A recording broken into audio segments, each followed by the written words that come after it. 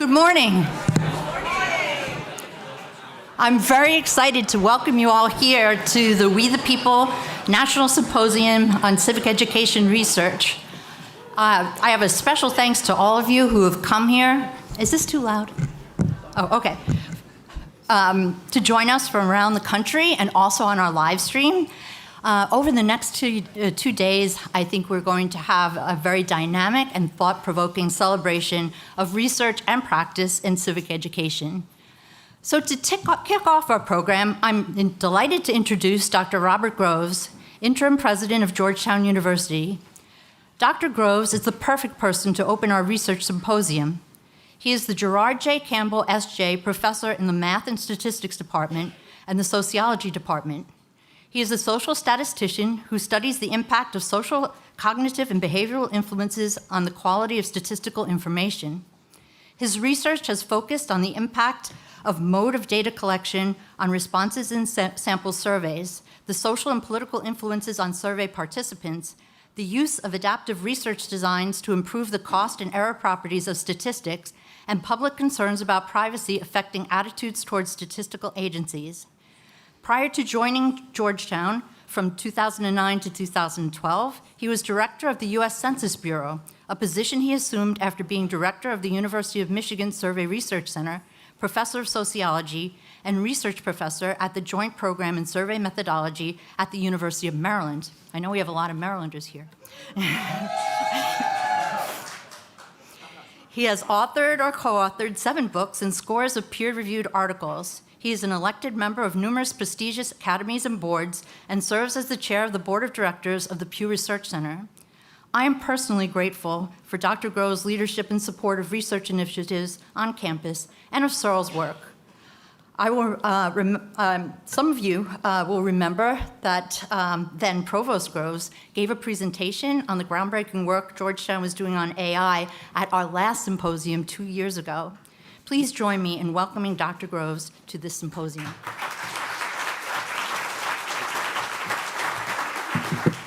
Thank you so much, and thank you for your leadership for years at Georgetown. For how many of you is this the first time you've been on this campus? Okay, so let me tell you this story. In 1789, there was a purchase of land that we now sit on in the state of Maryland. The District of Columbia did not exist. So you're seated in former Maryland. And at that time, only a few colonies would permit education for students from all faiths. So John Carroll, the founder of Georgetown, opened a school that was open to everybody, regardless of your faith or whether you had no faith at all. And we still do that here at Georgetown. But relevant to your work, there was another motivation. You know, that iconic building that is the first picture you see of Georgetown, Healy Hall. If you think about it, if you were designing a campus, you might have rotated that so that it overlooked the river. Well, it doesn't overlook the river. And that was a deliberate act of the founders of Georgetown to say something, that we would grow along with this little bitty nation that was starting at that time. And our orientation was both the intellectual side of a university, but also civic engagement. And so if you walk by his statue that's seated there in front of Healy Hall, in addition to saying he was a priest and a prelate, he was a prelate as an administrator, he was bishop, the first Archbishop of Baltimore. It says patriot. So deep in the bones of this place that you sit right now is the notion that to contribute as a university to a society, you must contribute to the society directly through civic engagement. Now, I must admit, We do that better at times than others, but that's our North Star. And so it's in that regard and with that kind of context that I welcome you. You are patriots along with our aspirations and what you're doing. And what you do from our perspective is key for the society. I want to thank you for being here. I hope you have a wonderful workshop, wonderful conference. It looks like you're geared up already to have exchange of thoughts. So thank you very much for coming to Little Georgetown.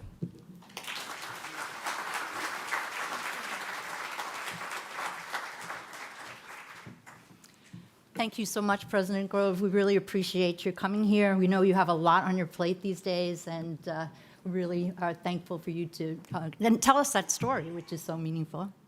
So, Donna, I think it's you're up.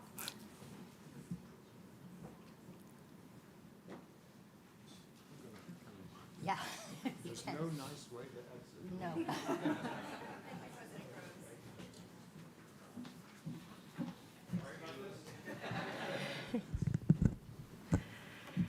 Good morning, everyone. Good morning. I love this view.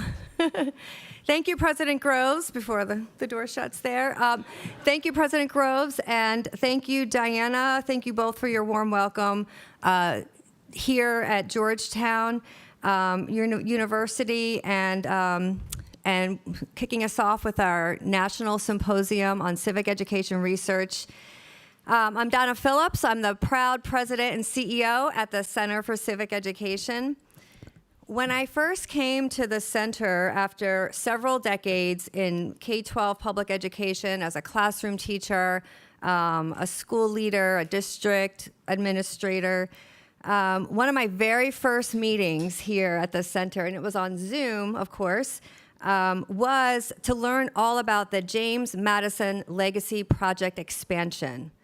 By the end of these 2 days, that's just going to roll off our tongues very quickly. But it was one of my very first meetings that I had as Chief Program Officer. In DC, where I worked with Scott Abbott, with the original James Madison Legacy Project, no expansion yet, which the center had won in 2015, was also one of the first things that I got to do in that position, because as a district administrator, I had the fortune to be able to bring teachers into that project and into the We the People curriculum and do professional learning. And I watched firsthand as teachers' practices transformed, and from that position, I was able to actively go into classrooms and see the students in action. And I noticed things that I myself had experienced at the very beginning of my career when I first did a summer institute for We the People. So this expansion project, being the first national large-scale initiative I was able to dive into, holds a very, very special place in my heart. This project allows us to not only bring impactful civic education to more teachers and students, but also to push ourselves to think harder and work more intentionally on how to reach students who have historically not had the same access to this kind of learning. And you'll hear all about this project shortly, and you'll get to see it in action. But before I go any further, I want to directly thank and acknowledge Elisa. Where are you? Elisa.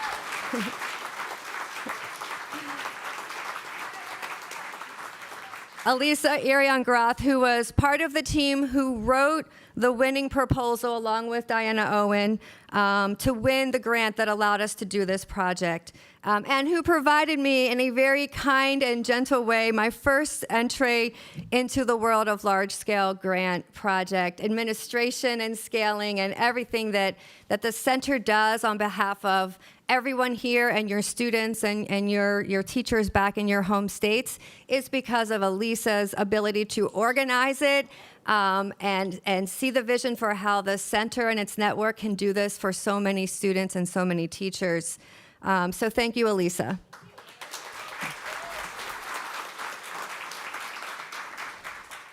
So as I was saying, not only did this project, were we expanding access to powerful civic learning, we're also asking those deeper questions about how civic education can reach all students, hence the title of my remarks for today, Civic Education for All Students. So we're going to unpack that a little bit. Go with me now to the late 1900s. Don't you just die a little inside every time a young person says that? It's the late 1900s. Picture it, Sicily, the late 1900s. No, Baltimore and Maryland. And I'm teaching a U.S. history course at a large middle school in the suburbs of D.C.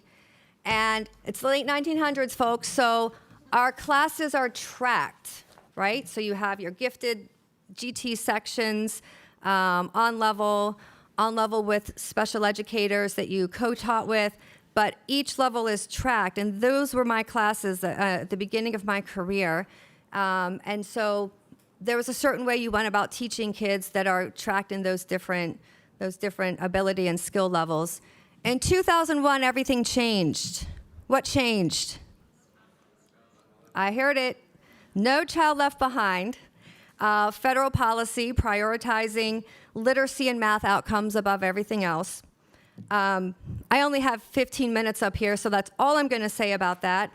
But over the next decade, as all of us who've been in education for a little while, I watched in real time as a teacher in a school building as civics and history were gradually squeezed out of the schedule. There are so many ways this policy manifested itself in what we did day to day as civic educators. Fewer sections compared to the other disciplines. That meant larger class sizes. That special educator I used to co-teach with was now detailed to the ELA classrooms. Students' IEPs were actively rewritten to not include social studies goals. And students were pulled from my classes all the time for double periods of algebra. You all know what it feels like when they're like, oh, we have to do a math intervention. We'll just do it during social studies, right? or it's picture day. We'll just run it through all the social studies classes. PE has more statutory guardrails as a discipline than civics or history or social studies.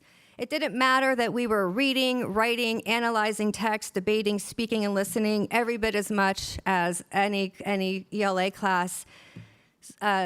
Social studies, civics, history were not tested, so they were not prioritized. And as a department leader and school leader, I fought tooth and nail. My principal, God bless him, he's still there. He outlasted me, but I would walk into his office and he would just take a deep breath. What do you need now? I'm like, I want my sections back. Science has 16, we want 16. It didn't always happen that way. But we fought for what we needed for our students. But despite all of that, the really great thing that happened was this. Because of that new policy, our classes became fully heterogeneous. So all of my sections, all 5 sections of my social studies classes were now a complete mix of gifted and on-level students with IEPs, English learners, everything under the sun in one class. Sometimes I had support, sometimes I didn't. They were all in the same room. And so you can imagine, and anyone who has taught or is teaching now understands that what you have to do and bend and flex to differentiate is completely different when you have such a large heterogeneous mix. That was the year I also began implementing We the People with my students in every single one of my classes. And I witnessed something that every We the People teacher can attest to.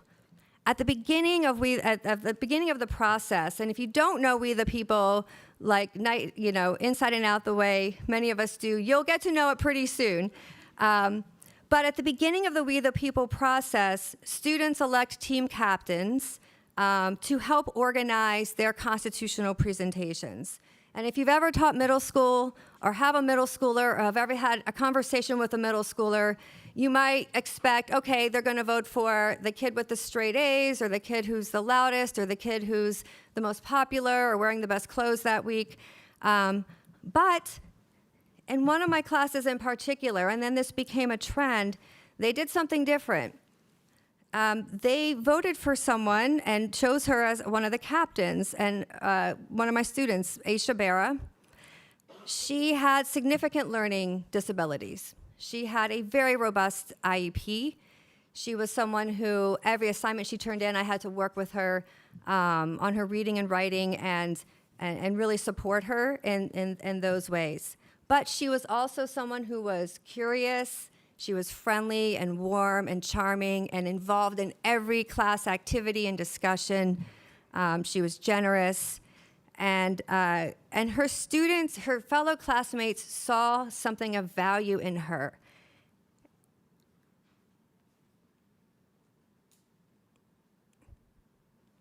And they knew that she was a leader. And sometimes students really do get it before teachers do. So that was super cool. Now then there was Logan. We've all had a Logan. We've all had multiple Logans in our class. School was also not easy for him, but he responded by kind of checking out, not turning in work, being a contrarian, doing the least, all of those deflective things when you're just not a confident student for different reasons. And to my shock, when the students picked their teams, Aisha picked Logan to be on her team. And I was like, Aisha, the whole class has to come together. You don't, are you sure this is the team you want? Because you all have to be able to perform together. She said, Miss Pelletti, that's who I was then, Miss Pelletti, I've got this. I'm like, okay. Your lips to God's ears. She said it with complete confidence. And over the next several weeks, while the students were working on their We the People speeches and teams, I watched this unfold. Aisha got Logan to join. She got him to work and to buy in. Now, this did not happen overnight. And We the People, when it's happening in the classroom, it's not an automatic thing that happens. It's messy, it's loud, it's disruptive, it's bumpy, it's uneven at times. But then there's like this shift that takes place. And all of a sudden you look out and you realize, I haven't graded a paper in a while because the students are doing it themselves. They're asking each other for feedback. And I've just said go, and then they have gone. And it takes over. They start to find value in their own class economy. And so Logan turned in his first assignment ever, not to me, but to Aisha. First full assignment. It wasn't even for a grade. But she and her classmates and teammates were able to bring him into the social construct of our class in a way that I was never able to up to that point. There's this positive social pressure that takes place. Something deeper was happening in that classroom. The students were beginning to see themselves and each other differently. So Aisha, for as wonderful and charismatic and participative as she was in the beginning, also developed this new level of confidence. Logan started participating. He would come right into the classroom and go right to his group and start talking to Aisha. They were looking at their speech together. These students were experiencing citizenship moments when their actions were driven and motivated by the common good, not by their own individual outcomes. I mean, the dude turned a paper in that wasn't even being graded. This is truly the democratizing effect of We the People and of experiential civic learning. When students are asked to reason together towards a common outcome about a constitutional question, new civic competencies emerge. Different voices are valued, and students begin to see themselves as contributors to a shared civic enterprise. A century ago, John Dewey described schools as a kind of simplified environment where students begin to understand how their actions affect the larger community around them. And what I saw in that classroom and saw in all of my classrooms, and we see in We the People classrooms everywhere, was exactly that. Students aren't just learning about democracy, they're experiencing what it means to live in one. And that is something that we've all observed for decades. Quick side note, Asia and Logan and their class had a phenomenal simulated hearing. They were one of the top teams that year. It was only out of 14 because I never got my 2 sections back, but that's fine. Thank you, NCLB. But, and in reflections, Asia and all of her fellow classmates remark now they have new people to say hi to in the hallway. And when I see them at lunch, you know, we don't just ignore each other anymore. Now, that may not sound like a high bar to aspire to, but what that tells you is that their relationality to one another has fundamentally shifted. And isn't that what we want in our democracy? For us, for everyone to feel beholden to and attached to others and our common outcomes as a democratic society. And so that is why we have civic education. But here's the thing, not all civic education produces these outcomes.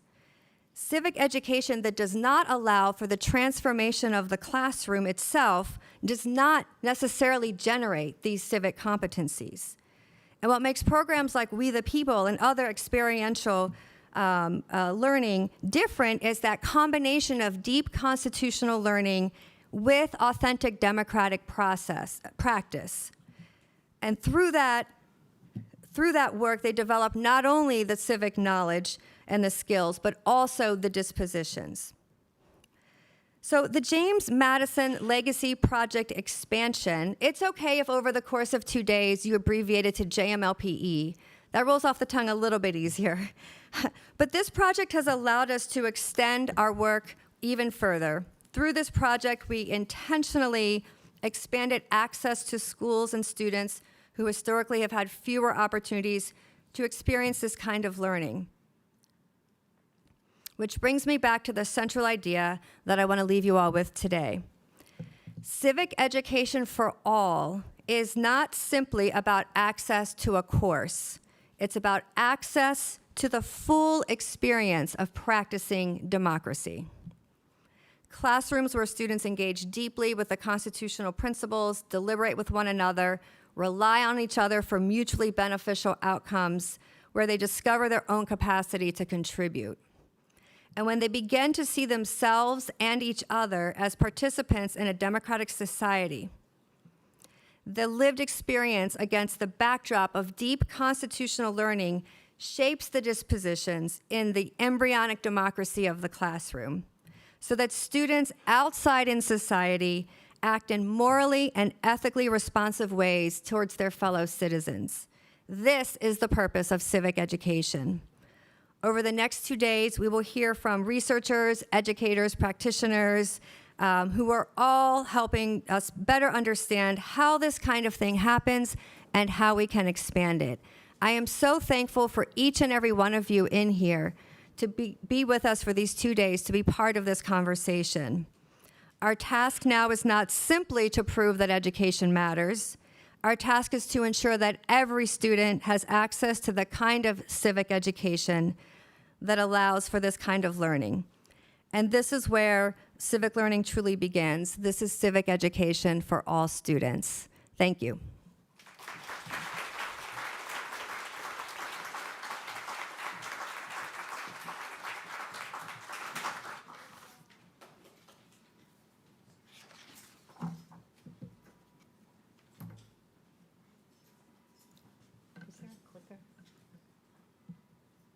Is there a clicker?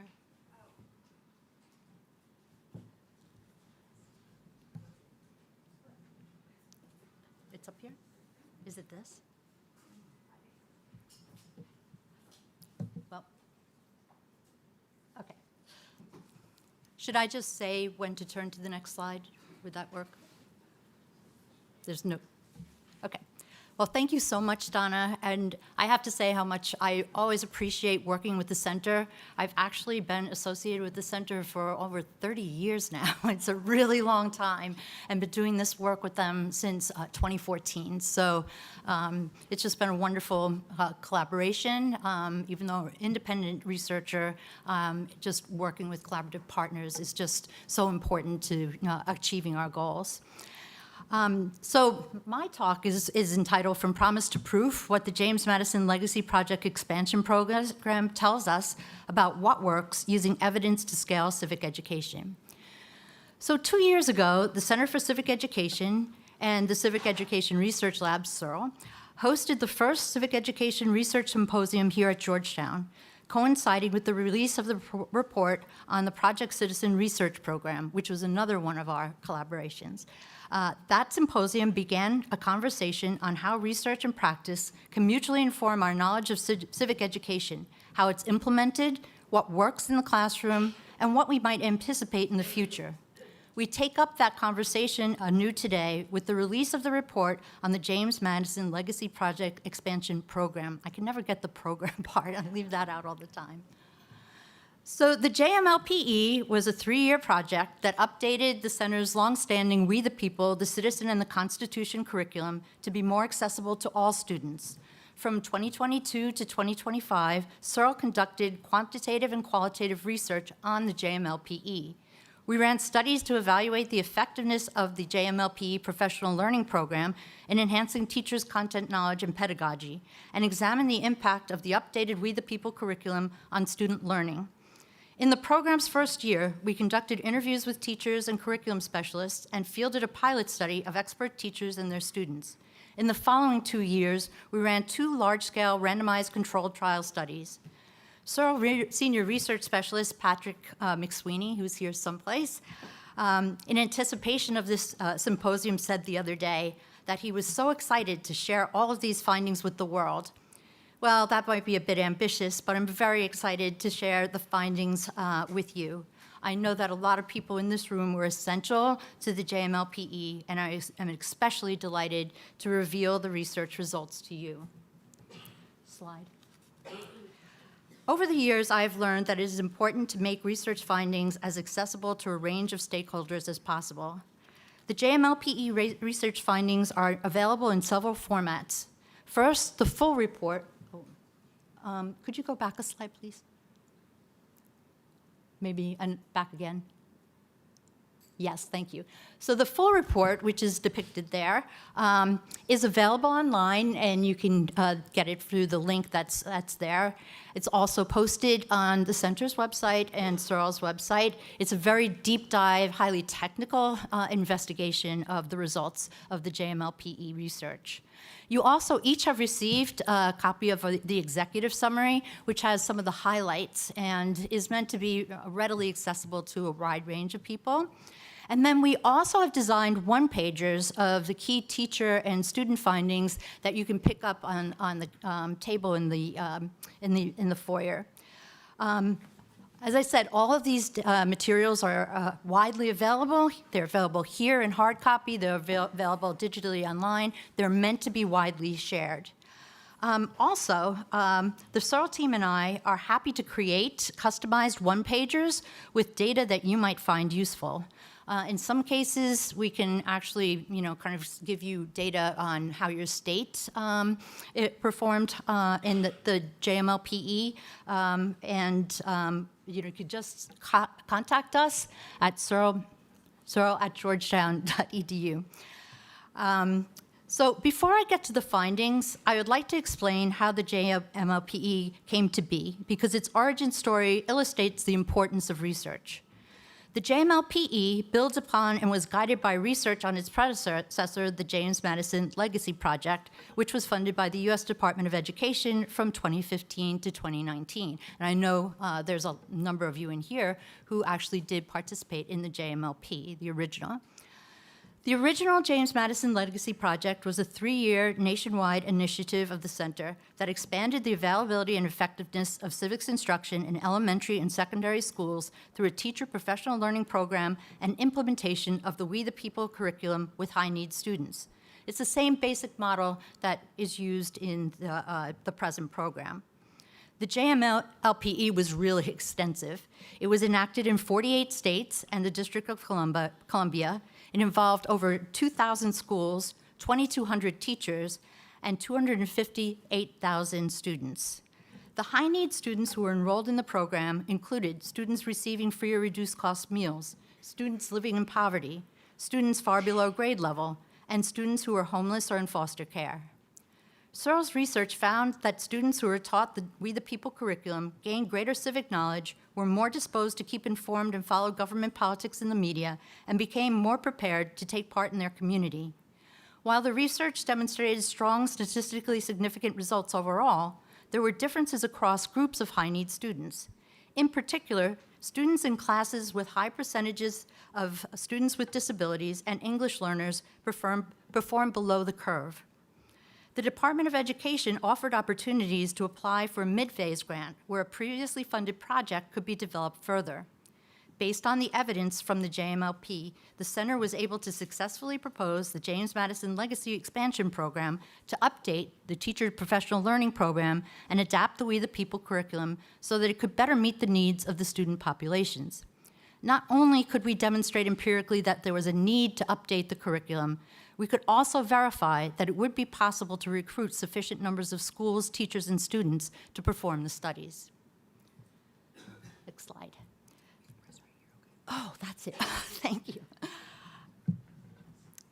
Now for a summary of the key findings of CERL's research on the current JMLPE. And we'll be doing a deeper dive into this later when we have the panels that focus on students with disabilities and English learners. We discovered that the We the People curriculum significantly improved students' academic performance in civics and prepared them for community life and responsible citizenship. The civic knowledge scores of students in classes with high percentages of students with disabilities and English learners who were taught We the People improved significantly. In fact, the gap that we found in the original JMLPE between the knowledge scores of students in these classes and the average for high-need students generally had closed. Middle and high school student knowledge gains far exceeded those of students who received the conventional civics class. We the People students reported that they understood more about American history and government after their class. They became more interested in issues and attentive to public affairs. They were more likely to feel that it was important to keep informed about what is going on in their community. Importantly, and this is one of my favorite findings, We the People students became more politically efficacious. They believe that they have a say in what government does. Through the program's culminating activity of simulated congressional hearings, students developed skills necessary for community engagement. They developed the skills that were necessary to communicate effectively and take part in civil discussions. They acquired media literacy skills to help them navigate the current complex communication environment. And they felt more prepared to participate in their community and volunteer to help others. We the People students were more likely to plan to vote if they were eligible than their control group counterparts. As I said, we'll be covering these findings in a little bit greater detail later on today. The JMLPE improved access to high-quality civics instructions by working with state civics coordinators, many of whom are in the room today, school leaders, mentor teachers, and scholars to enhance teachers' content knowledge and instructional efficacy. The JMLPE Professional Learning Program increased teachers' knowledge of American history and civics through interactions with subject area specialists and access to relevant materials. It built their confidence in teaching core civic competencies and improved their ability to implement active pedagogies in their classrooms. JMLPE teachers were more likely to integrate media literacy and also STEM skills in their lessons than teachers who did not receive the Professional Learning Program. The JMLPE created a professional learning network to support instruction of We the People through a community of practice. It worked to scale the program as teachers and schools adopted We the People and promoted the center's curricula and resources to their colleagues. I would like now to turn to a more general discussion of the role of research in civic education. Why do we need research evidence, and how can evidence be used effectively? In many ways, civic education is a complex puzzle that requires research and data from various sources to solve. The stakeholders who rely on education research have widely different needs, goals, and access to quality data. For example, School district leaders often rely heavily on benchmark assessments to make decisions about resource allocation, curriculum, and staffing. At the same time, they are less likely to consult evidence-based studies to help them understand the underlying causes of student testing outcomes, gaps in learning opportunities, and ways that instruction might be successfully modified, although this is starting to change. The studies of the JMLPE that animate this symposium are examples of evaluation research. I'll be honest, academics sometimes, often, discount this research as being less than scholarly, but I feel that that pretense is an error. Evaluation research is a disciplined and systematic assessment of a program, practice, or activity that can be used in decision-making. It's designed to identify what works and what doesn't in civic instruction. It can be crucial to informing strategies and modifications that can improve civic education for all students as well as targeted populations. Our experience during the JMLPE provides an example of how this can work. The Center and CERL team used design-based implementation research to work collaboratively to solve the problem of increasing the civic knowledge and competencies of students with disabilities and English learners. We had an iterative plan. As the center designed and implemented each phase of the project, CERL conducted related evaluation research. In the first year of the program, we fielded a pilot study to assess the impact of the adaptations the center had made to the We the People curriculum and on students' outcomes. The pilot study indicated that the adapted curriculum produced significant knowledge increases for students in classes with high numbers of students with disabilities. However, the gains were less evident for classes with English learners. These findings suggested that additional curriculum development work was needed to meet their needs, including providing more translated materials. The pilot study also revealed a need to better emphasize civic competencies such as teamwork and cooperation in the teacher professional learning program and the adapted We the People lesson plans. Let me just say, it wasn't all that pleasant to be in the room when I had to reveal these findings. And I know some of you actually were at that meeting where this was discussed. So giving that less than great news was not a lot of fun. However, ultimately, the research became the basis for more aggressive adaptations of the professional development program and the We the People curriculum that likely contributed to the program results that I've just reported. And I'm also happy to say that Donna and I have lived to tell the story on numerous occasions, even though it was tough at the time. So evaluation research is one aspect of the scholarship of teaching and learning that has been emerging as a distinct field since the 1990s. Former president of the Carnegie Foundation for the Advancement of Teaching, Ernest Boyer, identified teaching as a scholarly pursuit that requires deep knowledge of a topic and intellectual engagement.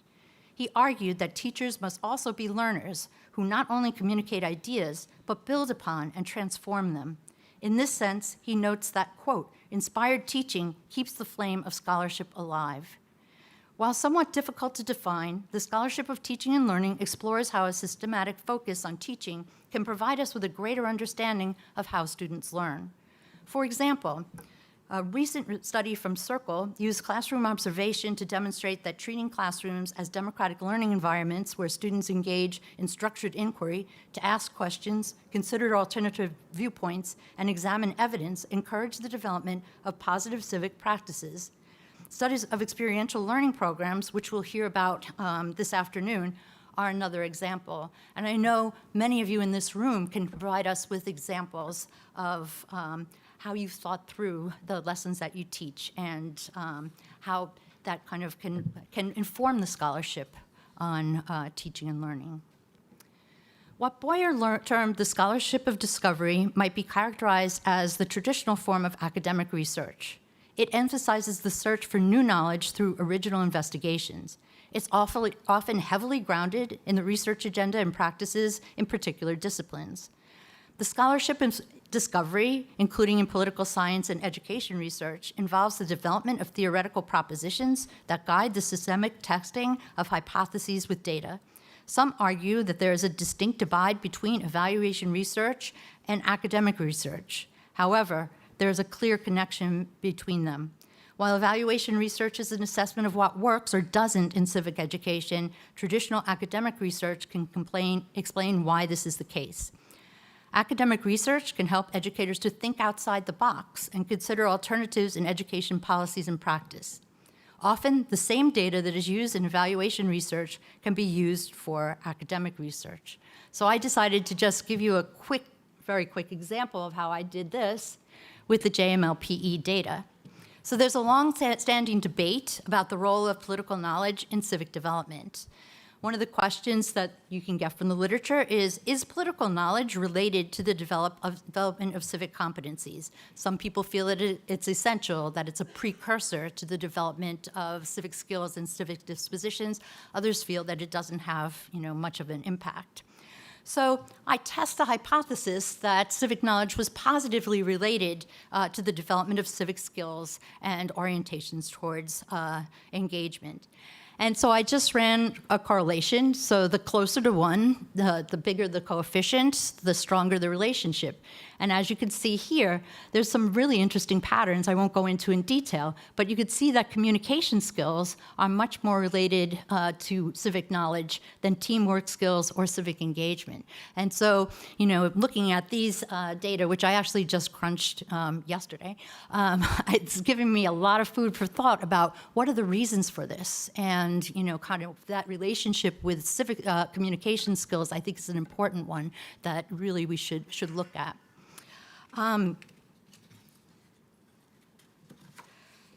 It's also important for research to address big picture questions surrounding civic education. An overarching research agenda examines how civic education fits into the larger process of political socialization, which was the reason I went to graduate school in the first place. What is the role of schools in preparing students for civic life? Political socialization is formal and informal learning whereby people develop their civic identities and acquire political worldviews that are relatively enduring. Civic education is a critical facet of the broader political socialization process. An International Political Science Association report concluded that civic education cannot be viewed separately from early political learning that takes place outside the classroom. Understanding the relationship of civic learning to schools and political socialization that takes place through other agents, such as the family, peers, community organization, and media, is essential. Schools occupy a distinct position among these agents as they are charged with preparing young people for civic life through deliberate, institutionalized lessons and programs. They provide a wide range of opportunities for civic education that are both structured through the curriculum and informal, as conveyed through symbols, rituals, ceremonies that reinforce students' sense of civic identity. While political socialization through other agencies may be less regimented and more haphazard, their effects can be consequential for civic learning that can take place in the classroom. For example, are political messages that are conveyed in the home more salient than information that is learned in the classroom? Does the media shape students' perception of their role in the political process? Scholars have conducted large-scale political socialization studies dating back to the 1930s, but there are few and far between. The current complex familial, societal, and media contexts for political socialization substantiate the need for extensive research in the area. The closing session today will feature Donna facilitating a conversation between 2 renowned scholars, David Campbell and Lance Holbert, about the impact of the school and family on student civic learning. I'm really certain that this discussion will give us a lot to talk about as we transition to our reception at the Hilltop Tap Room. So I've covered just a few examples of the many kinds of research that are germane to civic education. I barely touched upon the many methods for gathering evidence. We'll have lots of opportunities to take a deeper dive into civic education research and practice over the next 2 days. But as you engage with the presentations and discussions that we have with your colleagues, contemplate the ways that research can and is bringing us closer to solving the puzzle of civic education. Thank you.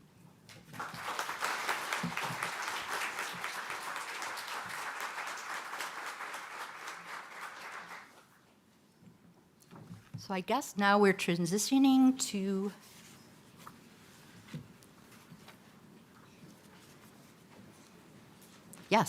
innovation and action.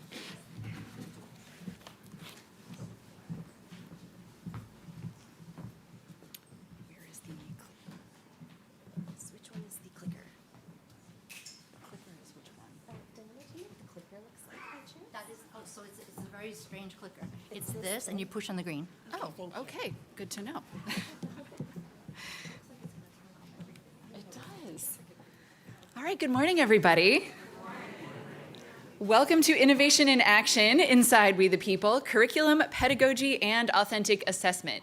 So this is where we get to give the overview of We the People and then talk about how the James Madison Legacy Project expansion built upon it. So it's great to meet all of you if we have not already met. My name is Emily Voss. I am the Senior Manager of National Events and Professional Learning at the Center for Civic Education. And I'll be joined today by my colleagues Elisa Irian-Groth, Director of Program Grants and Innovation, and Donna Phillips, President and CEO of the Center for Civic Education. All right, so there we go. Our agenda for this particular session is to provide that overview of We the People. Just as a quick show of hands, how many of you are already familiar in some way with the We the People curriculum? Great, okay. That definitely makes life easy for us. And then we're gonna talk about how, of course, the James Madison Legacy Project expands upon that program. So those are our big goals for today. But first, if the Center for Civic Education itself is new to you, we are a nonpartisan, nonprofit organization dedicated to cultivating an informed, thoughtful citizenry committed to democratic principles and actively engaged in the practice of democracy. And We the People itself certainly meets that mission head on. The center and all of our state partners, many of you are here today. State partners, please raise your hands. Thank you. Yay for our state partners. Our state partners, along with us, have reached over 50 million students and 440,000 educators worldwide since our founding back in 1965. So a long history of great work. All right, so very briefly, what is We the People, the Citizen, and the Constitution? So for anyone who is not yet familiar with this amazing curriculum, this is a comprehensive curriculum intended to deeply immerse students in the study of the US Constitution, where it came from, how it took the form that it came to have, and how it informs our democratic society today. It is very, very hands-on. It is intended to guide students through content using activities, simulations, and discussions, during which students will build upon their deep understanding of the Constitution's historical context and bring it up into the modern era. That's one of the biggest challenges for teaching students about the Constitution.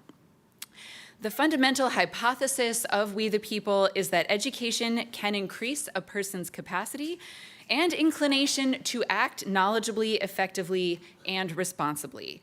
It follows that the role of our educational institutions must be to help the students increase their capacity to make intelligent choices for themselves and learn how to think rather than what to think. All right, so the curricular model of We the People, this curriculum exists in 3 different levels, level 1, 2, and 3. Those of you at the tables have the latest and greatest copy, the 5th edition of level 3 there in front of you. The curriculum covers the philosophical and historical foundations of the US Constitution, the development and structure of the US government, and the role of the Constitution in everyday life. At the levels 2 and 3, it's broken out into the 6 units that are listed there before you. The idea here is to explore the rights and responsibilities of citizens and the importance of civic participation in maintaining a healthy democracy. Each lesson is inquiry-based. It's built around guiding questions and requires students to engage with both primary and secondary sources. It includes many opportunities for structured academic discussion, especially through the authentic assessment model of the simulated congressional hearing, which you've already heard a good amount about. So the culminating activity for students who are doing the We the People program is the simulated congressional hearing. And you've certainly heard about that from both Donna and Diana previously. The hearing is conducted in the format similar to a congressional committee meeting. Our students will be working in small groups to take on the role of congressional experts, or constitutional experts, I'm sorry. They'll be presenting and defending their knowledge before a panel of judges or evaluators. And this activity encourages students to work on a lot of different skills, including working with groups, public speaking, and ultimately to put them in a place where they can critically analyze complex constitutional issues and apply what they've learned in class to real-world scenarios. This serves as the authentic assessment of the We the People program. And so students are evaluated either by judges or reviewers on their ability to apply those constitutional principles.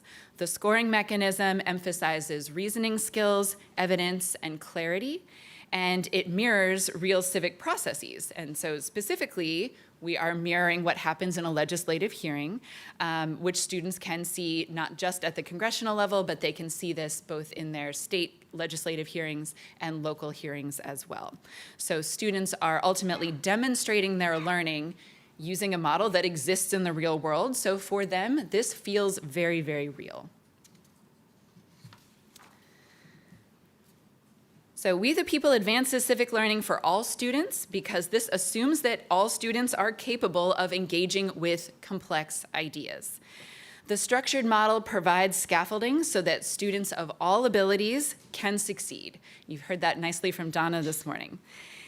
It also promotes the opportunities for civil discourse across differences. We do not expect students to come up with specific answers ever using We the People. We do expect them to be able to have discussions with each other, both in class and in the simulated congressional hearing, in a way that models civil discourse.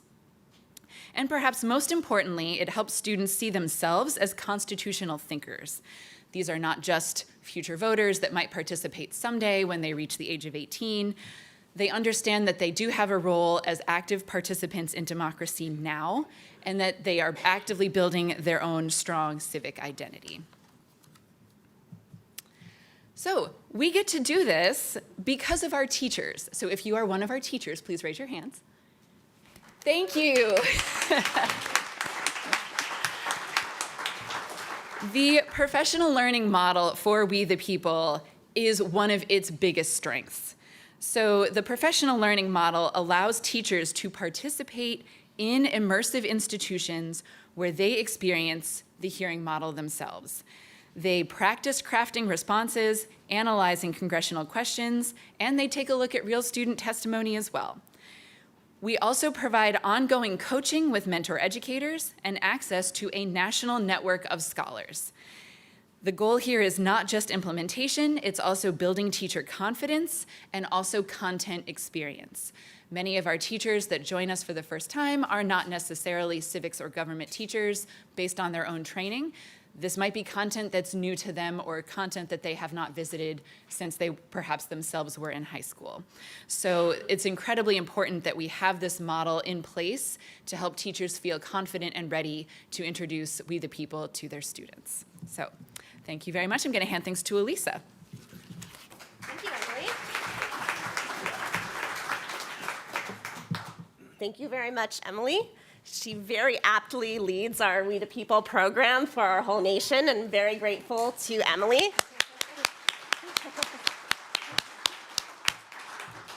So now I'm going to tell you a little bit more about the James Madison Legacy Project Expansion Program. The goal of the project, through a multi-year grant that we received from the U.S. Department of Education for education, innovation, and research programs, is to foster knowledge and skills that prepare students to be informed, thoughtful, and productive individuals and citizens. So we had 4 project objectives across this multi-year program. The first is to improve civic outcomes for all students by increasing teacher effectiveness. And we then innovated some curricular materials to help support educators and to help provide professional learning to educators to reach different student populations in their classrooms, taking into consideration that learners have very different needs And we took into consideration universal design for learning principles as well, which my colleague Donna will talk a little bit more later about that and about the innovation. And so that's what we were hoping to do under the first objective. Secondly, we are hoping to implement and evaluate a professional learning innovation that would improve teacher support during the academic year. So in this project, we were able to have regular monthly online professional learning communities and meetings every month with the teachers who are participating. So we can tell you more about that as well. A third objective was to improve access to high-quality civics instruction in areas with educational achievement gaps. So we reached out to districts, to school leaders in under-resourced areas to help bring them into the curriculum, into We the People, and to help give them those professional learning supports as well. And lastly, our objective is to sustain the project's impact, or at least those things that we found to be effective through the research, by disseminating the project results and the best practices. And that's one of the reasons we are having this conference today, to share with you the results and hopefully have some discussion around that and how those can impact work in the future. So the main innovation, which has actually already been referenced, is to create new materials for the We the People teacher professional learning and instruction to help meet the needs of all different kinds of learners in our classrooms at the middle and high school levels. And so we created inquiry-based lesson plans with expert teachers, additional student resources, taking in mind literacy supports as well. And Dr. Owen also referred to our design-based implementation research model, in which the first year, the Center for Civic Education brought together expert teachers to pilot new curricular and professional learning materials. And as implementers, we went through multiple phases of piloting and doing professional learning. And as we were doing that, our research partners at the Civic Education Research Lab were able to collect feedback and also look at outcomes of teachers and students throughout those different phases.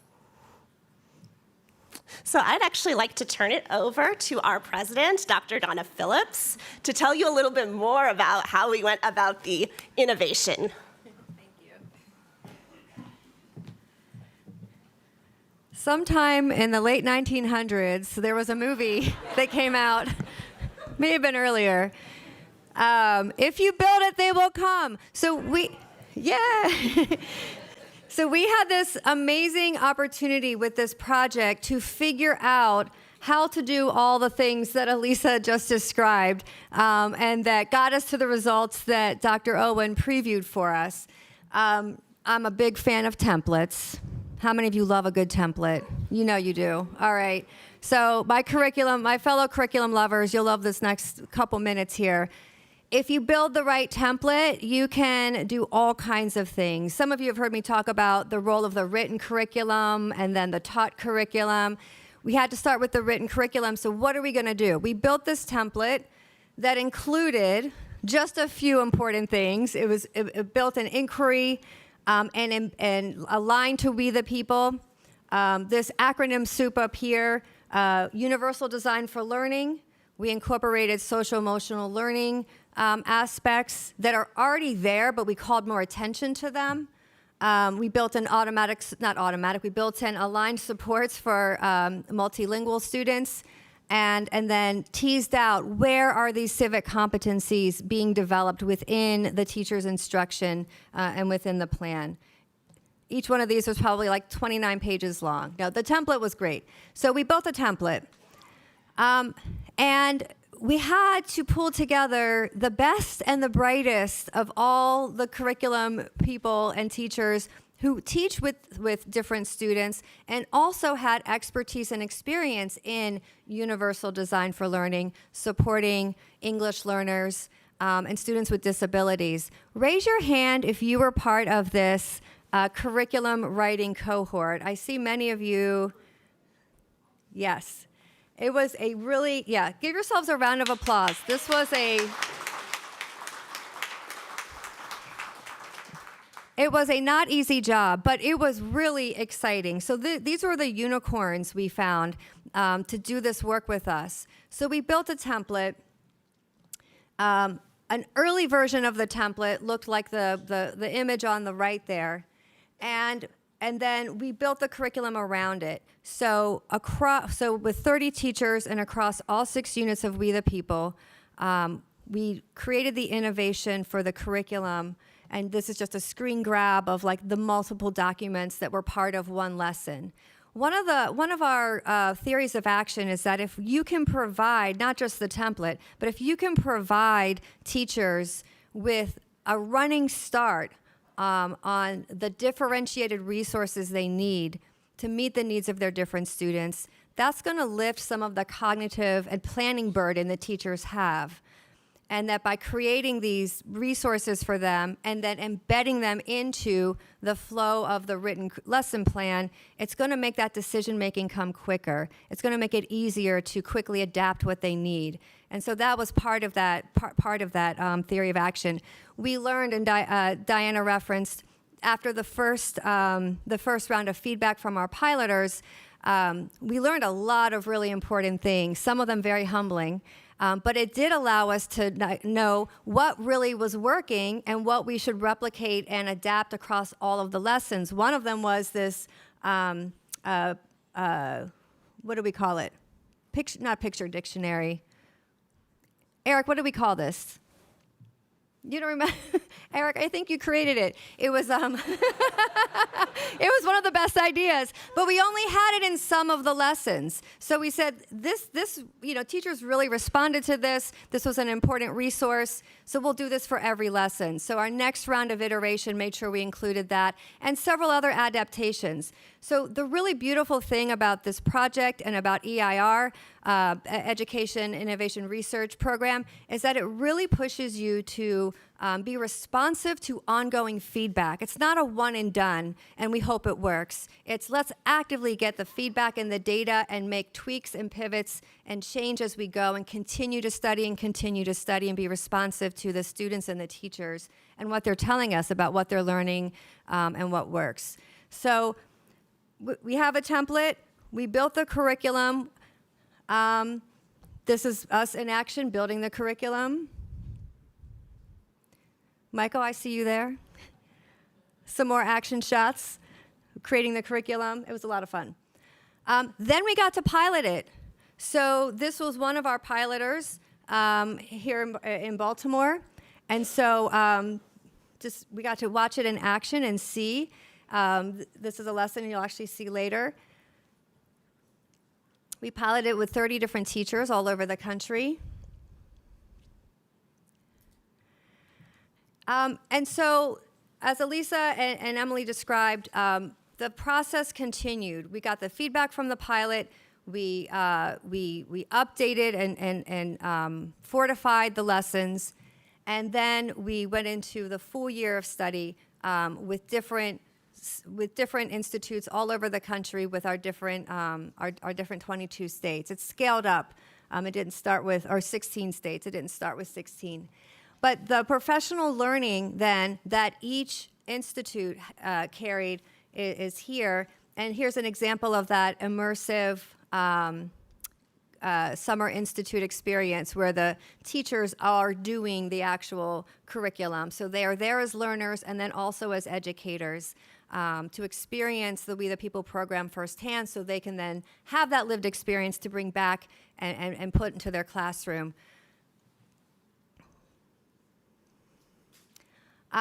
Supported by our teacher professional learning community in an ongoing way. So beyond the Summer Institute, that ongoing touch point where they continue to learn, sometimes in person, sometimes through Zoom or virtually, depending on the size of the cohort or the state or the geography. But the teachers get continued support through their mentors and through their cohort all throughout the year that they implement the curriculum. Our mentors also get support from us, too. It's very meta. So we work with the mentors also work with their teachers and the state coordinators. And then each subsequent year, there's more, we were able to capture more and more of the implementation of the lessons and continue to get qualitative feedback while Dr. Owen and her team were continuing to collect the data, pre and post test data on the teachers and the students, civic knowledge, skills, and dispositional outcomes. So here's one other teacher implementing one of the lessons. Another teacher, you're going to get to meet her and some of her wonderful students today, doing the hearings. And another teacher who's also here, a JMLPE teacher. Kelly, where are you? Kelly was a curriculum writer with us and a piloter, and implemented the JMLPE lessons. And brought one of her classes to the We the People National Finals through our John Lewis Scholarship, which means that her students were able to compete at that level with all of the rest of the top teams from all over the country. So this is one of the most remarkable things we've seen. So that's what the innovation looked like in some pictures. And with that, I will end by saying here are some of our final numbers for how far this project reached.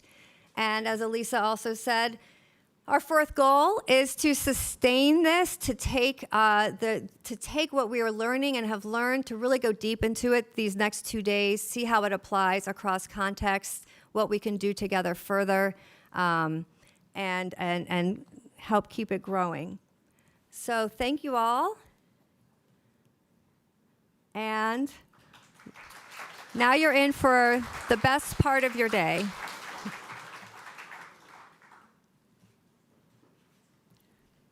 So I think we'll take intermission to have our students come in.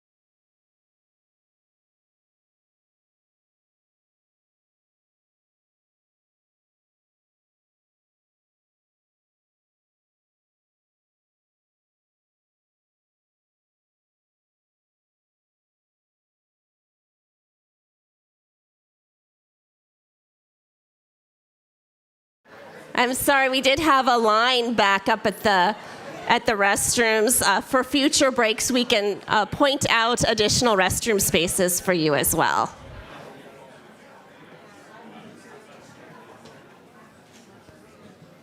We really appreciate all of you being here.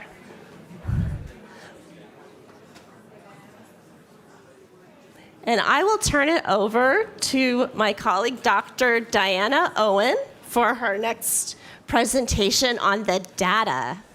If everyone can just return to your seats quietly, and thank you very much. Thank you, Elisa.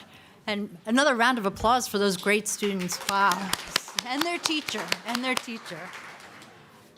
So this session is actually going to be a combination where I'll give a brief overview of some of the findings of the Students with Disabilities study. Then we're going to have a really great panel who's going to be discussing kind of best practices and working with students with disabilities.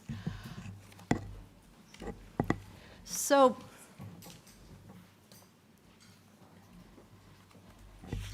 I just want to start off by providing a few insights about students with disabilities, and then talk a little bit about the study. I'm going to go pretty quickly through the findings because you have the executive summary that highlights a lot of the major findings that we had. And I also, some people did come up to me already and talk about requesting data, and I want to put that offer out again. Please, if you're interested in having us work with you to create a one-pager or some other way that you would like to have our data that might be helpful to you, please contact us. And our email address is so easy, CERL@georgetown.edu, probably the simplest one in the whole university. So I just want to start with a brief overview of students with disability.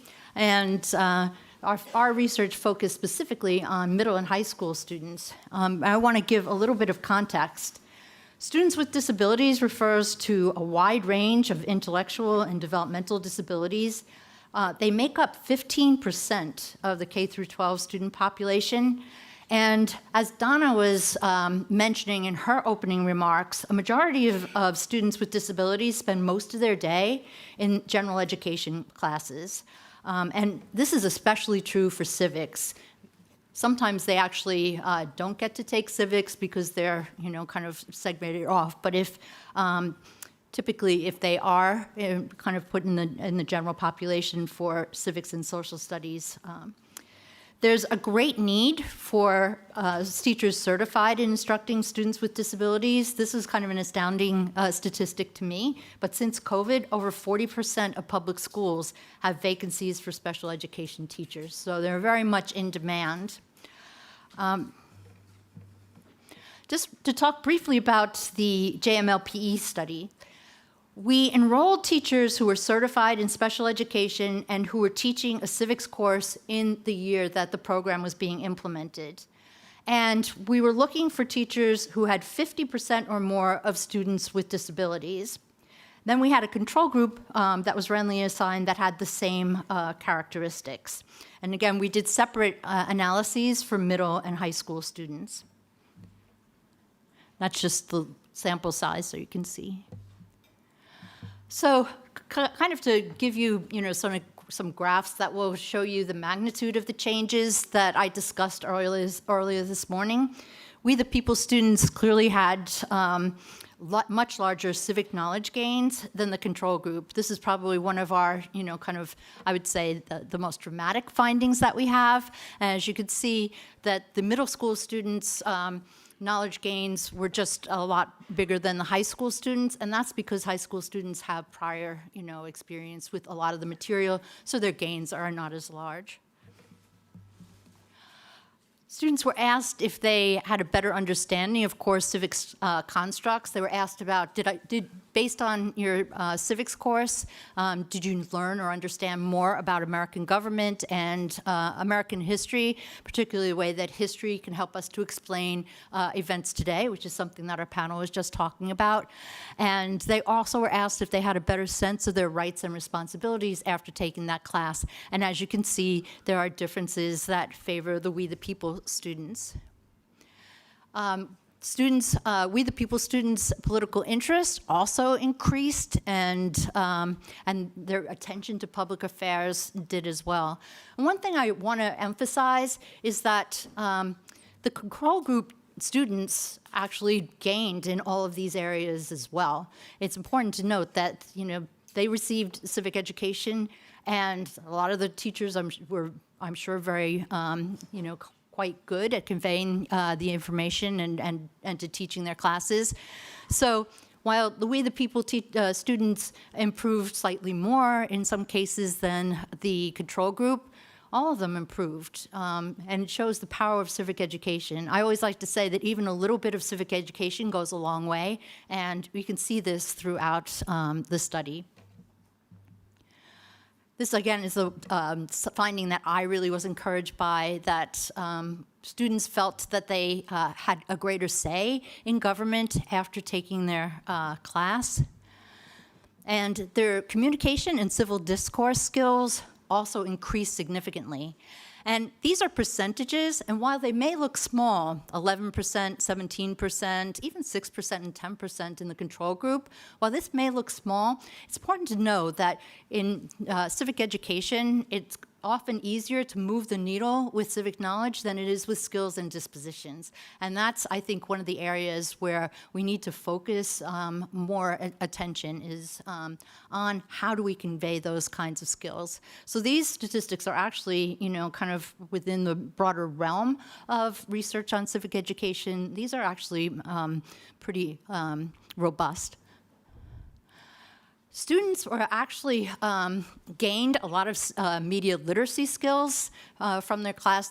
We have comparative teacher data. Teachers indicated in both the We the People and the control group that they were emphasizing media literacy skills in their classes, and the students reported that they are actually kind of receiving these the instruction in these skills and gaining these skills.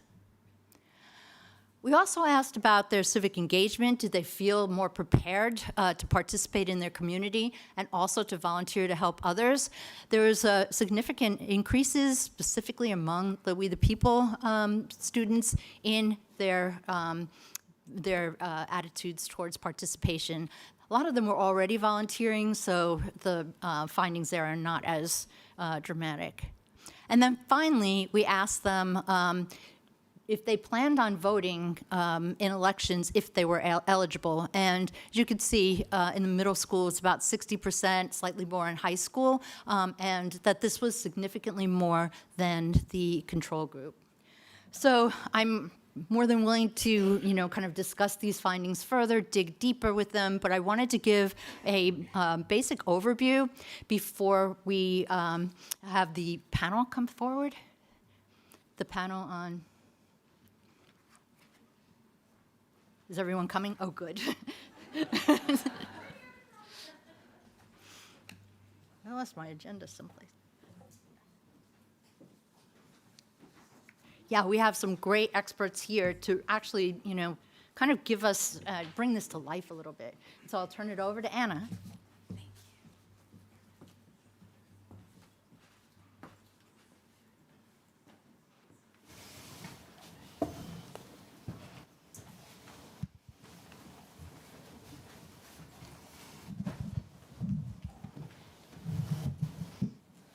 Thank you, everybody. Thank you, Dr. Owen, for putting us through that, or showing us all that data. We're so excited to dive deeper into that and the promising practices that we have. My name is Anna Ballard. I'm the manager of curriculum and civic learning events here at the center. I was a high school government teacher for almost a decade before I had the pleasure to work at the center. And I have loved helping the center see this project all the way through. and really help students of all backgrounds, all varieties, to really get into the We the People program. As you've heard, this project's goal really is to expand to support students, and we have experts here to kind of explain to us how they have used We the People with their students with disabilities. And I will allow them to tell you guys just how awesome they are and why they have all the expertise in this field. We can start with Amanda. Hi, my name is Amanda Fay. I am a 10th year teacher. I teach in Williamsburg, James City County Public Schools. I am familiar with the Center for Civic Education. I went through the C's in 2023, where Amelia Beauchesne came in and judged for my hearing and then asked me back the next summer to be a mentor teacher. And I was again a mentor teacher this past summer, where we had mentee teachers across Virginia and North Carolina. Hi, everybody. I'm Christine Hull, and I'm actually stepping in for my colleague Denise Paxton, who unfortunately had a ski accident on Monday. She's okay, but she could not fly. So I'm stepping in. And so my background with the We the People program, as well as Project Community, is very storied, but it starts with my high school history teacher. And I myself did not actually participate in We the People as a student, but my husband did and went to national finals in 1999. I'm also the mom of 3 alumni now. And so I always used We the People in my teaching. I've taught in Virginia, California, and Nevada. And now I run the Nevada Center for Civic Engagement. And so as a teacher, I definitely experienced working with students with disabilities. And as a mom, I also have a child with that's on the autism spectrum, and working with him through his We the People hearing, both of them in 5th and 7th grade, taught me a lot. Hi, I'm Michelle Argent. I'm a special educator at Baltimore Lab School, where I've been for 8 years now. And I am relatively new to We the People myself. I started in 2024 with the Summer Training Institute in Annapolis, Maryland. My path to get here career-wise is a bit unique. I actually started off in my career as a professional actor and a singer, traveling across the country, performing at regional theaters for about 13 or 14 years full time. Eventually, I settled down at the Oregon Shakespeare Festival, where I transitioned into being a resident teaching artist. I got married and became the proud parent of 2 neurodiverse children with learning differences. And they were really the impetus for me career changing fully several years later into being a special educator. I have a Master's of Education in Special Education and a triple licensure in special ed, theater arts, and music. And I guess what distinguishes my approach, and honestly the approach of the school that I teach at, is a deep commitment to arts integration and to creating hands-on experiential learning that actively engages students in the academic content. Amazing. Amazing. Aren't they awesome? All right, so we have proof, you guys are all proof that We the People can be integrated into many different types of classrooms and reach a wide variety of students. How do you utilize We the People in your classroom to support students with disabilities? In my classroom, we use the We the People textbook as a supplemental resource to help reinforce all the different units that we are learning. So what you see on the screen behind me are all of the different lessons that I have used so far this year, and it's only March. So there's still lots to learn and still lots to do. The We the People textbook is set up so that every unit starts with a compelling question, and then it is broken down into supplemental questions that you can then use to guide your instruction. I think the textbook is an excellent resource in help teaching note-taking strategies because it sets itself up to do Cornell-style notes with that, but as well as it's inquiry-based. So we have the inquiry lessons that are already within the We the People textbook, but also the inquiry lessons that the center creates to go with the We the People textbook. We also integrate some of the other resources, so Constitution Explained, 60-second civics, using all of the different critical thinking activities that are already built into the book itself, such as comparison of the Magna Carta to the Constitution or analysis of the Declaration of Independence, just helping students really dive into those primary sources to help support what we're doing and trying to use as many different engaging activities with students. Thank you. Are you on this one? Sure. It's the green button, huh? Well, for me, I think it all comes down to universal design for learning, which was spoken about briefly earlier. Multiple means of engagement, of representation, and of expression. I brought a few slides to give an example of how I choose to do it in my classroom. This is my school. We are a small, non-public special education school in Baltimore, serving 1st through 12th grade students with special needs.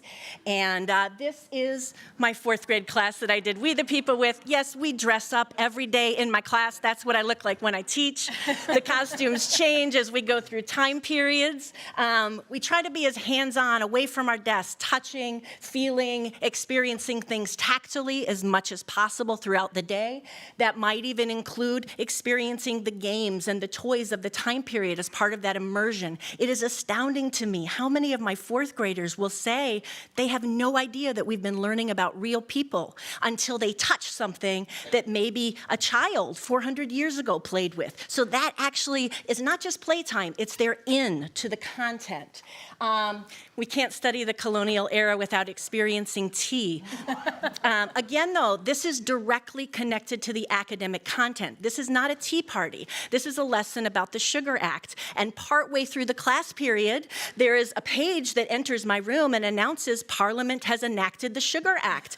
And they all suddenly have to pay for every sugar packet that they put in their tea, which is a lot because they hate the tea. Intentionally, I do that. And they never forget the Sugar Act or what a duty or a tax is after that lesson. Experiencing visual art, music. We make up songs to help us remember things. In this, they got interested that Benjamin Franklin was inspired by the Iroquois Confederacy and its beginnings to our nation. So we did a unit on the Haudenosaunee and incorporating visual art. Anything we can do to connect that right and left-hand side of the brain is going to implant that for them. We include taste. We made a Haudenosaunee recipe for strawberry juice. And for many of our students, just tasting puts it in a different part of their brain.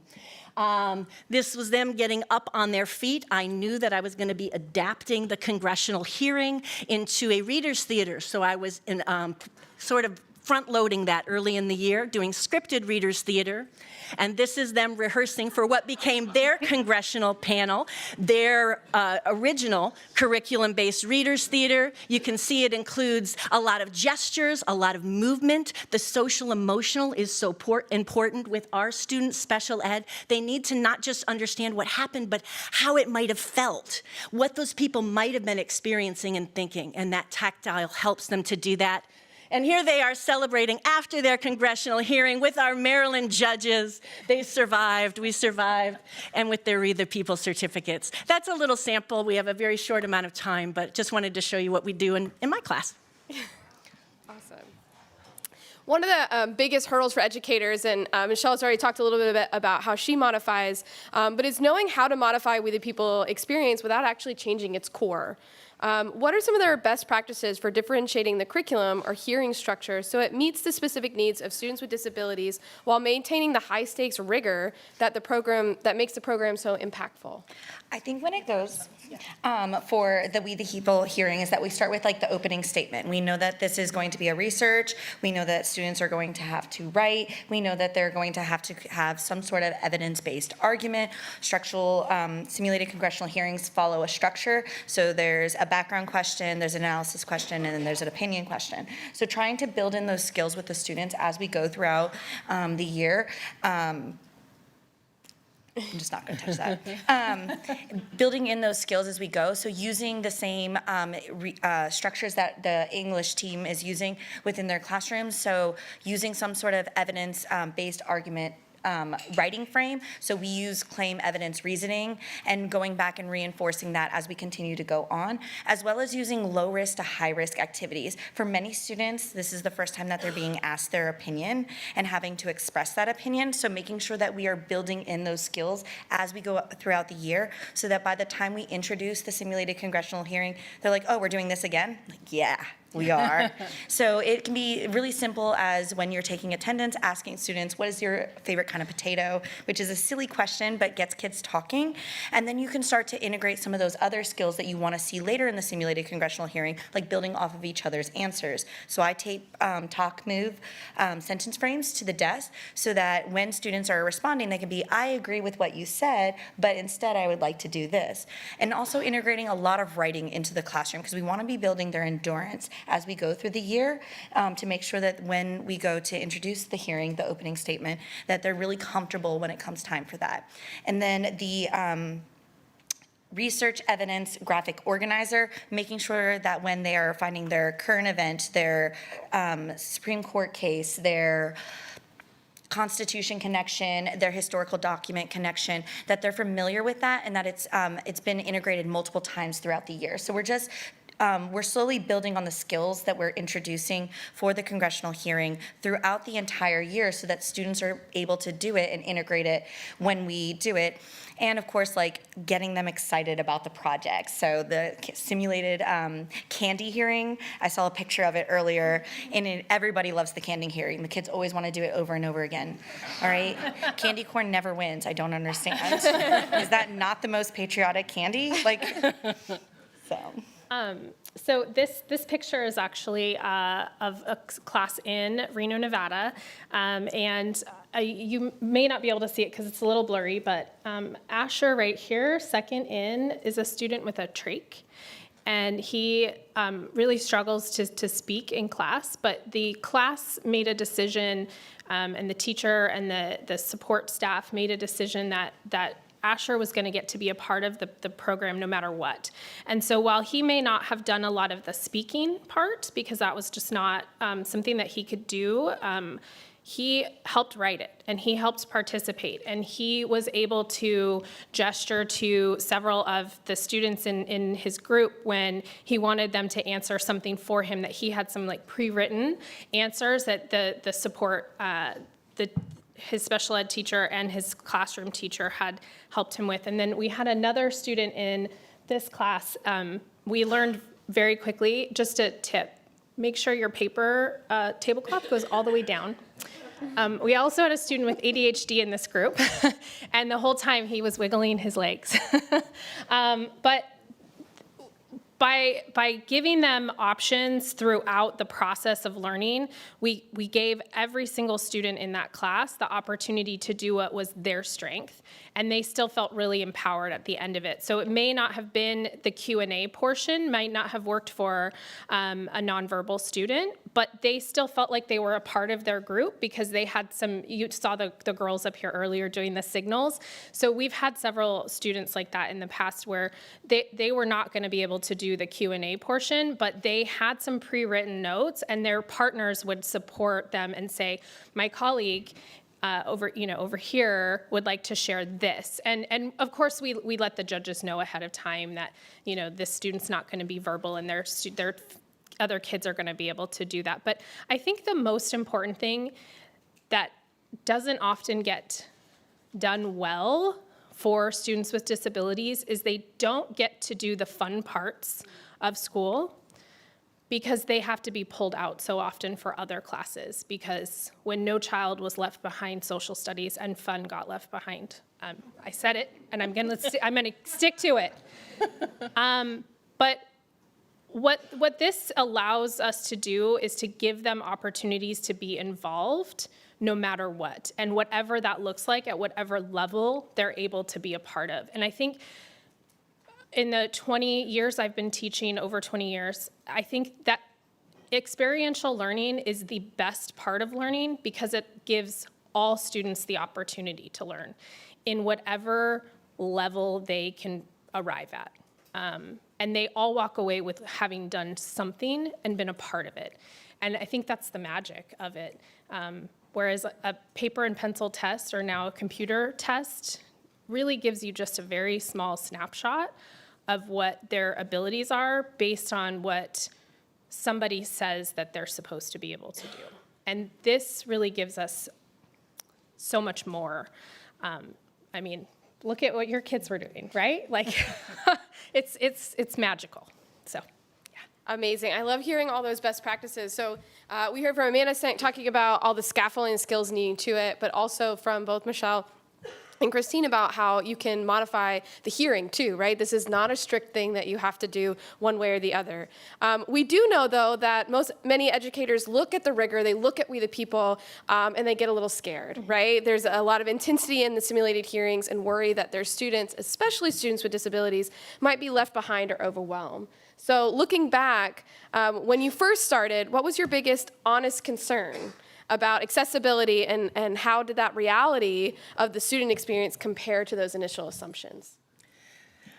Well, for me, the biggest challenge was that I teach 4th grade social studies, and in Maryland, the Constitution is covered in 5th grade. So I was sitting in the training going, this is amazing, we have all these amazing materials, I can't use any of them. I have to figure out a new way to do the congressional hearing, to do that. That is amazing, that experiential thing, but I have to have a different topic, and I can't use the resources that have been so wonderfully provided to me. And it was just so great to have so much support. Every time I asked a question, every time I said, what if, I was told by We the People, yes. If it serves the students, yes, yes. And so in the end, I ended up picking the furthest thing at the end of the year that we cover in 4th grade, which was the road to the revolution. So my question became, what is the cause of the American Revolution? But even though I adapted it using the curriculum-based readers theater, the steps are exactly the same in developing that as in a congressional hearing. They have to research to write it. Then we have to write it. They have to perform it or share it like this statement was today, and we still had a Q&A afterwards. The other thing that was the most challenging for me was figuring out that writing element. Every class will be different, every special need will be different, children have different disabilities, but this group, I knew that them writing, whether it was pen to paper or using an electronic device, wasn't going to work. So we chose to do it orally. This was a group that was very expressive orally, and I was their scribe. I had the screen up in the room, and I literally typed everything that they said. And that was my way around it. We edited it verbally together. So it's their words, but the actual typing was me. Those were my 2 major concerns. Another concern when I was going through the training for this is, how am I going to teach my students to do the Q&A after the portion where the judges are asking them questions? Because there's a lot of skills in that. We have to actively listen, we have to connect it back to our own research, and then we have to be able to present our opinion. And so trying to build in those skills with students as we go through the year was the way that I was trying to handle that, because we don't have to lower the rigor for our students with disabilities. We just need to provide them with the right scaffolds and the right accommodation to help them through it. Yeah. So, thank you.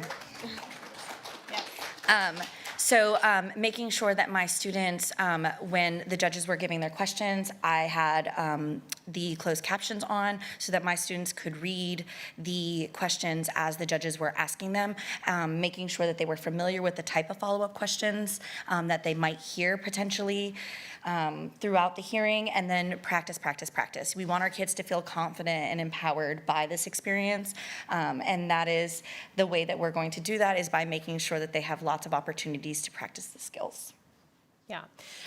One thing that I do, and I do this with every group, regardless of students with disabilities, is when I sit down to talk to a group about the Q&A, because that's really the kids, that's what they're most nervous about, is the Q&A portion.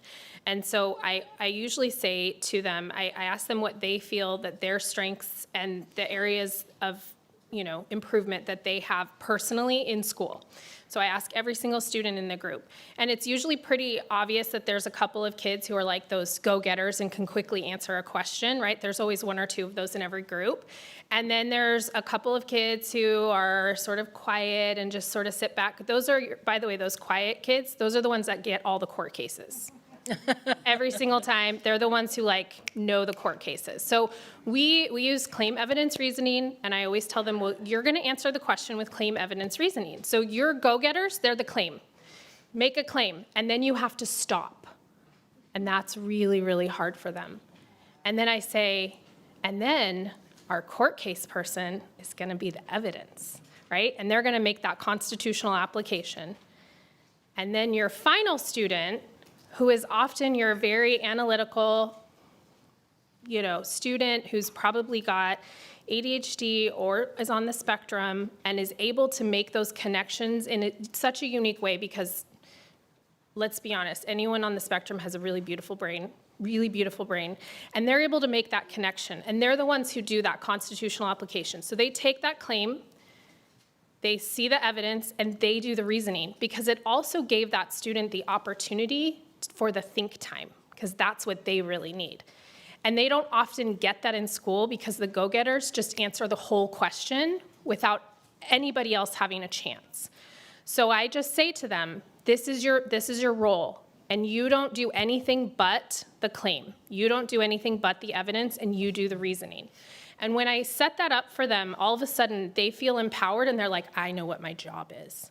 And eventually, after a while, they start to do other parts of it. But when they know what their job is at first, especially our students with disabilities, oh my gosh, they feel so empowered by that. And they're like, okay, I know what my job is, and I can work on that. And that has really, really helped when I work with groups, especially our high schoolers, because they don't want to be called out.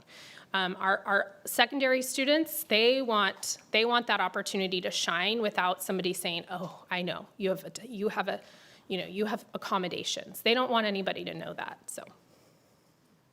Did any of these challenges or new challenges arise that surprised you or made you rethink how to use We the People in the classroom? I think that students rise to the occasion. They are capable of doing hard things, and we just have to give them the opportunity to prove what they can do. Students want voice, choice, and advocacy. That is what they strive. That's what they cry out for all the time. And the simulated congressional hearing gives them that. It is an opportunity where adults have to stop and listen to what they say about what is going on in the world and what is important to them. And so, by giving them the skills and actually giving them a forum in which they can speak, we find that even our students who may not always speak up really have something to say and offer in the hearing. And so they're just going to shock you and surprise you. And, it's a little scary sometimes as the teacher of the simulated congressional hearing, because you don't know what little Johnny's going to say. But that aspect is also beautiful too, because it is a learning experience. And we are going to allow them to have that opportunity because we want them to be actively engaged. And not only school, but also the democracy in our world, so. Well, we see time and time again the positive impact We the People has on students who participate in simulated congressional hearings. I would love, and I'm sure everybody else would love, to hear you share a story of success or impact on your own or another teacher's classroom that you witnessed as a result of doing the program. And I know Amanda put up a couple of quotes you guys have already seen behind us from her students and their impact. So with my middle school students, at the end of the hearing, we always do a debrief. How do you guys feel? And they're always like, we're so glad it's over. Okay, that is a fair feeling after it. Give it a couple of days and then ask them again how they feel about it. And the word that comes back is empowerment. They feel so good. I did this. I was able to speak to this. I was able to talk to this person. It was just, the students always come back and they're really, really proud of themselves, and that is amazing. I have one group that I absolutely love, when I think success stories, that's who I think about. It was a group of 4, and this was a very eclectic group of students. I had a student who was in public school for the very first time.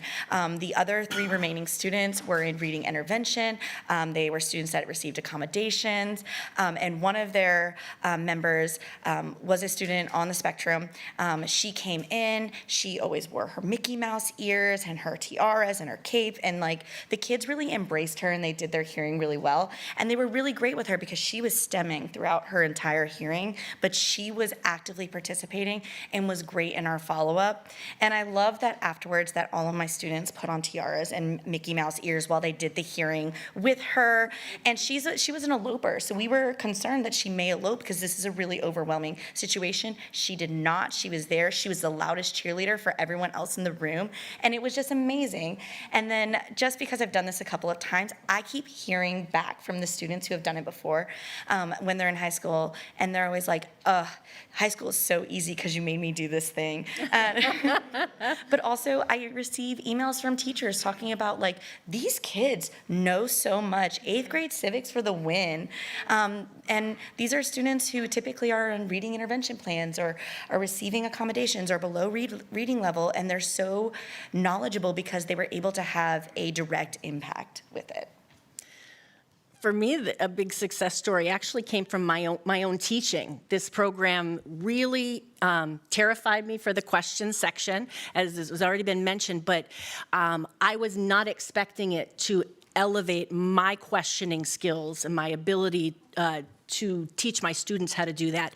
I found myself out of terror from the beginning of the year, carrying my Bloom's taxonomy right with me, trying to question in a way that I'd never questioned before. I knew my students understood the content. I knew that they could recite that, but it's a whole different thing to go to those higher level questions and make inferences, especially for any student, but especially for a child that has a learning difference. So it forced me to question more, and this program taught me that if you build the steps, they will walk up it. The other thing that it taught me is that we think that we're in the classroom alone, and we have to set that aside as teachers, particularly special educators. We have to rope in our related service providers. It really does take a village. So I did not do this alone, not just the We the People team, but my speech and language pathologist pushed in many times and made comments that I would never have considered. My reading specialist during one-on-ones was working on the script that they had written.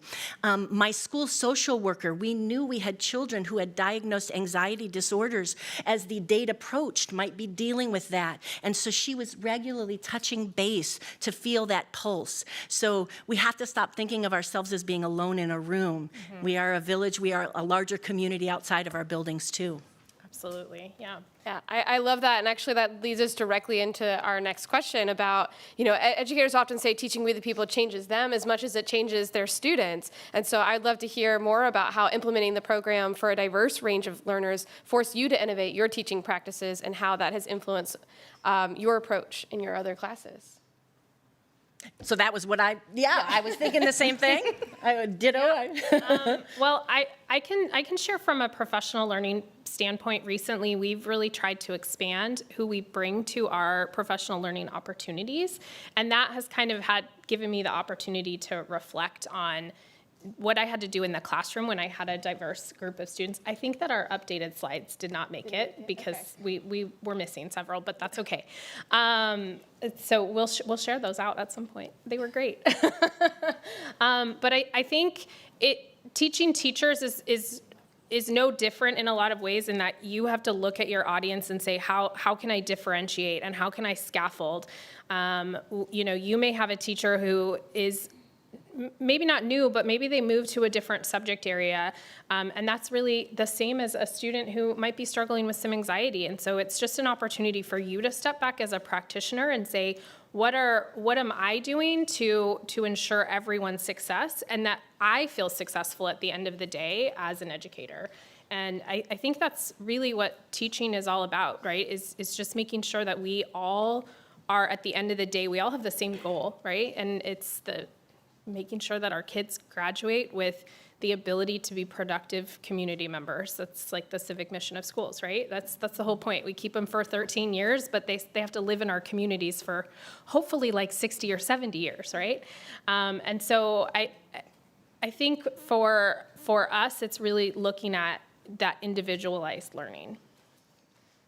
Amazing. Good educators know, as you were kind of just mentioning, that we're never truly done with our curriculum, right? When I was a teacher, I had a little sheet of paper. It was just, brick and mortar. I'd write it down. Oh, God, got to do this better next time. And so we are always tweaking and striving to be just a little bit better for our students. So what's next for you and your We the People journey? For me, it is going to be recording. I always want to record afterwards. I'm like, oh, I didn't click play, or because I put out the speaker last time and didn't actually turn it on. And so I have this wonderful video with no noise. And so it's recording, it's assigning somebody to record so that I can focus on the students and know that we get it back, because not only that, the students want to watch them back. They want to see their own hearing, because in their moment they're feeling all the feels, but then they want to see it, and then you can go back and give really good specific feedback on how well that they did. So for me, it is recording. I was actually talking to Rachel, one of our teachers that has participated in our CEAS program for the last 2 years, last night at dinner. And our next step, the one thing that we're going to do differently this year, is provide more one-on-one time with the mentors. We've really had a lot of feedback from our teachers over the last 3 years of both of these grants that they love the group environment, but I think to the point of both of these amazing teachers that they want more time to really look at what their practice is and how they can improve individually. And that's not, as an adult, that's not always easy to talk about in a group setting. So we're gonna schedule our professional learning this year to be every other month with the Zooms, and then one-on-one with their mentors. And that's one big change that we're making. The other big thing that I have really learned from this experience, and I've always felt this way, that professional learning should never be a one and done. Because we're not one and done with our students, right? We don't like walk in on the first day of school and say, you should know it all, right? We have 180 days with them, and we don't do that with teachers. Anybody who's a teacher in this room knows the meeting that could have been an email, and they tell you, we're going to talk at you, but don't do that to your students, right? We all know that. And so the other thing that we're going to do is really focus on the year 2 and year 3 experience for teachers, and make sure that we're supporting them, because year 1 is like a fire hydrant, right? The hose is just pointed right at you when you start We the People. And year 2, you're like, all right, well, at least I know what the hearing's going to look like. I know what crazy things my kids can do.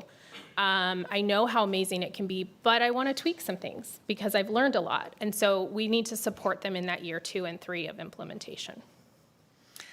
For me, since I'm very new to the We the People, I'm really focusing on that, on my own classroom, because I am at a school where every student has an IEP. So while curriculum-based readers theater was highly successful with this group, it might not be with a group given their special needs next year. So I think I need to do several cycles, several years to sort of build an arsenal of different approaches, different ways that I can adapt it while still keeping the structure of that congressional hearing.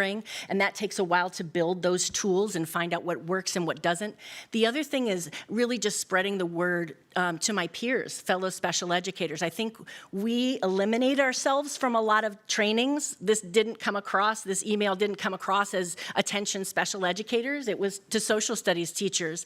And I was so glad that I dug a little deeper and that my program accepted me. But I think letting people know, We the People, absolutely, if I can do it, this can be adapted to meet the needs and engage and connect people to this content. All learners, all ages, all needs. So spreading that word.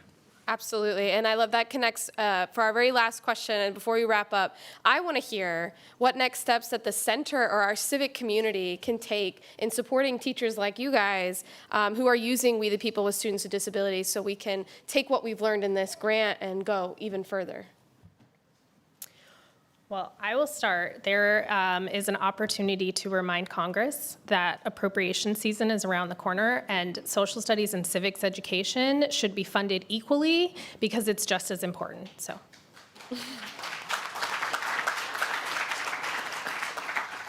we should all write our Congress. I'm so new, but my initial impression would be if you ever want to expand to different grade levels, particularly lower grade levels, that would be fabulous. But you've given such a wonderful base that I do feel it is adaptable by the teachers with their skill, but that would be a gift if I wouldn't have had to have done it for 4th grade.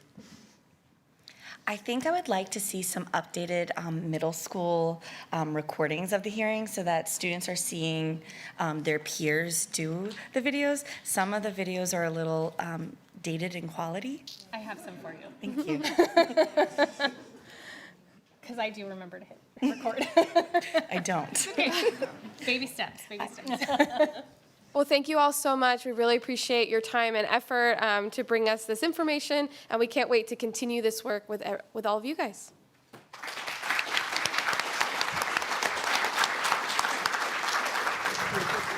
Yeah, probably. I think now Elisa is going to come up and make a few announcements before lunch. I see her in the back. I know I said the special word.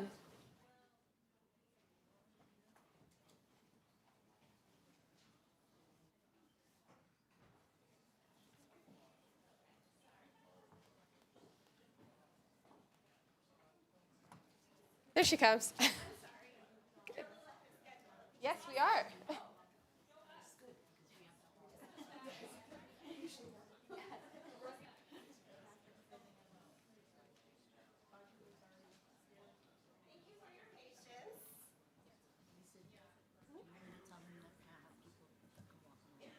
Oh, we have people. I'm going to talk.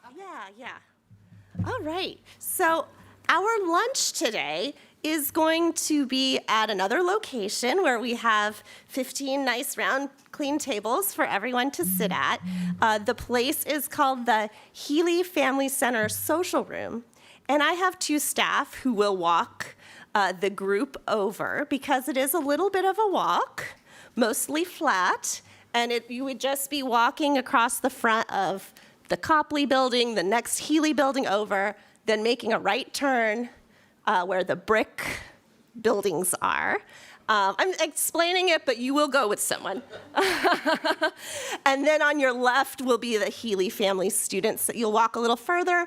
On your left will be the Healy Family Student Center, and our staff will help point you in the door to go in there. There is an elevator inside because you do have to descend a flight of stairs. So that should all be good there. Hopefully our students will also be joining us down there for lunch. Let me see. I know I have another announcement. Oh, if you had a dietary restriction, such as dairy-free or gluten-free, vegan, etc., we have specific boxes set aside for you. So we need to make sure to ask the catering staff to get that because it has your name on it. And we want to make sure we've met your dietary needs. I would like to turn it over to, do you have an announcement as well? The extra restrooms and in the back talking. Anna, do you know where the extra restrooms are? I think they're in the Intercultural Student Center. Yes. So there are extra restrooms in the Intercultural Student Center, which I hear is over that way. Emily's pointing me in this direction. So if you find later in the afternoon that the restrooms are crowded here, you can go to the Intercultural Student Center during afternoon break to find restrooms. We are going to be back here at 1:10. So please be back here and in your seat at 1:10, ready to go. And my colleague Michael also has an announcement. Quick note, if you're feeling just so inspired by what you're seeing and you want to talk to somebody about it, find me and Gary. We've got cameras and we're doing some interviews for folks about why this program matters, why civic education matters. So look for us at lunch. Sorry? Yes, you can leave things in here, yes. It was not raining when I last went out. I don't believe it is not raining now. And Emily will help walk with you over to the building.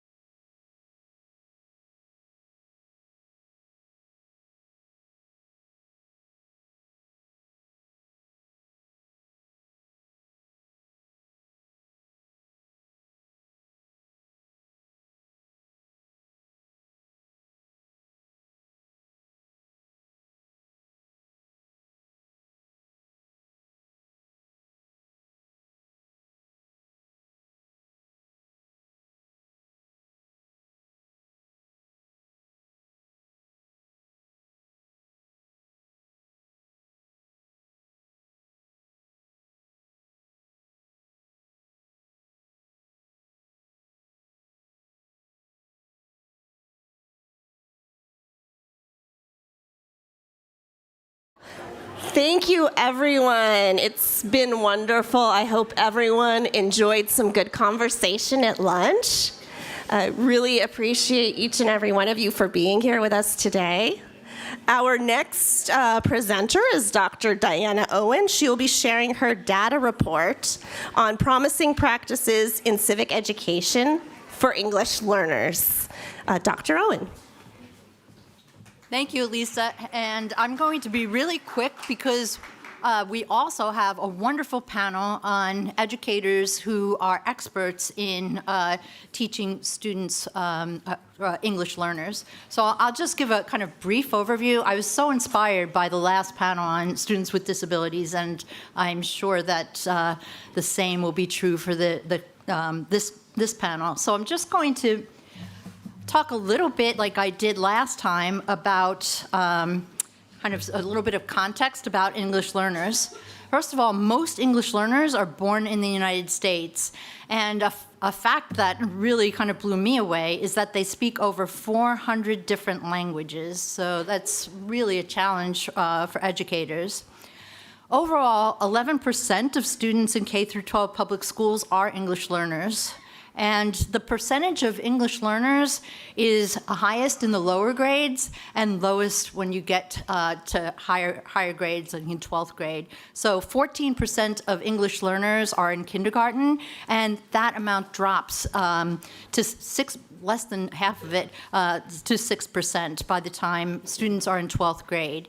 So once a student actually reaches competency in English, even if they started out as an English learner, as soon as they, are able to basically be in class without extra supports and speak English, at a level that's considered competent, they're no longer classified as English learners. Most English learners are taught in classes with the general student population, as was the case with a lot of students with disabilities. And so that kind of justifies our decision on how we kind of collected or recruited for the English learner survey or study. So we recruited teachers who taught classes consisting of 30% or more English learners, and also who were teaching a civics class that would be in the program year for the JMLPE. We also had a random controlled group with the same characteristics.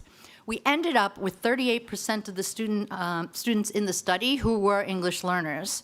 And we defined English learners. I had a number of variables that I could use to construct this, but typically they're people who need extra supports in class. They speak a native language other than English at school all or some of the time. Because I was able to identify actual English learners and students that have native level English competency, I could analyze the data in two ways. First, based on class, classes that have high percentages of English learners, and then I was actually able to break the students down into English learners and those who have native level English competency. So I was able to do those separate analyses, which actually ended up being really interesting, and I was able to conduct the analysis as with the students with disabilities for middle and high school students. Basically, I'm not going to spend a ton of time on this because I want to get to our panelists. And a lot of the trends that we see with the English learner students were very similar to what we found with the students with disabilities.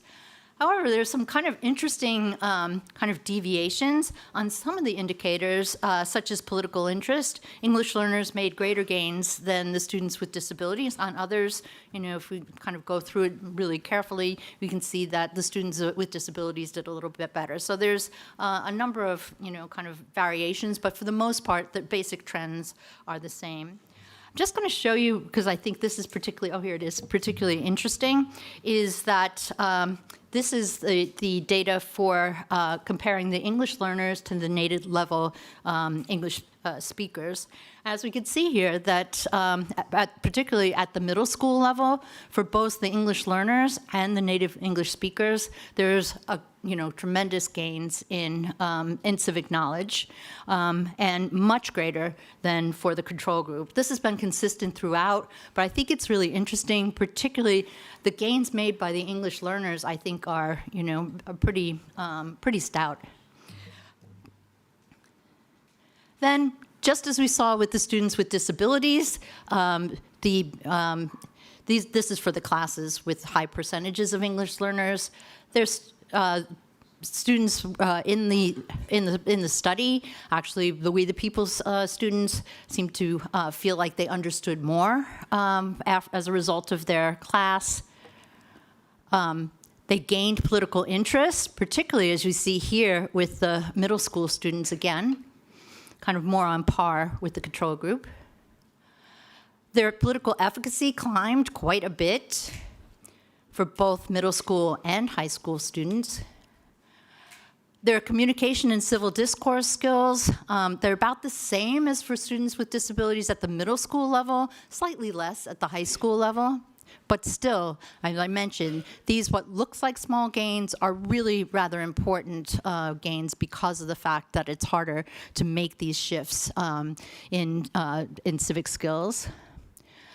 Similar trends, but not the same as we saw for students with disabilities when we look at media literacy. As you notice for the middle school students, there was very little change in telling if a news story is reliable or detecting misinformation from pre-test to post-test, although there were some, and actually went down, dipped slightly for using social media to send information to other people. But at the high school level, kind of, it bounced around a little bit more than we saw for the students with disabilities. In civic engagement, the students felt more prepared to engage. They were slightly more inclined to volunteer to help others. And almost the same percentages for both middle school and high school as in the students with disability studies in terms of planning to vote, so 60% in middle school and 64% in high school. So once again, I'm more than happy to delve more deeply into these findings. I understand that I thought that the full report was posted on our CERL website.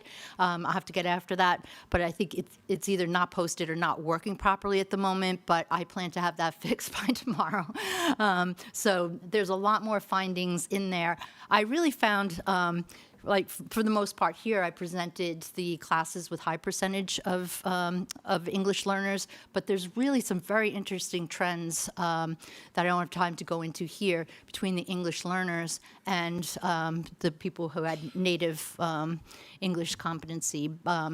But basically, the difference with the English learners and in the We the People group and the control group is really what I think is most impressive. So I'm going to stop there and invite the panel to please come up.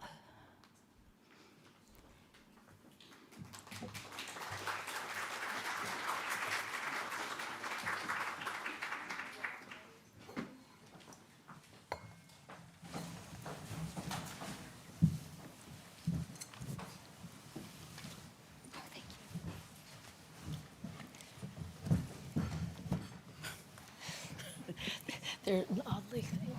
All right. Well, good afternoon, everyone.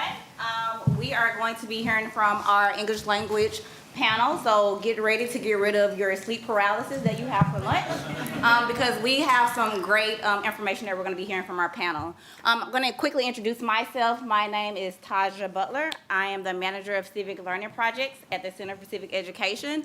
I am in Houston, Texas.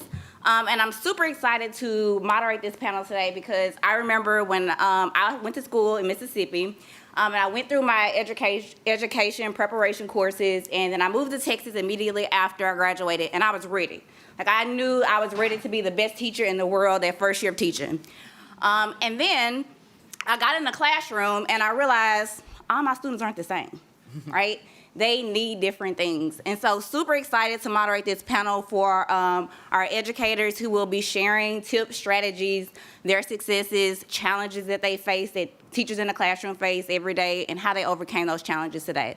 So I am going to turn it over to our panel and let them introduce themselves, tell them a little bit more about them, their familiar, from how they're familiar with English language learners, and where they come from.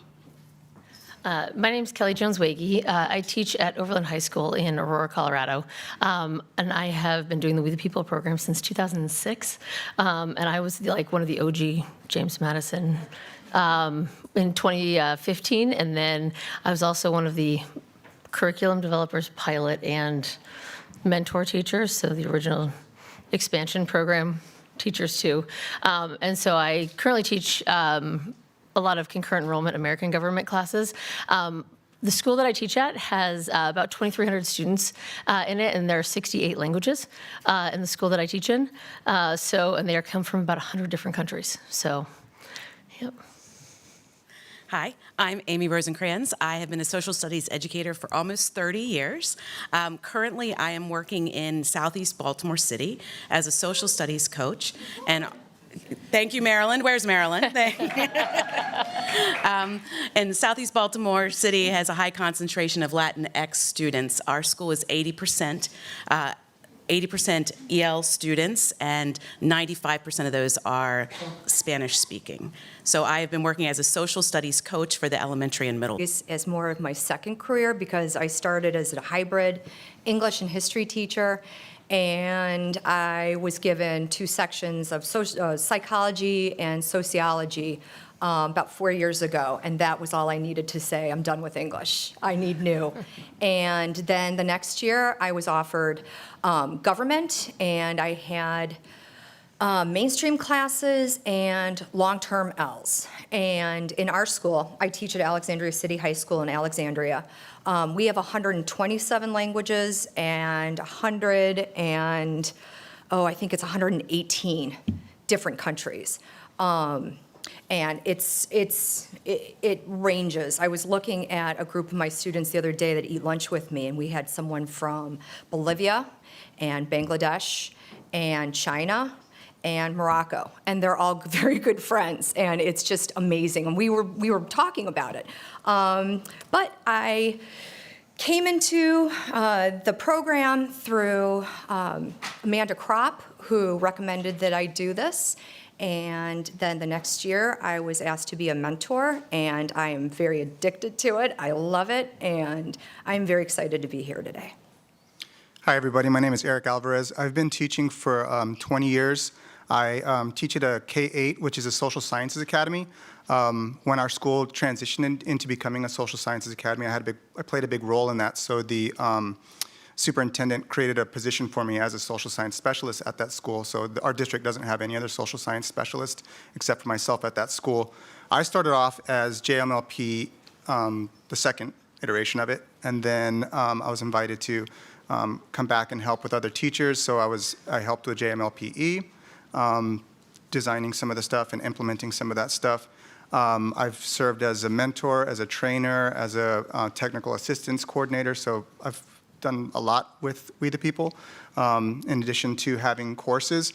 As a social science specialist, I have groups that I create, civics groups, so I've had just a class of We the People, so I've been very fortunate to be able to have that. So when we wanted to ensure that we had English language learners and students with disabilities, I picked and chose students that could fill that role and be in that class.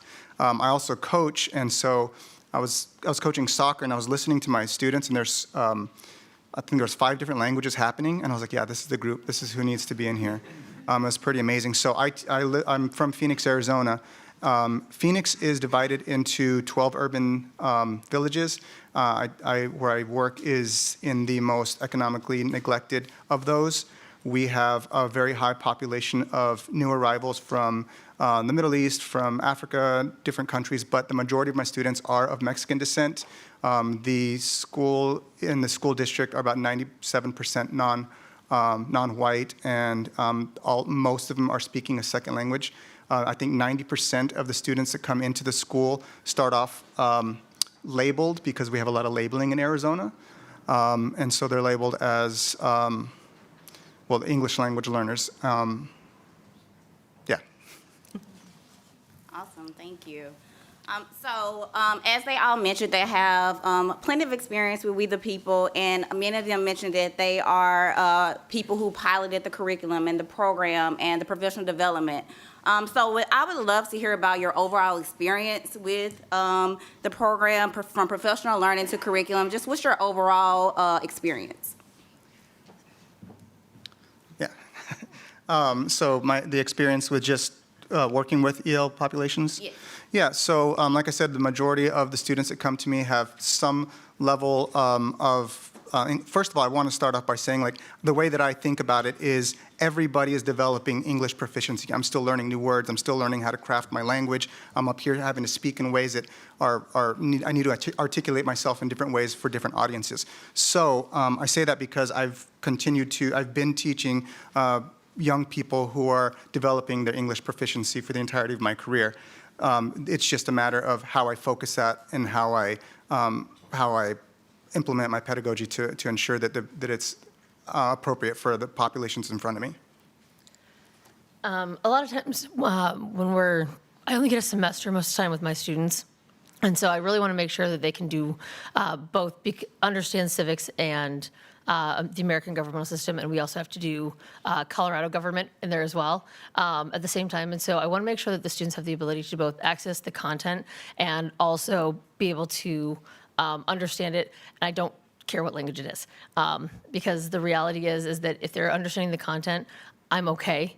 However, they can get that information. And so understanding, especially within We the People in the Center for Civic Ed, one of the things especially that we worked on with the James Madison Legacy Project Expansion was making the content accessible and making it also something that felt applicable to the students.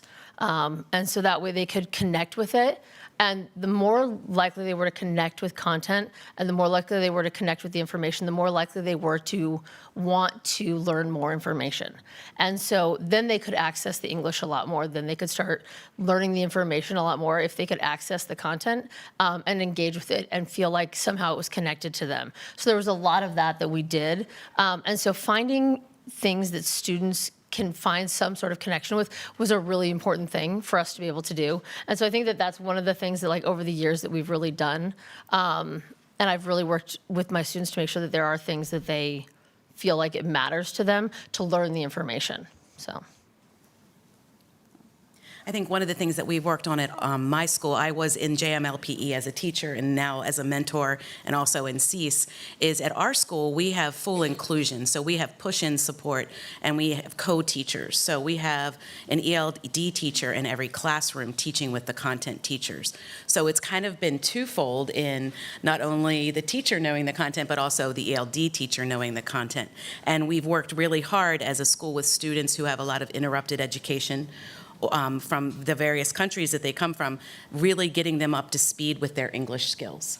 And when we talk about the WIDA tests and the WIDA scores and all of that, one of the things that almost all of our students need the most help on is the speaking and listening. So really working through many of these lessons and working on speaking and listening and using these lessons as a connection. And our students oftentimes have this interrupted education, so they have no idea about the American history that is a part of this curriculum. So it's getting them interested and getting them invested and seeing that it's different in this classroom. Awesome, thank you. Thank you for sharing. I want to take it back a little bit to your starting point of when you first interacted with this curriculum, because many educators, when they are implementing the curriculum into their classroom, they face challenges.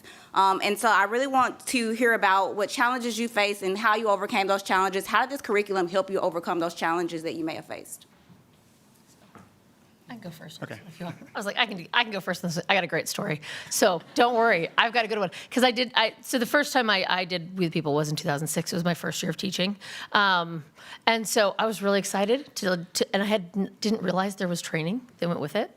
It would have been really nice, actually, if I'd realized that at that time, but I was a brand new teacher and I was in a rural school district. It was not the same school that I'm at now. And so I was like, this looks great. We should try this. I had no idea.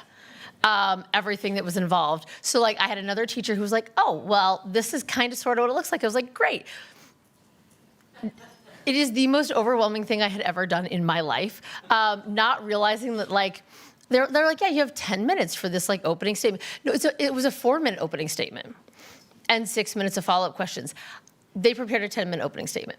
I didn't realize that that's what that was supposed to be. It would have been really nice to know the training. So like understanding that like there's now curriculum that helps you not do that is fantastic. What I would have given 20 years ago.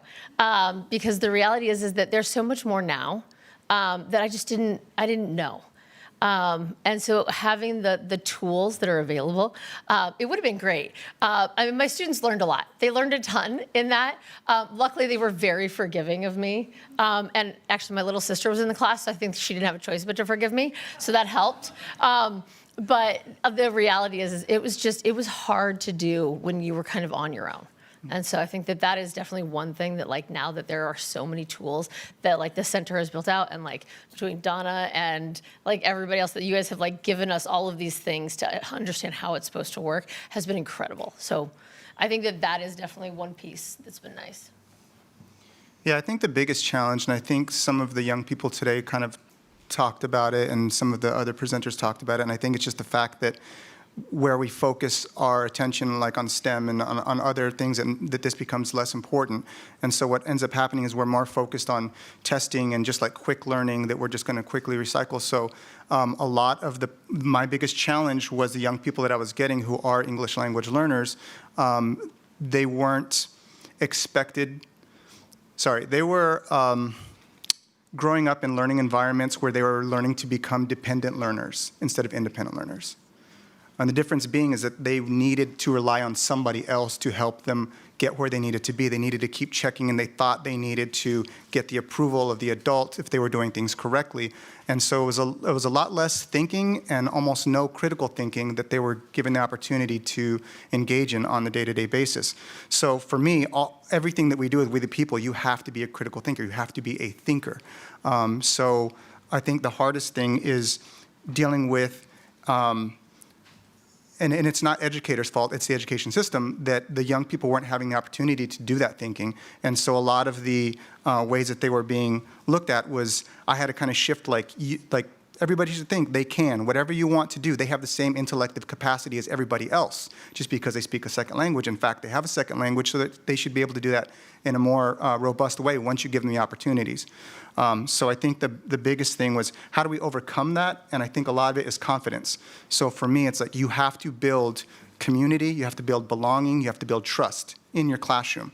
And so once you get past that, then I was like, okay, now we could do the work. Now we could start thinking about some different methods and different pedagogies that are going to work with this. But it was overcoming what everything had been up to that point in the first 8 years of their schooling, where they were just used to not being challenged, and there was a lot of just like repeat back to me, or a lot of can't instead of can, and so just making that switch. Yeah, I think these types of projects in the congressional hearing empowers the kids to be thinking, and as we heard with the teacher and the students in the last panel, these are things kids have to just go do. Right. Now, depending on your level of kids, your AP kids are going to be able to go do at a different level than your 5th graders or your 8th graders, but some of it is this self-directed learning that kids need to be able to do, and this helps us structure that. Yeah, I think that even like if you're teaching someone how to play basketball, you have to go play basketball. If you want them to speak, more fluently, you need to engage them in speaking, and so this gives them that opportunity. Absolutely. Awesome, thank you. One thing I heard all of you talk about is the ability to build community and culture through this program. So I just kind of want to follow up on that question to see in what ways has this program helped and supported you in building that culture, that community in your classroom, whether it's in your classroom or as you said, the community that you have here of other people who are also doing that program as well. So just kind of want to see your thoughts on that as well. I can speak in saying that all of my students, I teach an entirely MLL honors class as well as 4 other classes that are entirely MLL. And what I've experienced is not only having all of the materials that we have, but Amelia. And she knows, she comes to my class and comes to all the classes.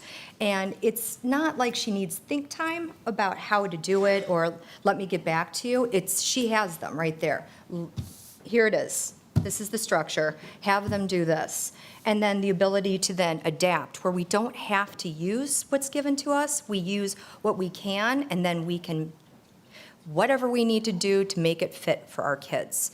And that's something that I've really, I can speak for everyone, I think, that was in our cohort, is that Amelia is so receptive and so ready to be there and supportive of us. And that's really the biggest part that has helped, I think, in terms of support and success for me. I think another big part of it is not just, as you mentioned, the community and culture of the kids in the classroom, it's of the professional learning communities that are developed through this. So we have a number of cohorts in Maryland, whether it be JMLPE or CEAS, and we're constantly getting in touch with one another. We're constantly seeing each other. Oh, hey, I have a question. Can you help me with this? Whether it has to do with we the people or not. It's this culture, this community that is developed amongst the teachers, the mentors, the mentees, and then even the scholars in the program that I think that's essential to a successful program. So I think on my end, I've become much more confident in getting my students ready. Getting them prepared, having the structure set up, because I am confident that they're going to do well. They're confident that they're going to do well. So they build this little self-sustaining community in the classroom. I usually have multiple classes, so I have to, the way that I structure it is that they do an in-school competition first, and whichever winning class I have, they're the ones that go to state, because I can't take 90 children to state. That's not going to happen. I don't have that capacity. Just personally, I don't have that capacity. So the issue then is that, so they want to compete against each other, so each class has their 6 units and they get to compete against each other. And so when that happens, they get very competitive. They don't share with you, they don't share between classes, but they'll share in their class, and they're their own little community. And they will go through it. I will have students that are, struggling with language, and they will find someone else in that class that will help them to figure out what those things mean or anything along those lines. And they're like, well, we're supposed to have a personal connection. We're supposed to have a current event, and I can't find one. And they will go to another unit in their class. They will not go to another class. Absolutely not. But they will go to another unit in the class to set it up. And then the other thing is that to do the in-class competition or the in-school competition, you have to bring in members of your community because you need judges. And so I will bring in community members to be their judges. And I'm looking around because Tyson's done it and Colleen's done it because there's other Colorado people here. And so those people, I will email them, and once they're on my email list, they never get off. And I will email a whole lot of people in my community to come in, and they get to judge, and they get to see the kids. And that means the kids have adults in the building that are listening to them. And they think it's fantastic. And they have this whole community now of people, because the community comes into the building and sees the kids and talks to the kids and listens to them. And they think it's amazing. And the kids are like, wait, my state representative was here. And they were listening to me, and they talked to me. And then when we were done, they stayed afterwards, and they talked to us. And they gave me their card and said I can call them. And they were so excited at this idea that their elected officials are actually engaged with them, and now they want to engage with their elected officials, which is part of the point. So, yeah, I think that you start with the community. I think the most important thing, is the community in the classroom that they develop, and then you expand it. So for me, it's making sure, I talked about trust and belonging, so we do a lot of just talking. And I think that the other thing that young people don't have enough of in school is wondering. So we do a lot of wondering. So whether it's looking at current events, what do you wonder about this? Or what do you think about this? Or how do you think that happened? All of that gets them to start asking questions and answering questions, because everybody has a wondering about something. If I ask you, do you have any questions about what Kelly just said? I might get 2 hands, but I say, somebody share with me, wondering about what Kelly said, then everybody can share that, right? It's the same thing with young people. So you keep giving them opportunities to talk to each other, they start to feel comfortable, you start building community. Then it comes to the point where we could start reaching out to people and say, who can come into our classroom? Have them invite people to come to the classroom.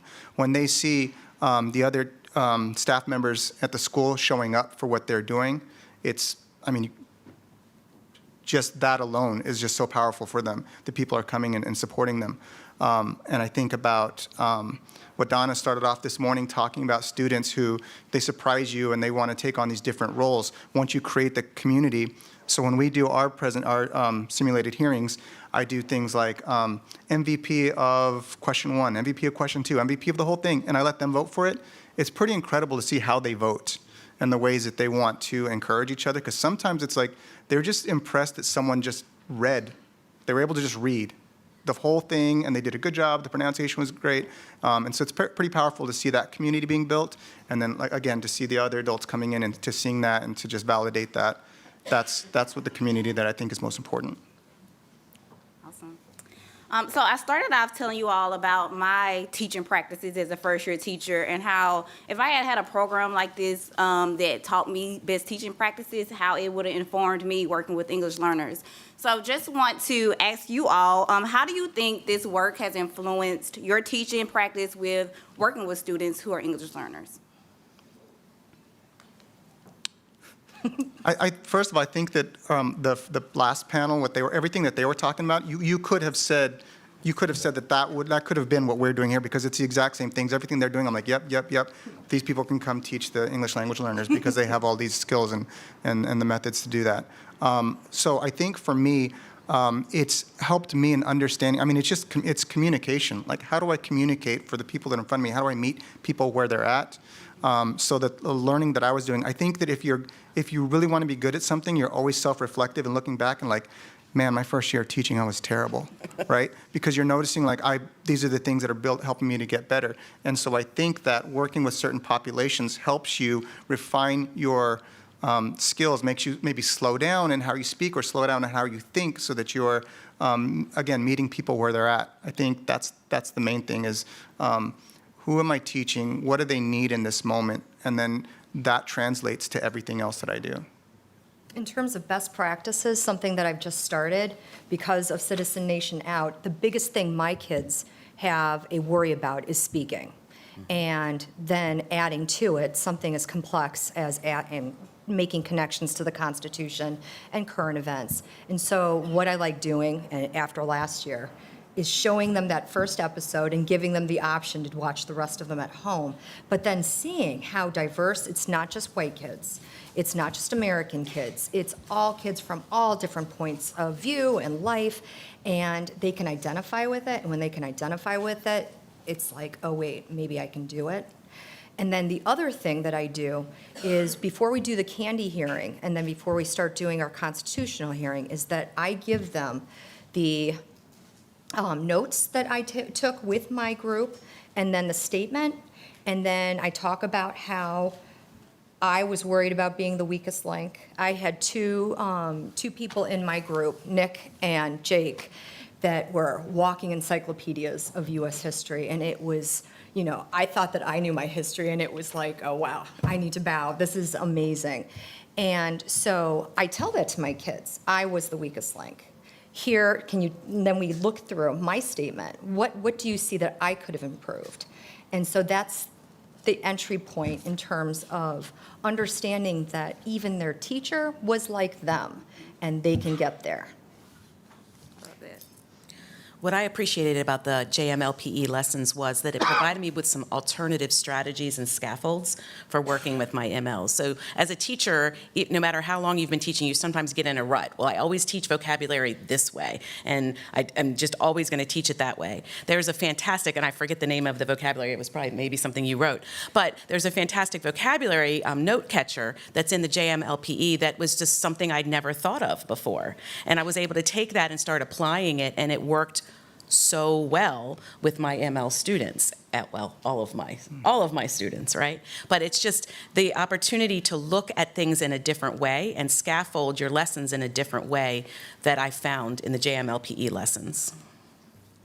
I think for me, it has forced me to be creative, which is something that I'm not always really good at. But I've realized that I've had to get better at being creative because language learners don't fit in a box. And that is the other piece, that I have some students who speak absolutely no English at all, and they need a lot more support. And then I will have some students who understand everything that I say, but they actually don't want to speak English back because they feel very uncomfortable because their speaking skills are very low. And so some of them they can speak and they can understand English, but they can't read in English. And so when I say like they don't fit in a box, there are just so many different types of modifications and I have to kind of figure out where they are. And even with as much testing as we do, it doesn't catch those things, interestingly enough.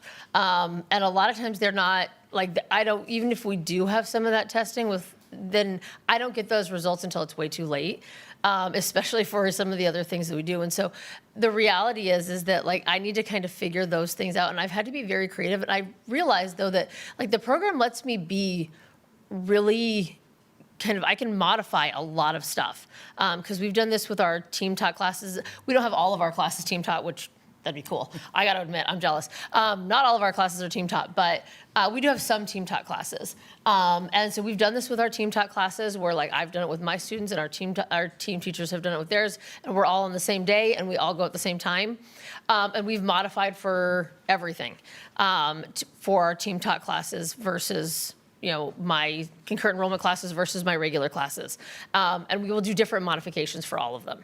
And it works. And so, like, it's not that you have to use, like, a cookie cutter formula for it. And I think that that's one thing that I've figured out over the years, is that just because there's a program that's there doesn't mean that I have to use step by step the exact program. I need to do what's best for my students, and that might not look the same as anybody else in this room, so. I'd like to build off what you were saying, and that I was talking to Bo from Montana before, and he was saying, what happens if I only have one student? In Montana, there aren't a lot of ELL students or MLL students. And Ben Fabian, who is a fellow mentee, we had this question as a panel when we were doing James Madison Legacy Program Expansion. And it was, I have a kid who doesn't speak any English. He just moved here. And my answer immediately was, well, you don't want to put the kid on the spot and then make this a negative experience. And Ben, in all of his wisdom and many years of experience, says, everyone can do something.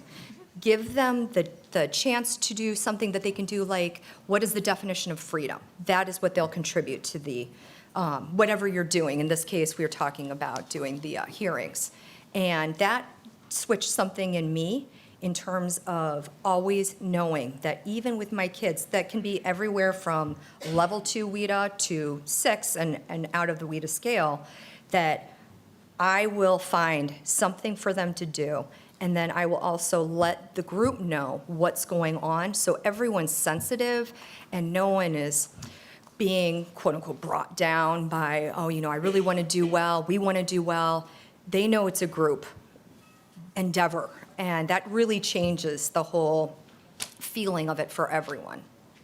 Can I just add on something for that? Like, 100% everything you said, spot on. I think that what we can start off with them that is very helpful is sentence stems, sentence starters. Teach small ideas or words like if then, and then they start making if then statements. And I think, just to double down on my point, that they all have the same intellective capacity as every other student. And so you stop thinking of them as a language learner and as a student that has the same intellective capacity. Then give all the students sentence starters. They all use them.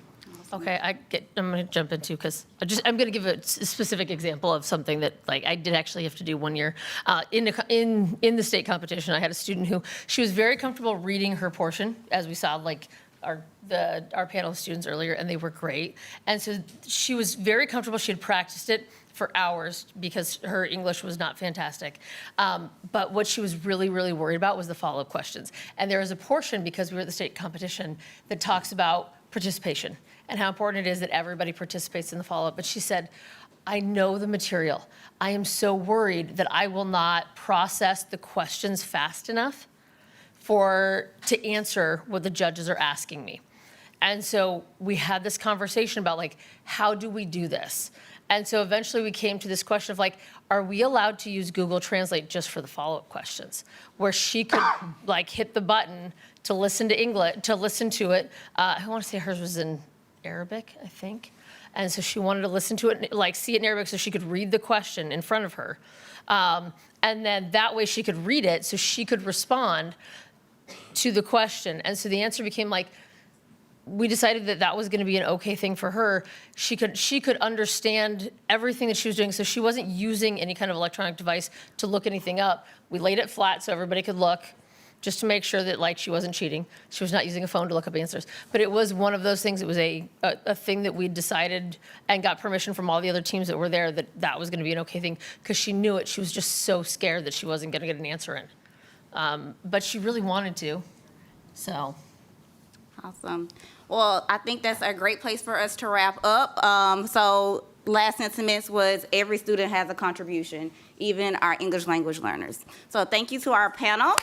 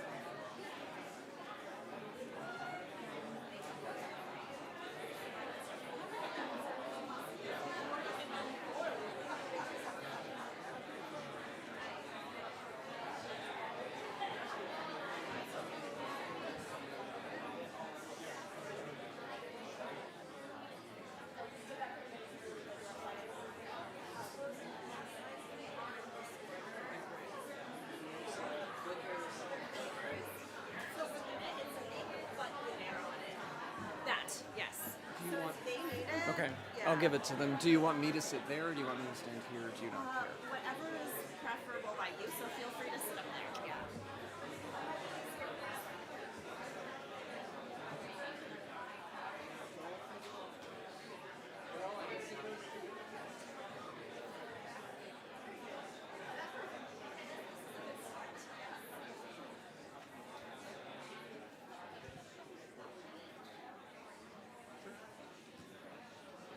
All right, y'all. Unfortunately for me, I have to call us back so we can make sure that we don't run into the lovely extended break that you're going to have after this. Welcome to the session on breakthroughs in civic education research. I'm William Obrochta, Assistant Professor of Political Science at Texas Lutheran University and Director of Professional Development for the American Political Science Association's Civic Engagement section. Throughout the sessions this morning, we've been talking a lot about the We the People program, and this is going to be a little bit different, and I think introducing a number of different sessions that you're going to hear from college faculty talking about their work, working with K through 12 educators, partnerships that have happened between college faculty and K through 12 educators, and particularly here, innovative research that these faculty members have done, in addition to what Diana and others have done on different programs other than and in addition to We the People that can help to contribute to y'all's learning environments. So format for today is first I'm going to introduce the panel very briefly. They're going to present a little bit about what their distinct programs are, since it's maybe not a common understanding that everybody has about what the different programs are. Following that, I'll have kind of an introductory question, and then we're going to open up to the floor if y'all have questions, and if you don't, then I have things to say that I'm sure nobody wants to hear, so that is an opportunity for y'all. So we'll just kind of go down the line in terms of my introduction of everyone. So Tara is a clinical assistant professor at Arizona State University's Mary Lou Fulton Teacher College. She serves as co-director of the Arizona Civics Coalition that develops, implements, and assesses K through 12 schools that implement 10 proven practices of civic learning. A former public school teacher, this is going to be a theme. Her work on participatory budgeting, which I've had the pleasure of reading some about with K through 12 students, I think is particularly innovative, and I'm betting you'll hear some about that in a few minutes. Emma is the Chief Education Officer for iCivics, a nonpartisan civic education organization. Another former public school teacher and civic engagement coordinator, she helps lead iCivics' efforts to develop and implement lesson plans, simulations, and other things that probably some of y'all have engaged with, because that's 145,000 teachers and 9 million students per year. David is the Chief Assessment Scientist at the Edmund and Lily Safra Center for Ethics at Harvard University. A social psychologist, he leads efforts to design and assess resources that support civil discourse among students. As part of Harvard's Democratic Knowledge Project, he works to use evidence-based practices to design more effective civics lessons for K through 12 students. No teaching? And finally, well, okay, I didn't mention it, so okay. Finally, Joshua is an associate professor of communication and director of the Center for Sustainable Democracy at the University of South Florida. He leads efforts assessing civic and democratic engagement in the community and develops educational resources to aid in reducing political polarization. He's also a 2025-26 fellow at the Carnegie Corporation of New York. So I was hoping that Tara, and then we'll go down the line, we'll spend a couple minutes introducing their program, and then we'll come back with one question to start us all off. So Tara, please. Awesome. Thank you. So I just want to thank CERL and the Center for Civic Ed for inviting me in our panel here today to be able to talk about our exciting work in civic education research. I will specifically be talking about school participatory budgeting, which is an innovative experiential civic learning model that had been birthed in the state of Arizona, but has now expanded throughout the US and the North American continents, as well as the globe at this point through another organization, People Powered. And so before we start, I would like for you to consider this question. How might you feel about that? How might district administrators feel about that? How might governing boards feel about that? How might parents feel about that? Well, it's happening. So in the state of Arizona, we have over 100 schools that are implementing school participatory budgeting, where students are given a say in a portion of their school's budget on what to spend. I'll talk a little bit about the democratic process here in a moment of what that looks like, but it is K-12 students. So we have everything from third graders showing up on their school vote days to work as poll workers to help their younger peers fill out their ballots, all the way through high school students that are registering their peers on their school participatory budgeting vote day, but for the actual upcoming elections. So I won't read this in full, but it does follow a very similar process if you are familiar with another flagship program by the Center of Civic Education, which is Project Citizen. And so very similar to that, but instead of a policy, it's a budget proposal and project.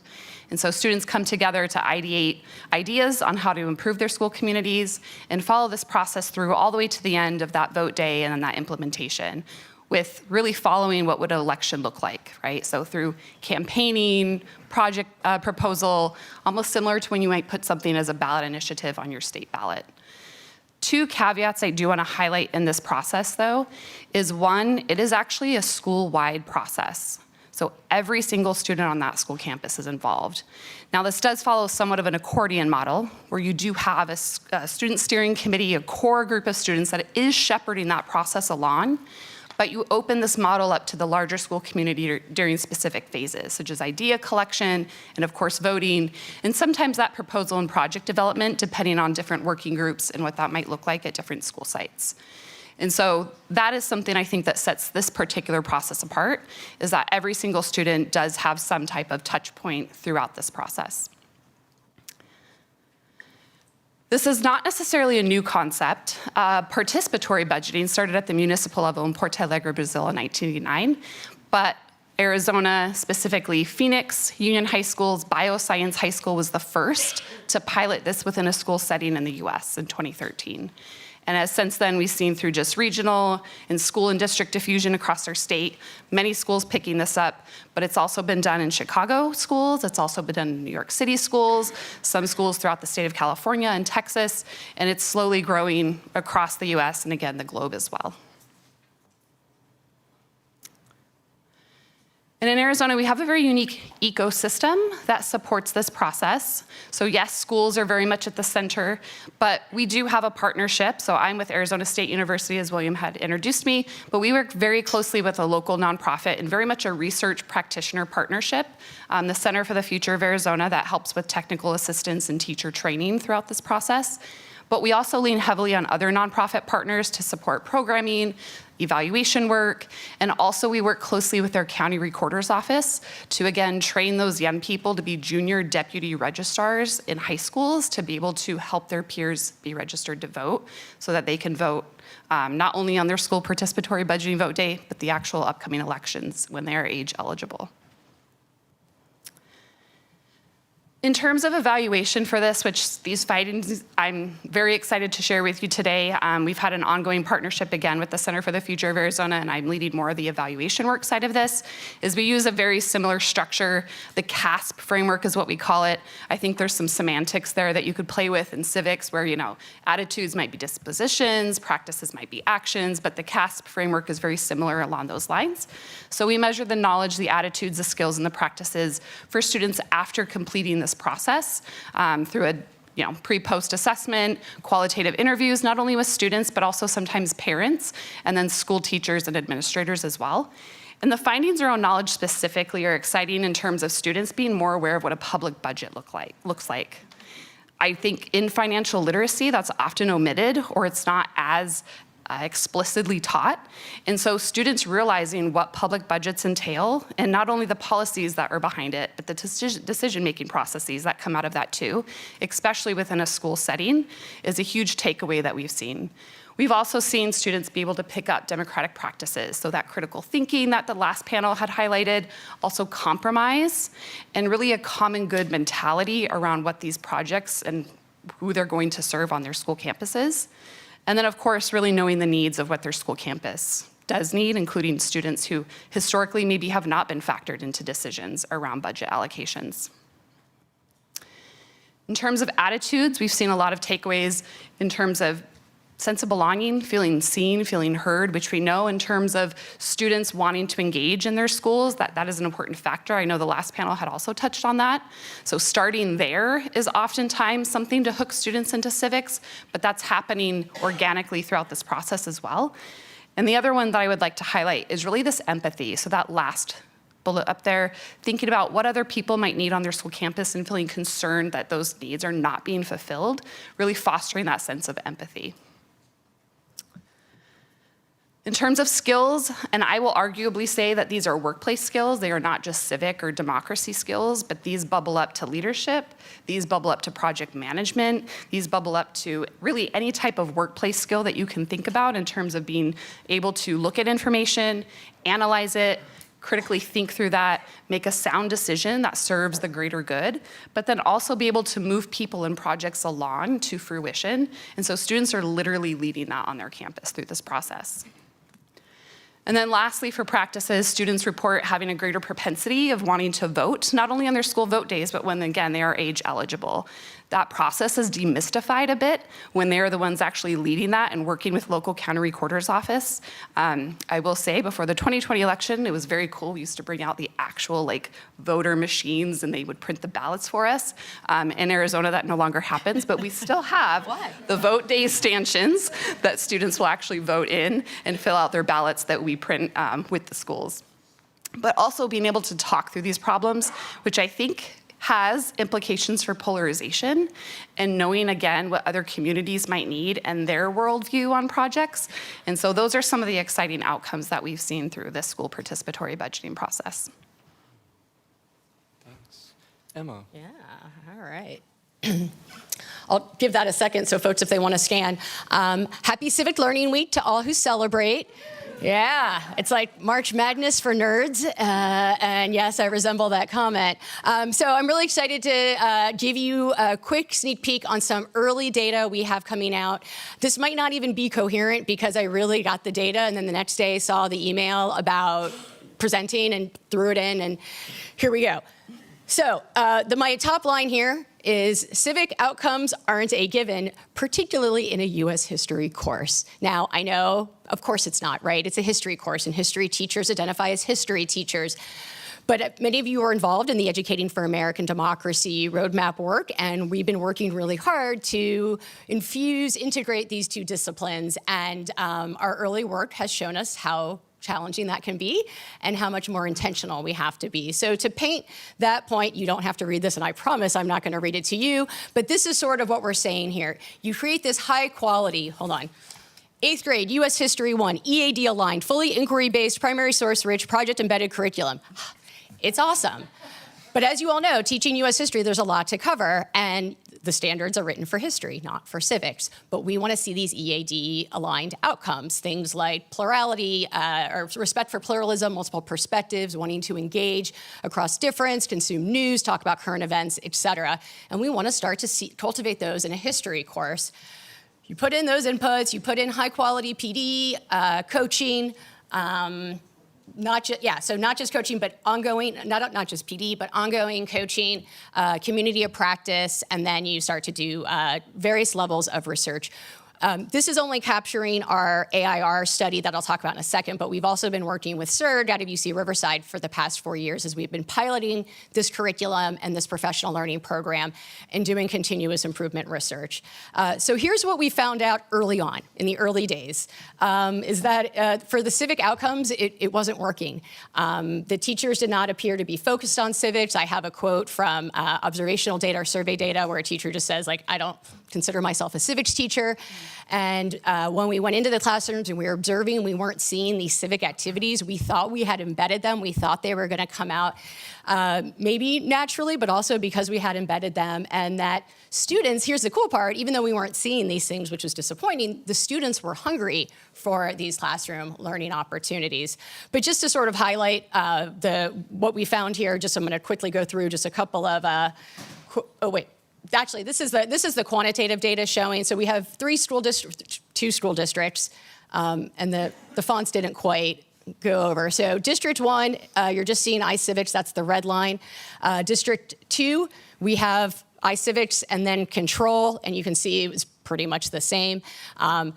We were at this time probably in 4 or 5 different school districts, but getting data and permission to do the research, we were limited to these 2, and we didn't have a control for District 1. But this isn't great, right? This was disappointing to see that these were the levels of opportunities. And then our teacher focus groups really sort of validated what the quantitative results said. I don't know that the curriculum prioritizes civics. There are elements woven in, but it doesn't hit you in the face. We're noted, hit them in the face with civics. We don't know if the kids are picking it up. Over 90% of classes do not talk about current event, local content or current events on a regular basis. Of the 10% that did, it was pretty brief and did not contribute to or wasn't part of the inquiry-based learning experience, which is what the entire course was built around. Okay, so civics isn't a given. You have to be really intentional about it. This is a quick aside, but super interesting. This is what you get when you worked with Joe Kahn at UC Riverside. You get these really nerdy, let's contribute to the field research opportunities. And so this actually isn't about iCivics so much, but it was about looking at the opportunities present in the classroom. Those are on the first column there, historical analysis, current events, et cetera, and then what kind of outcomes they cultivate. So this is early work. This is us trying to contribute to showing which learning opportunities best contribute to the EAD-aligned civic outcomes that we seek to cultivate, and then sort of reverse engineering the curriculum to build out these learning activities, these learning opportunities even more, not just in the curriculum, but also in professional learning, in coaching, just really hitting them in the face with it, making it a whole lot more intentional. So what's really cool is that 3 years later, so 3 years after getting that those initial disappointing results, we made these changes, and we, through a Department of Education grant that we just finished by the really easy, really the last minute got through, we were able to finish the study. We did a QED, quasi-experimental design with propensity score matching in 3 very diverse school districts partnered with AIR, and we just got those results. And there's a whole lot to unpack, and we'll be presenting and writing about that in the future. But relevant to my top line, we found this. These were our 3 statistically significant outcomes related to dispositions around political discourse, political interest, and news consumption. And so we were just thrilled. You know, at first people are going, well, wait, that contradicts what you learned early on. I'm like, no, it doesn't. We changed it. We made civics intentional, and look what happened. We got good results. So we saw tons of positive results, average high results trending, but when it came to these 3 things that we care a lot about promoting, we got the best outcome. So there's my message. If you're intentional about civics in a history course, you can cultivate those outcomes, but it's not a given.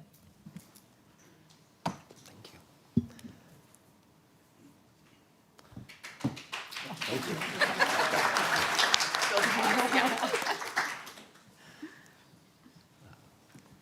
Do I just press it once? Yeah. Okay. So I'm really glad to be here and to be joined by these panelists and to hear about research I haven't heard about yet, which is very exciting as a researcher. I'm actually going to talk today about work that I've been doing with the Democratic Knowledge Project at Harvard University since 2017 now to develop assessments for a grade 8 curriculum that the Democratic Knowledge Project is using across the state of Massachusetts. Not at every school in Massachusetts, but at many schools in Massachusetts. But my point here is to really explain the logic of why we did this work. And actually, if we could go back one slide. Oh, does that click the slide? Mm-hmm. Oh my goodness, okay. Thank you, Emma. My pleasure. So the way we approach civic education is, I think, actually consistent with the way a lot of people here are thinking about it, is it's really about becoming a type of person, somebody who is a member of a democratic community. And in order for that to happen, you really have to develop knowledge, right? You have to know about the domain. You have to develop, we just come out and say they're values, right? You might call them attitudes or dispositions, but there's normative content to these. I'm at an ethics center, so we talk about that. And then we also you have to have skills. You actually have to do the thing, right? You can't just know about soccer and know the rules of soccer. At some point, you have to get out there and play the game in order to call yourself a soccer player and not just a fan. And we don't want people to just be fans of democracy. We want them to be running the democracy. But can we start with fans would be good too. Yeah. And so one of the things we're doing is we recognize we can do evaluation studies, we can do things like that, but what we need is constant feedback.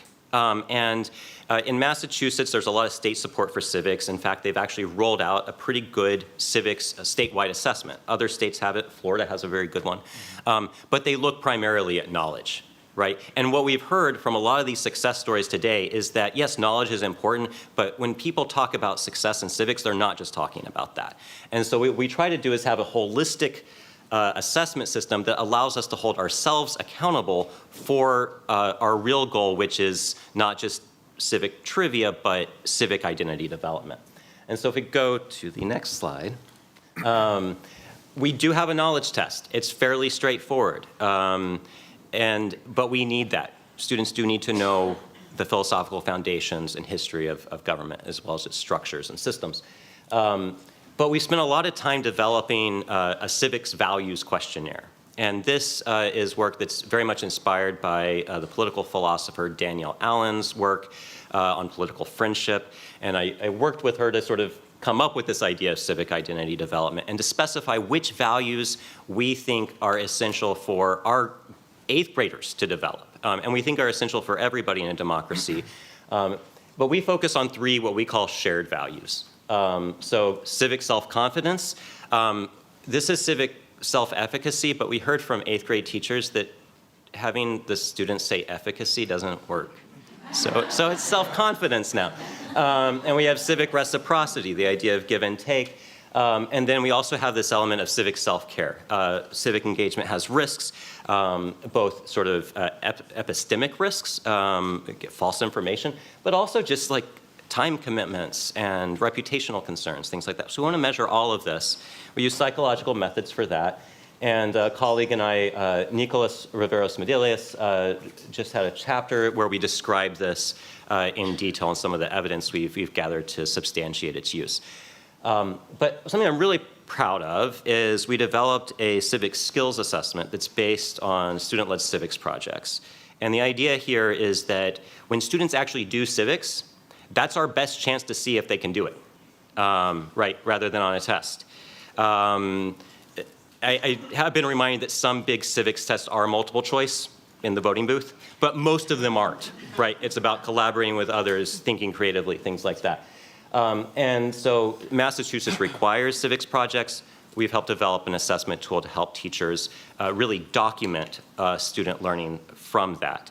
And what this allows us to do is, at the end of the year, to really be able to not just see for ourselves what we've been doing, but for educators and school officials to see what's been happening. And part of that, and I just want to emphasize a few points on this very wordy slide, is that we have a pre-post test for knowledge and values.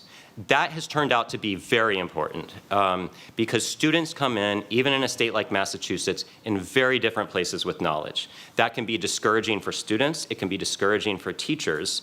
It's important to be able to show growth in order to understand, are we actually making a difference for these students? And what I'll also say is we do see big jumps in knowledge, which is good. The thing I'm proud of, we consistently are seeing big jumps in civic self-confidence. So these are students who now feel like they can do something. And again, that's looking at self-report questionnaires. Our teachers have much richer examples, and you can go to the civics showcases and see that. But this is a way it makes it very easy to communicate with other people about what's happening in the civics classroom and hold ourselves accountable. All these tools are available. I encourage you to look at them. We have a lot of work to do on them. But the thing I really want to emphasize here is when you think about assessment, think about what success really looks like. And that's how you make a case for moving just beyond knowledge. You do need that. But if you don't capture this stuff, you're only going to have anecdotes. And you owe it to yourselves and to your students, I think, to systematically demonstrate what is actually going on in civic education. Because some of it's very good. So, yeah. Here, here.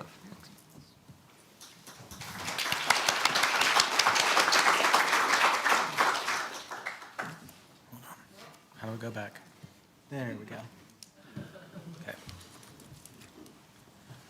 Well, good afternoon, everyone. My name is Josh Scacco, and I'm director of the Center for Sustainable Democracy at the University of South Florida.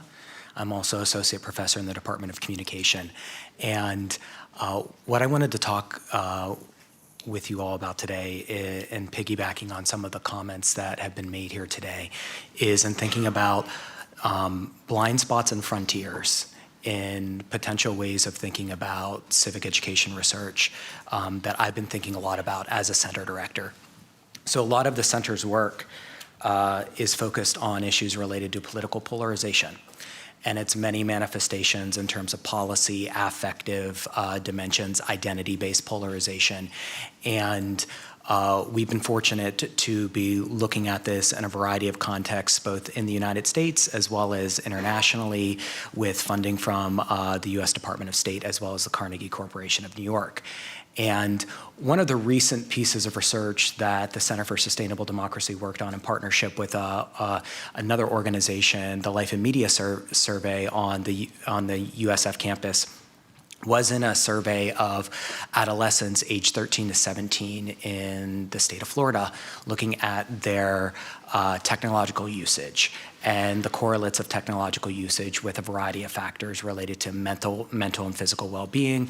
But we also had on there measures of civic and political health.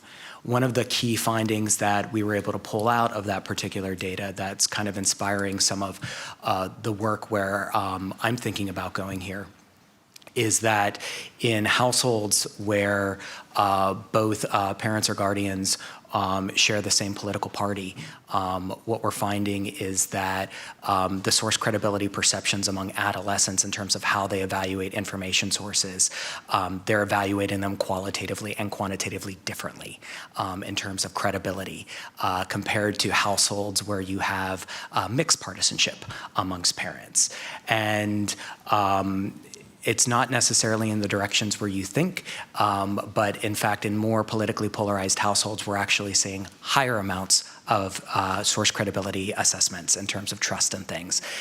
So there could be some very interesting sort of dynamics there related to some more positive potential benefits of political polarization and things.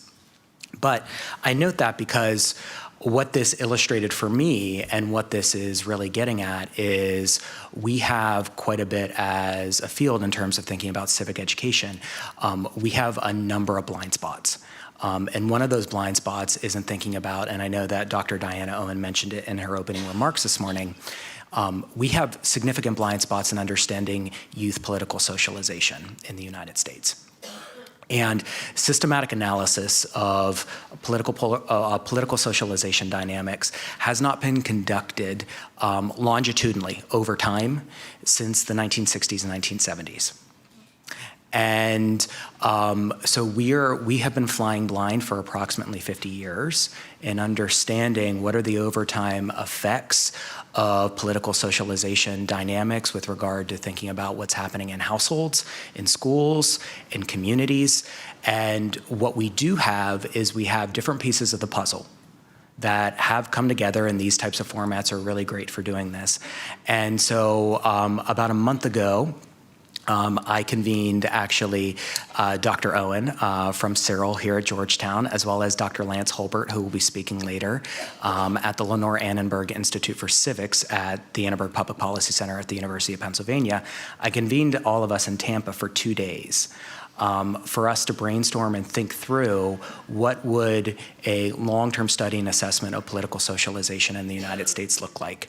And so bringing together the expertise in terms of thinking through the perspectives that Lance is bringing in his research with parent filial dyads at Penn, Diana's work significantly with, obviously with civic education, with schools, with what's happening in schools, and with teachers, and then also in terms of thinking about some of our perspective in terms of the media usage habits among adolescents, and as well as the ways in which we're thinking about how younger people are socializing to technology.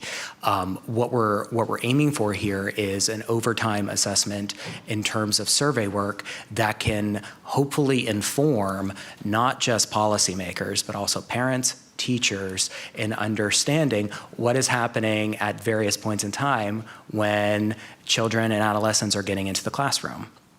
And so these particular types of things are important given persistent democratic backsliding that's happening in the United States. When we think about the ways in which that post-digital, the media system in a post-broadcast sort of ecology in the United States with digital and social media, as well as the influence of things like artificial intelligence in terms of what that's going to mean for the ways in which younger people are affiliating to civic and political life. And so these are just some of the things that we're thinking of on our end in terms of ways in which we can marshal resources at this critical moment to help provide important data. And we see this as an important frontier in terms of where we need to go, at least as another data point that helps to bring together various perspectives that we have from various sort of socializing actors in the ecosystem that we're confronting right now. So thank you all very much.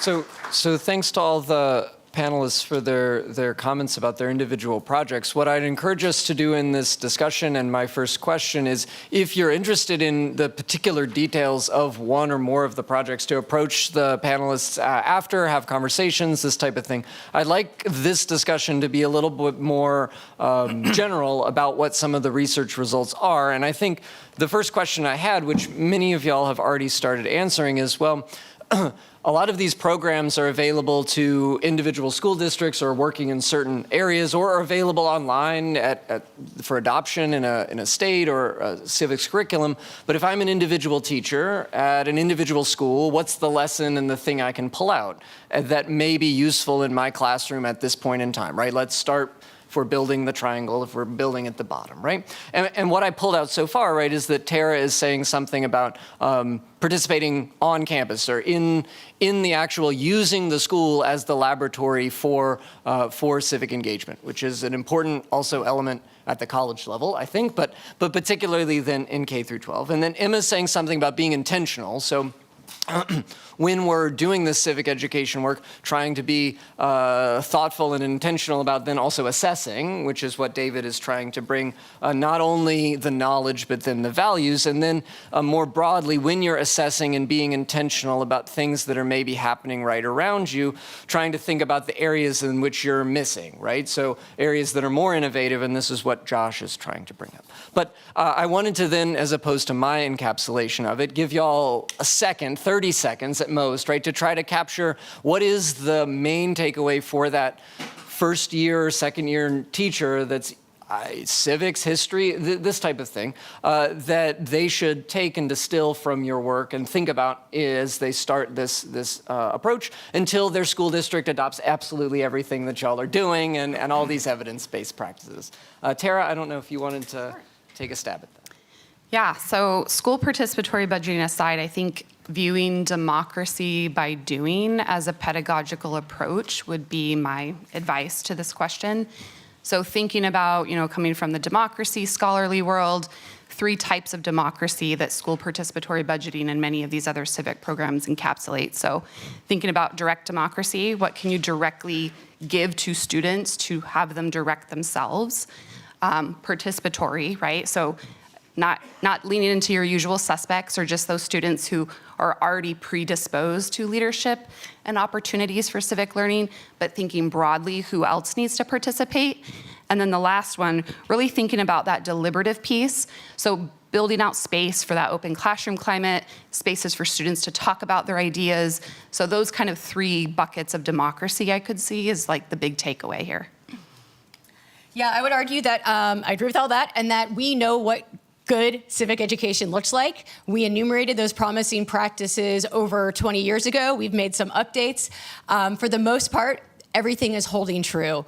We need to teach kids. We need to give them opportunities to engage at school, to vote on things that matter and not just homecoming colors. We need to give them opportunities to discuss important, local, relevant issues that they find interesting, even if the adults in the room, not this literal room, but in general, want to scream at each other. What we don't have yet, and what we're all working, and I think a lot of us in this room are really working to fix, is to build a stronger evidence base for that and get to a point where those best practices are more nuanced. But we know what works. You all know what good teaching looks like. It looks like We the People. It looks like Project Citizen. It looks like inquiry. It looks like students deliberating and making decisions about important issues. I would say don't be afraid of assessment. I think there's a lot of resistance to assessment sometimes because it feels like it's going to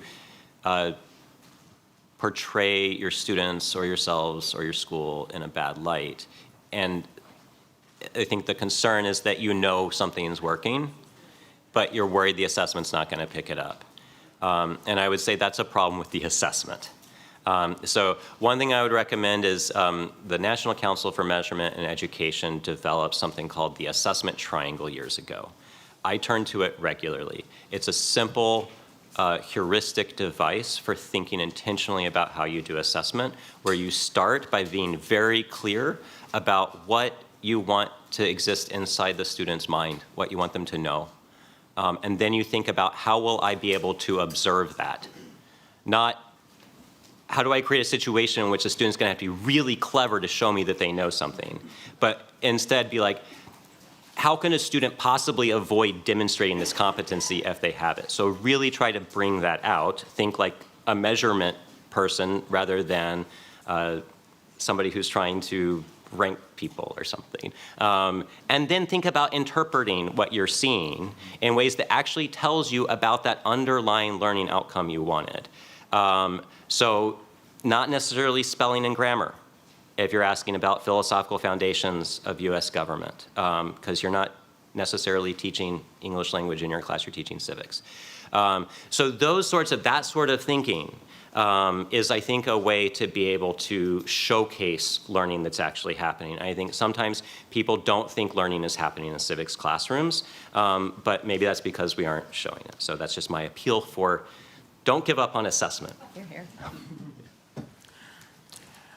One of the things that I'm thinking about here is the assumptions that we as researchers and maybe as teachers and practitioners come to the table with when we're thinking, when we're teaching students or when we're working with them, specifically interrogating those assumptions, particularly the normative assumptions that we have, and probably all hold in this room related to the nature of democracy, and then actually finding out whether or not students of today similarly hold those normative beliefs or not. Younger people exist in an environment where they're facing countervailing forces and winds that are also propagating anti-democratic messages. And so the challenge would be any sorts of programmatic efforts in an environment of like what we're facing in the United States and many other places might actually fall on deaf ears if we don't know what the assumptions are. And so we have to be thinking about interrogating our own assumptions that we're bringing to these things and holding up that normative good related to democracy, while at the same time actually carefully assessing the extent to which the students that are in our classrooms actually hold those normative beliefs as well. Thanks, everyone, for those responses. I think if this were, I said I would have time for additional questions, but if this were a democratic vote right now, I have a feeling everyone would vote for the promised break. So, because I have been warned that I have negative minutes. So I would invite everyone to come talk with our panelists after, and I think maybe there's an announcement for the break, or we just go to the break. Yeah, I think we can go to the break. We need to be back at 3 o'clock for our next panel, but thank you very much for participating.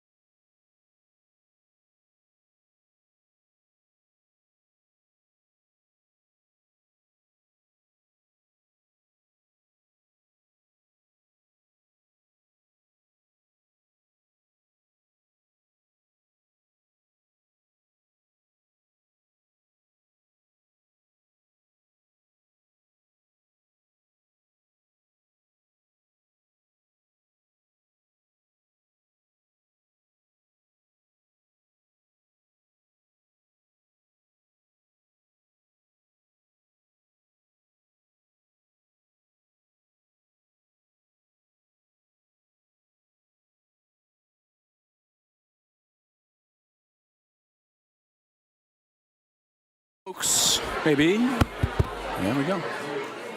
If you can wrap up those good conversations and grab a seat, it would be greatly appreciated.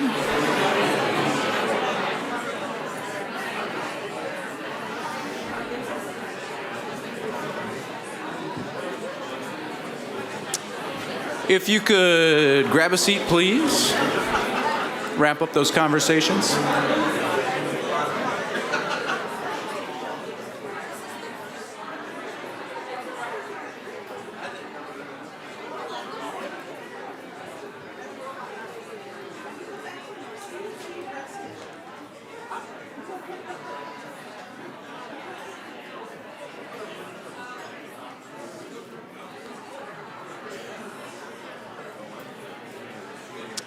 All right.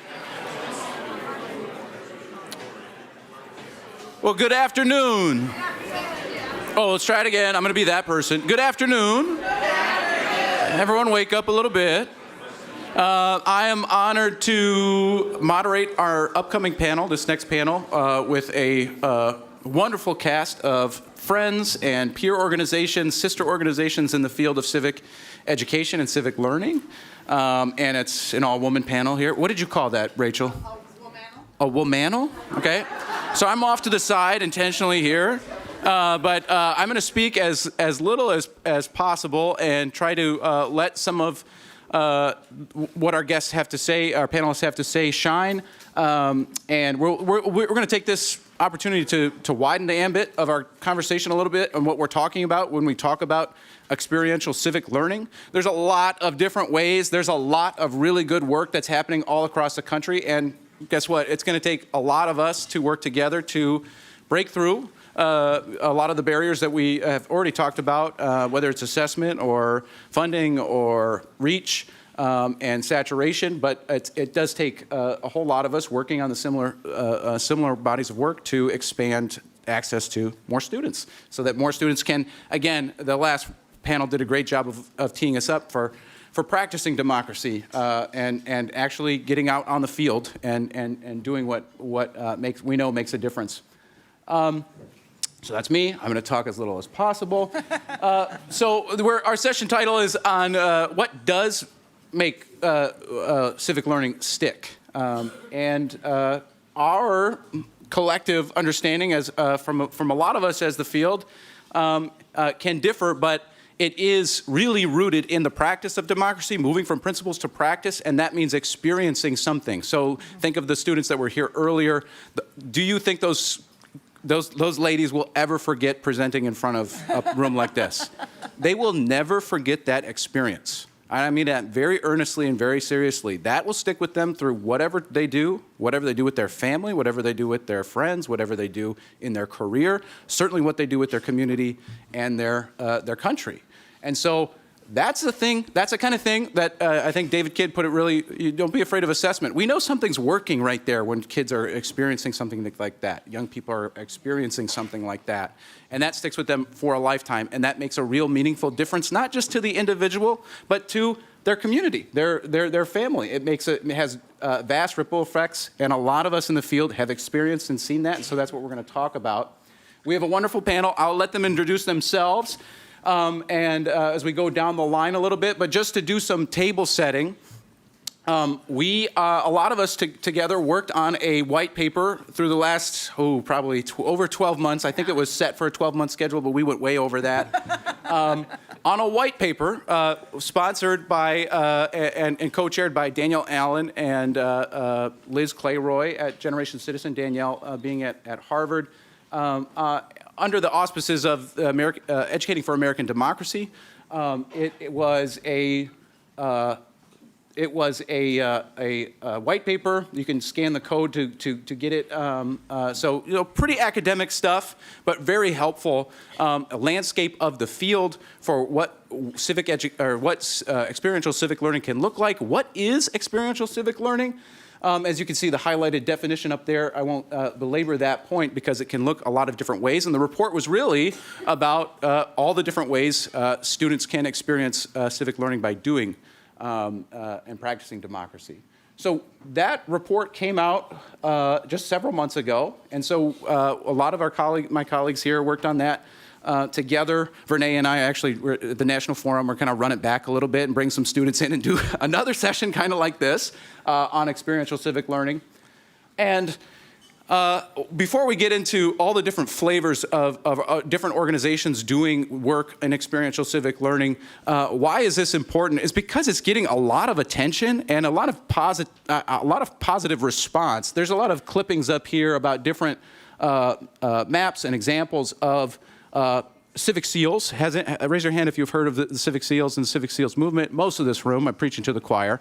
Very important movement that we've seen states and at either the student level, the teacher level, or the school level, or even the district level, try to recognize and honor some of the criteria that pulls in experiences into the civic learning process. So I tried to look up, this is just a table setting slide, but I tried to pull up 2 years ago when we were here talking about Project Citizen research, I had a chart of all the different Civic SEALs, and I tried to fix that. It's way out of date, so it was way too much work to even update it. And I know Kentucky's is actually in place. Indiana has one, and many more. Minnesota, I saw our Minnesota friends. They're really trying to push for a Civic SEAL. The Kentucky one is the example in that bottom right corner.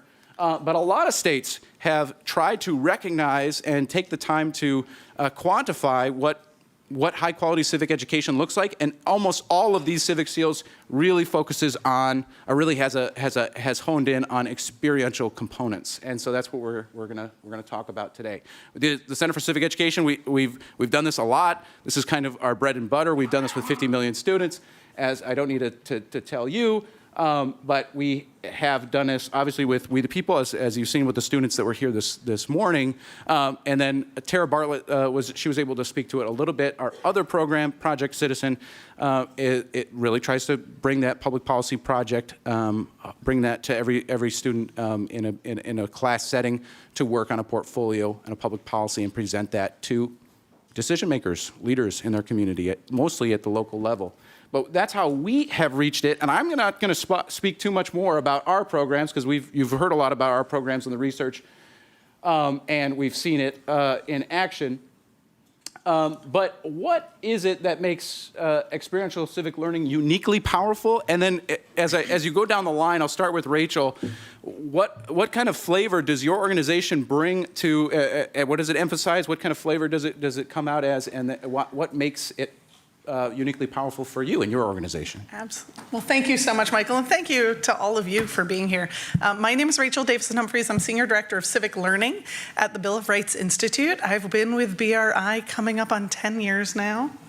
I know. Hi, everybody. And before that, I was a classroom educator for 10 years in kind of radically experiential learning environments, expeditionary, farm schools, really places that allowed students to really explore agency.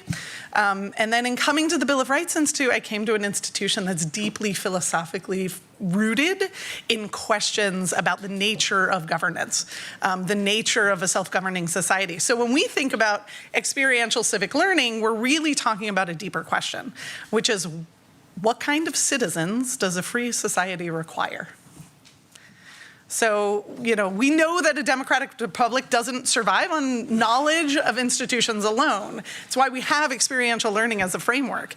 It requires citizens capable of self-governance who can deliberate, cooperate, resolve conflict, exercise judgment. And we think that's why experiential civic learning has become such an important concept in the field. So the white paper that Michael referenced describes experiential civic learning. I am going to read the definition. Go for it. Please do. As educational experiences that allow students to actively practice civic participation, civic decision-making, and engagement with public problems, rather than simply learning about civics through instruction.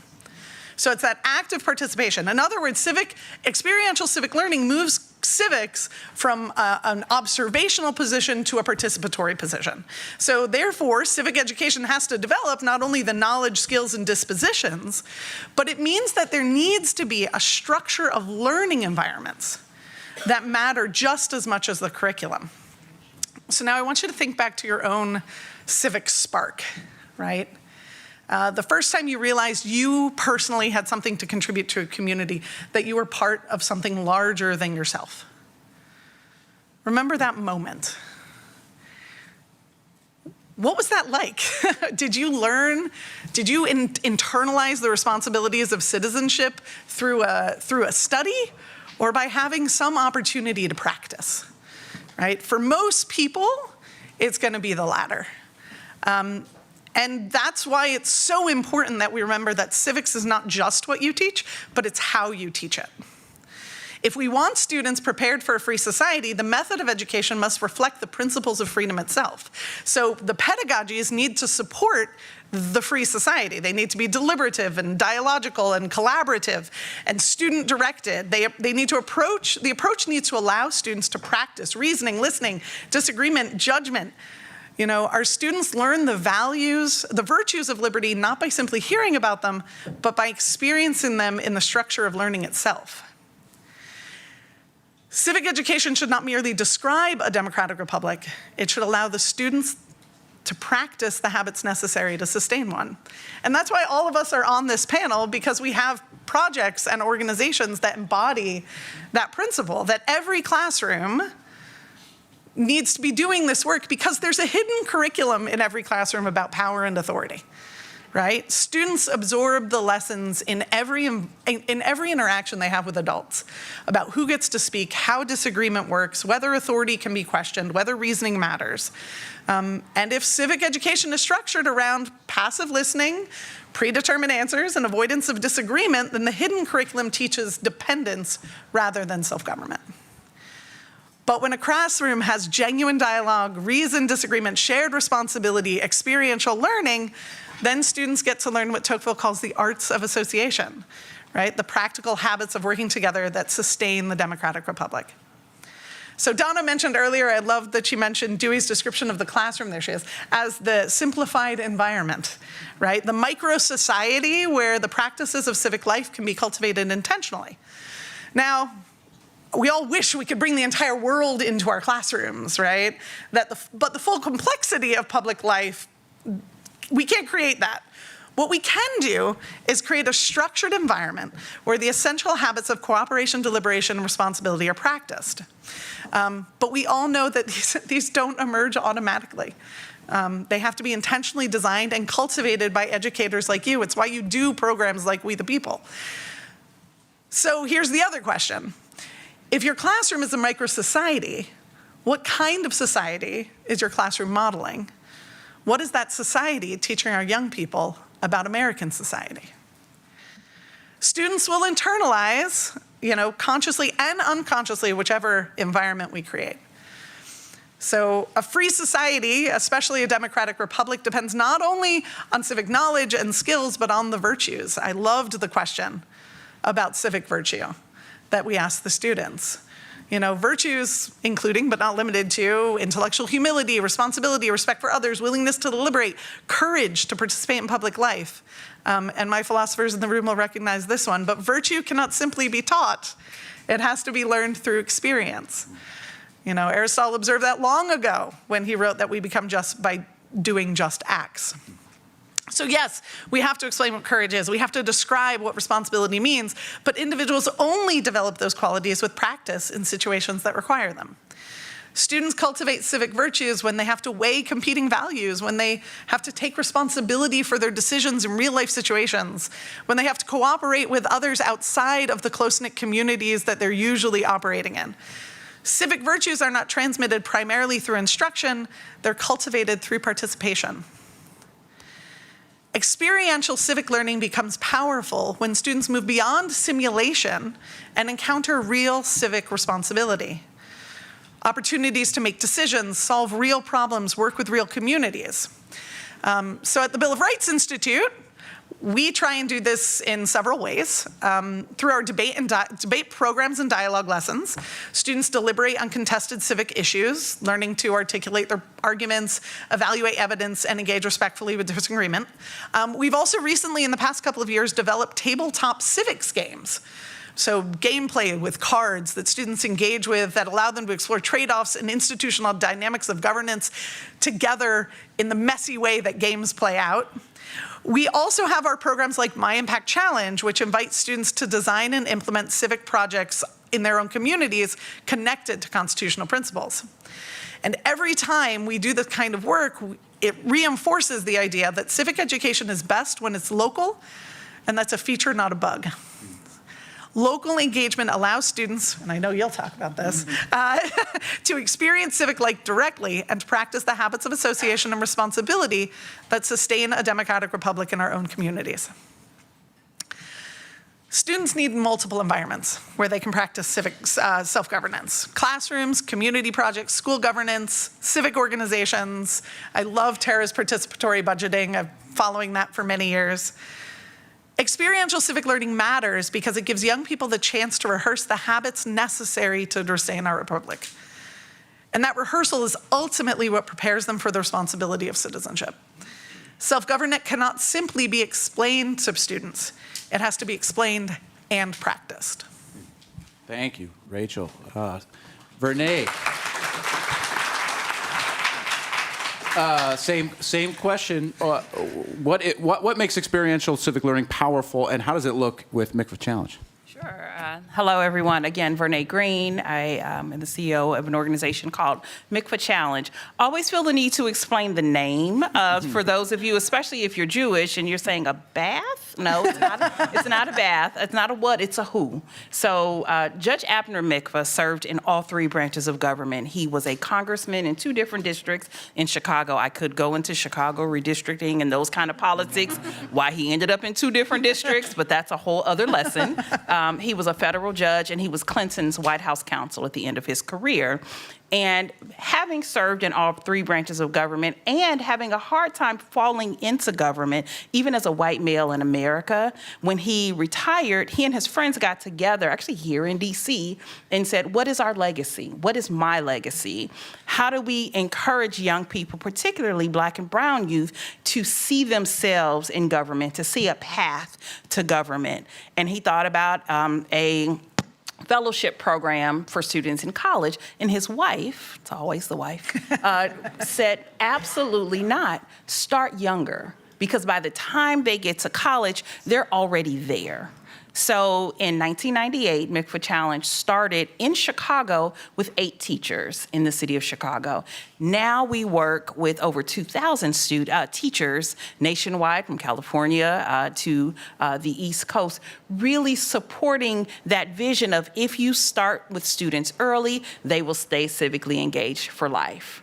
Although, and I was a history teacher, I always just want to make sure that I thank all of you who are teachers in the classroom or working in schools. You guys do not get enough credit for what you do.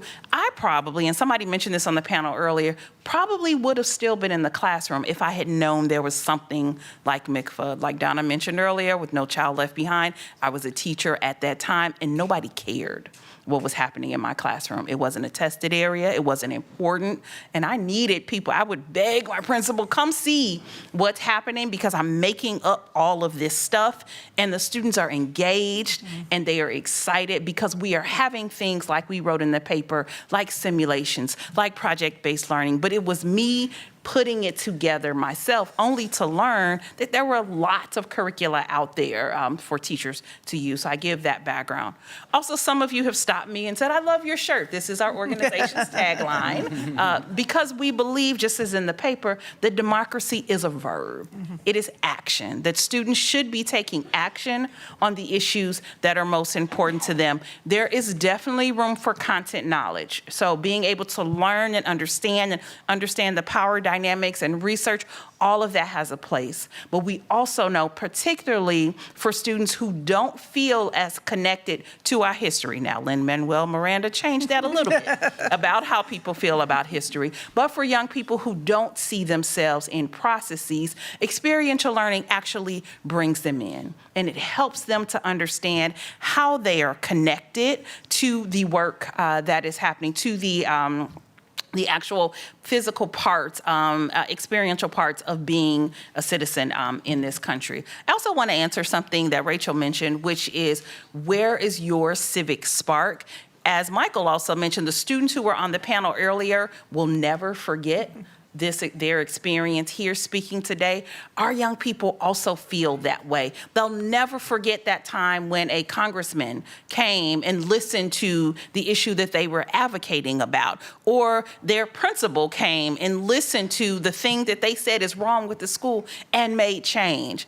I was that kid. I was that 5th grade student. I vividly remember my teacher, somebody talked about rolling the election booth in the classroom. My teacher I'll tell you my age, Reagan versus Mondale. Okay, so the teacher rolled that election booth into my classroom. Not only did I get to experience that, but then I went to an actual voting site, and the news came, and somebody asked me what I thought. And I was interviewed. My parents still have that tape. 10-year-old me was interviewed on the news about what I thought about this election. We'll never forget that. And this girl has never stopped talking.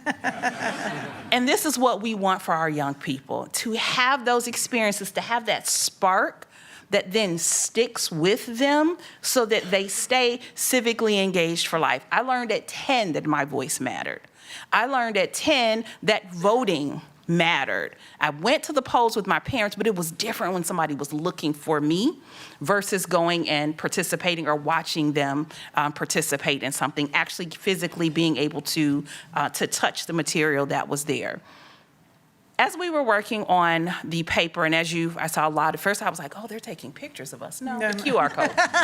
For those of you, as you were looking at the material, you'll see in the paper that it talks about different ways or different methods of experiential civics. If you bear with me, I'm going to just name them, and then I'll show how we look at that or how we do that at MICFA Challenge. So structured discussion, just really setting up your classrooms in a way that students are able to talk across difference, where their voices are there versus you as teachers. Simulations, as I mentioned.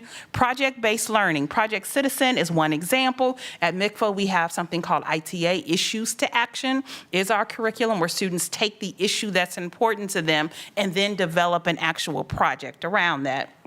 Service learning and community service. School governance, I'm going to come back to. Citizen awareness campaigns, extracurriculars, and self-governing youth programs are all examples, all ways that students can engage in experiential civics and experience democracy by doing democracy. I'm going to give one other example. So my children are adults. They live here in DC, thankfully, because I live in Chicago. And every Saturday morning, I play the Footloose soundtrack, and we clean. We've been doing that for so long. I love musicals. It starts with Footloose and goes in other musicals. But that's the signal that you clean. It's ingrained in them. They are roommates here right now. One remembers that, the other doesn't. And the one who remembers it says, okay, the girl remembers. The girl remembers. But it's the source of their battles, and she's saying, Mom, we have been do I need to play Footloose? So he gets the point, like, we have been doing this since we were children. You play the music on Saturday morning, we get up and we clean the house. It should be an ingrained practice. It is not. Pray for them, because I need them to stay here while I am in Chicago. But that's that practice that it's a habit of mind. Students, you do it on a regular basis. You start when you're little, you stay civically engaged for life. You learn a practice, you're conditioned to it, it keeps going, and you continue to engage in that practice for the rest of your life. That is our goal. So the way that we do, again, project-based learning, take an issue, think about something that is important, invest in it, do the research, interview folk, talk to people. If it is something that you can vote about, vote. And that just continues to be a practice, rinse and repeat. So the way we do this at MICFA Challenge, again, building democratic classrooms is one of the first lessons that we have as part of our ITA curriculum. It doesn't matter what subject it is. You can be a gym teacher, setting up your classroom in a way that students are able to learn from each other and talk across difference. Like my children, the cleaning should just be a habit. The goal is that if students practice talking across difference as 3rd, 4th, 5th, 6th graders, they can become adults and listen and agree to disagree and do so in a way that feels productive and feels respectful and allows them to have empathy for one another. So that's really sort of the structured discussion part of how we implement experiential civics.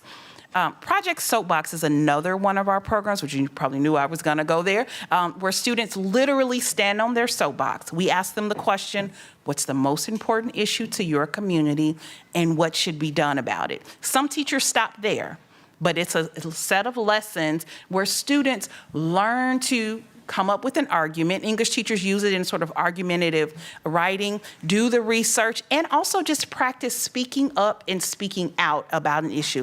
It's a way for them to experience and simulate another civic process. So whether they are testifying in front of their school boards, testifying in front of their neighborhood community, they get the practice in doing something that hopefully they will stay engaged in. I mentioned project-based learning. And then the last one, and one of the speakers earlier alluded to this as well. Now, I think it was Rachel, I think it was Emma from iCivics, not just having student voice in things like homecoming and prom, but really having what we call student voice committees, where students are meeting with decision makers in their school buildings, just like the teacher gave the prompt about school budgets and having students, but when she said, how would you feel? I was like, our students would love that. Because we do truly believe that they are experts in their reality. They understand what is happening in their school settings on a regular basis. They understand what they are experiencing and have some expertise and some experience, even if the decision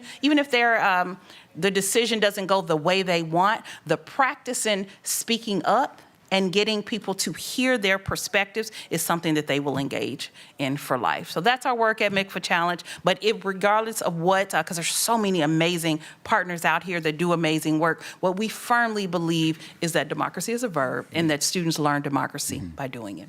Thank you, Vernay. All right. And I'll jump over to Kathy and street law. Same question. Sorry, those are the slides. So I'm going by my slides. Kathy, same question. What makes experiential learning so powerful to you, and how does that look with street law? Good afternoon, everybody. I'm Kathy Ruffing. I am with Street Law. I'm the Senior Director of Teacher Professional Development and Curriculum. And that means in that role that I direct our Supreme Court Summer Institute for Teachers, and I co-author our 2 textbooks, one on government and one a course on practical law for high school students. So I'll start with just a very brief history of street law because it's got a funny name. And so street law was born right here at Georgetown University, actually at the Law Center 50 plus years ago, when when Georgetown University law students looked around DC and said, you know what, DC students need to know about the law. They need to know practical law that's going to impact their life. They need to know about their rights, and we should go out and teach them. We're learning about it in the law school. We should go out into the schools and teach them, because it's the mid-70s, about, you know, the right to protest, what to do if you get arrested, what do you do if your landlord won't make the fixes to your apartment. And so that's what they did. And so and they picked the name. So we're going to blame the Georgetown University law students from 50 plus years ago. And so fast forward now, our programs have evolved over time, and we do a lot of other things. We're now a nonpartisan, nonprofit organization. And we have some of the same programs, a lot of different programs, but they still have that spirit to them where they're based on the students' lived experiences. They are, authentic problems that the students are encountering. They are student-based pedagogies. And when possible, legal professionals help to co-teach these classes in the schools. So that still goes through the spirit of what we're doing. So to talk about what we do at Street Law, I have 3 pictures behind me, and I'm going to use them to tell my story about why I think experiential learning is important and how you see it, our flavor, as Michael puts it, at Street Law. So the first one is a picture from Dr. Shalina Warren's classroom right here in DC, DC Public Schools, and this is a picture of her students doing a moot court about a current Supreme Court case from the current term. So that's something we really encourage at Street Law. I write up about 6 cases every year at what I hope to be about a 10th grade reading level, and we make those publicly available to teachers for free. And the idea is that teachers can moot these cases with their students before they've been argued, after they've been argued, but before a decision comes down from the court. And that's really a powerful experiential learning experience for students because it's a real issue. It's an authentic issue before the court right now. You don't have to make it up. It's not a hypothetical. And there's no right answer. Not that the court always gets it right, but there's, if you do it in the moment before a decision comes down, there is no decision yet. So, AI can't find you what the decision was because there is none. And so that's a really engaging experience. And students really put a lot of buy-in to it, and they want to rush in or text you and say, hey, the decision's come down. And so that's really important. We do a lot of other simulations as well, but I think we're most well known for our moot courts and our mock trials. Mock trials also incredibly engaging. But we also have simulations of school board meetings where they're discussing cell phone policies and dress codes. And so those kinds of things, students can take those experiences that they do in your classrooms, and there have been a lot of sports analogies today, so I'm going to stick with it. It's like, the drills that you do to just sort of get that motor memory, that muscle motor memory, and then you can go out and do it in the big game for the state championship without even thinking about it because you've practiced it so many times. So, maybe they really do go to that school board meeting or that PTA meeting and voice their opinions. They're not going to argue before the Supreme Court, but now, maybe in a couple of years. But those experiences that they're getting with looking at evidence and applying precedents and making a really logical case based on the law and oftentimes the Constitution, those things can translate into advocacy that they might actually do in real life.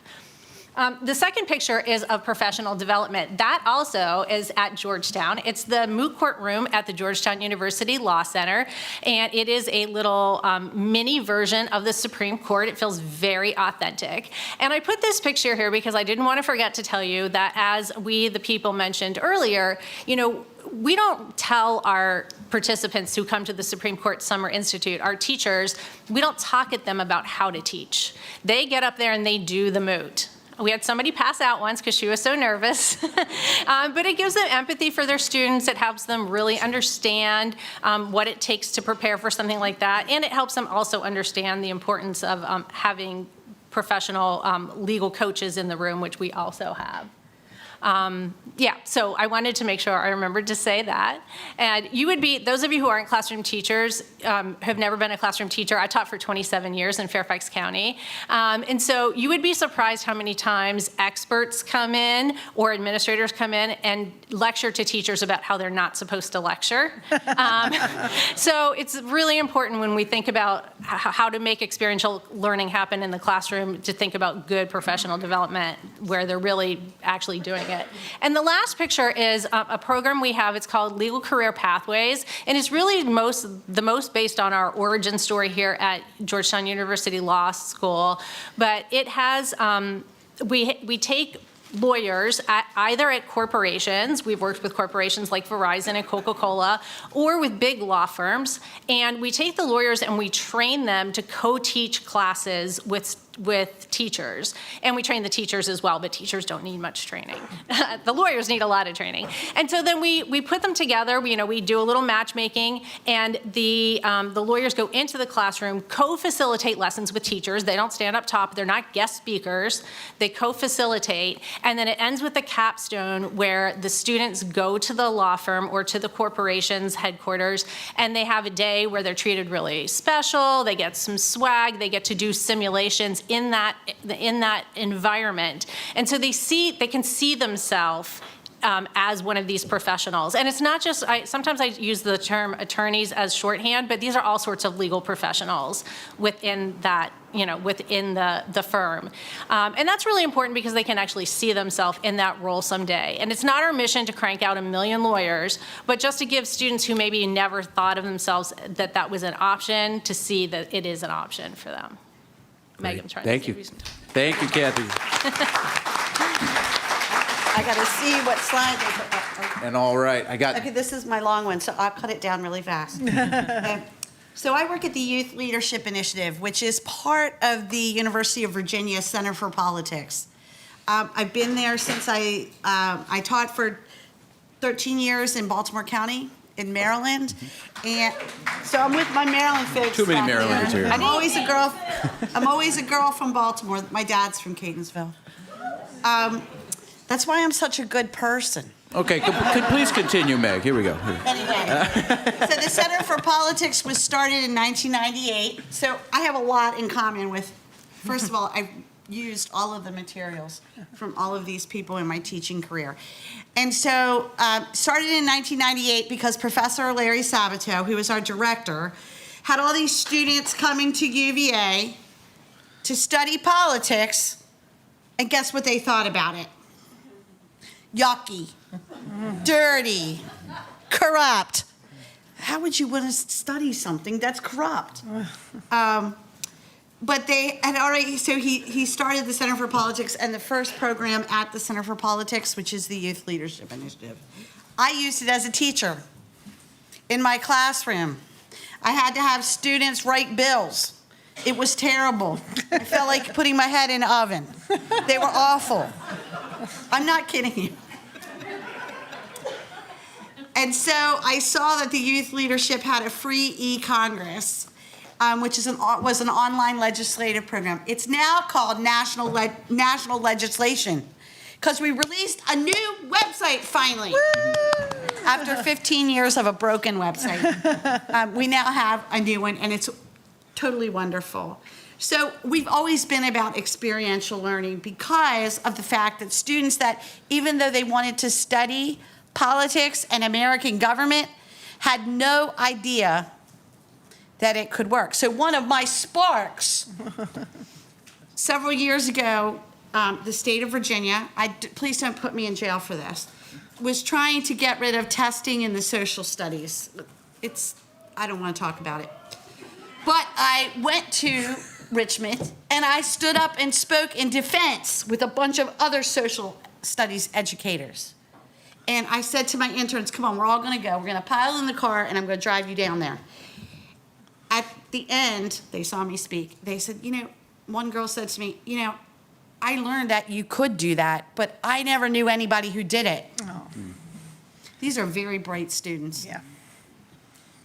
She had never seen anybody go to a meeting or stand up for their 3 minutes. And I realized that that is what we need to be doing. And so the programs that we have and that we're going to continue to run, we call it national election. We're not calling it mock election anymore. And it's going to be great. If you are registered with YLI, please log back in. If you are not, please tell teachers. It's free and easy. I'm the free and easy lady, but not that way. I knew that was coming. We're free. I saw that from a mile away.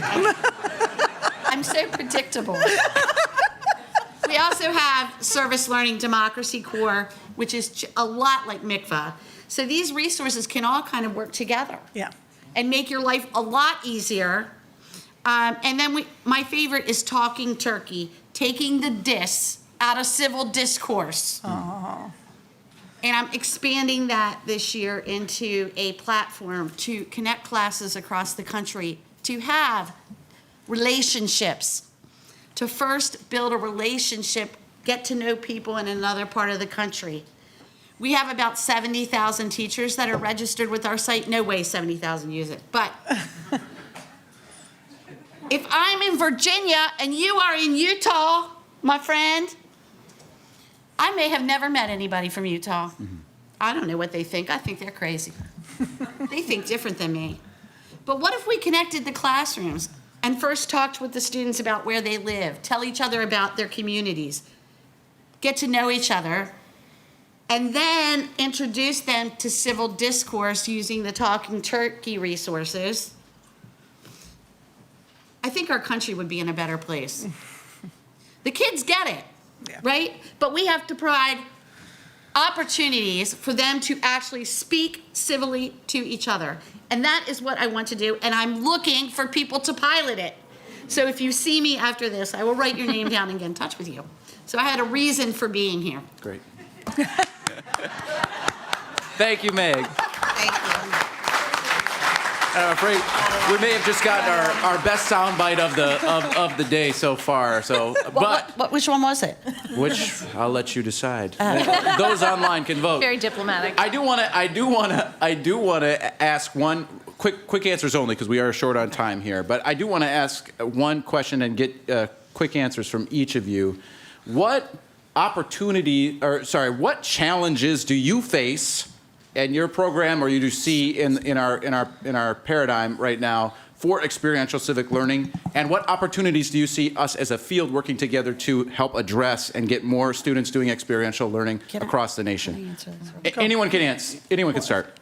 My biggest challenge, and has been since probably 2008, is a resistance for teachers to feel free to talk about civics and politics in their classrooms.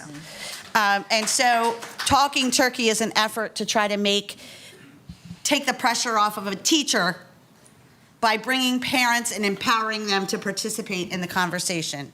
And because I really think that a lot of that fear that we're seeing all over the country nowadays is a result, it's a result of being afraid to have the conversation because the teacher might put their opinion in it, or people are being indoctrinated, which we all know cannot happen. But if you empower parents to participate and be a part of it, and they know what's going on, they're much more receptive to it. So I think we need to trust parents and communities and our teachers. Yeah, Rachel, go ahead, Rachel. Go ahead. I was just going to piggyback on that really quickly, too. So I just want to put a quick plug in for the Civic Renewal Network. So a lot of our organizations are here and some of the leadership is here, but just, one way, teachers are self-censoring. I mean, I think so they are very afraid, rightly, legitimately, and they're self-censoring. And maybe one way to mitigate that fear is to use high quality materials from nonpartisan, nonprofit organizations, and a good way to do that is to find Civic Renewal Network. Those organizations have all been vetted, and we all offer free, publicly available things. So you're not going to pay, and you should. I mean, obviously, you should still use your own filter for what is appropriate for your classroom, but it's a good place to start. This will date me, but it's the good housekeeping seal of approval for civic organizations. Rachel. Yeah, I think one of the biggest challenges that I see is that both teachers feel too overwhelmed by it's a paralysis of choice, right? There's so many things to address. And then the students feel like their projects are too small. So it's this really asynchronous thing that happens with experiential civic learning. And no project is too small, right? If it helps just one person, no project is too small to be a civic project. It's part of the fabric of our communities. I have one very quick example of you never know where they'll go, right? We had a 2003 My Impact Challenge winner named Riley Brooke Kamahele from Mililani, Hawaii. And she had a project called the Catalyst Club, which was this big umbrella. It was just supporting other organizations. It itself wasn't a project. It was a project that was an umbrella for other projects. And when she wrote her application, she said she wanted to create a compassionate society where everyone's valued and treated with kindness. And so she did this little project, and that sounds amazing. And it was, and we gave her first prize. And then her island burned. And she had this huge infrastructure of all these little things that she had been doing. And she was able to turn it on a dime and took her winnings and turned her organization to provide relief for the wildfires. So my argument or my thought to those children is you never know where your project's going to go, so just do it. Thank you. Vernay, bring us home. Well, when I heard someone say that's my student. Did I hear that? So just the example you gave. Hawaii's in the room, Yay! Tell her the Bill of Rights Institute says hi. Which just reminded me, and actually I pulled out like our alumni data, like our young people who have these experiences are doing amazing things. And what I appreciate so much, I feel like every day on LinkedIn, I can see one of our alum who's doing something really powerful. So I just want to say that. I also want to flip the question, what are the biggest barriers to experiential civic learning? We're answering that, and we've got answers, but you guys have those. Answers. You all are teachers. You're in the district. You know what your barriers are. I think some of it is professional development, like having time and space to practice, to role play, to simulate what happens if a conversation goes off the rails. How do I bring it back in? What if a parent asks me a question that I'm struggling to answer? What are some key talking points? But I also just want to flip it back on this group. We got up here on the panel, but the expertise is in this room. So I just want to make sure that we acknowledge the fact that you guys can identify to us what some of the barriers are. And I think the opportunity is for organizations like us and Center for Civic Education to listen and figure out how we can better align. Somebody said Shalina Warren. I think we all claim her. She uses all of our curriculum. She was ours first. No, I'm kidding. But there are so many teachers out there, and we also just want to eliminate the barriers where we're competing and fighting for teachers. How do we better align so that you all have the resources that you need? You don't have to make it up yourselves, and we provide the tools to help eliminate some of the barriers that are there. The CRN, just to plug it again, is really good because they have them all on one page, and you can kind of look through and see who has what you need at that moment. Well, I feel like that is a perfect place to end on a very positive note. So please do give a round of applause to all of our panelists here. We don't have a ton of time to focus on this, but there's a lot of different ways we can collaborate as a field. There's a lot of different opportunities. There's one up here that I will share the slides out, and some of my partner organizations up here will have information about this, and their slides will be available on our website as well. But to go back to the assessment piece, the national framework piece, there's a lot that we can do to work together to try to elevate and make sure people hear that experiential civic learning is important, and it must be. Civics is learned, so it should be taught, and it must be assessed. And for all of these reasons, we have a great deal to work together on. So I'm going to, again, leave these slides in since we are a little bit over time, but then I will thank you all and give our round of applause to our panelists here again. Thank you, Michael.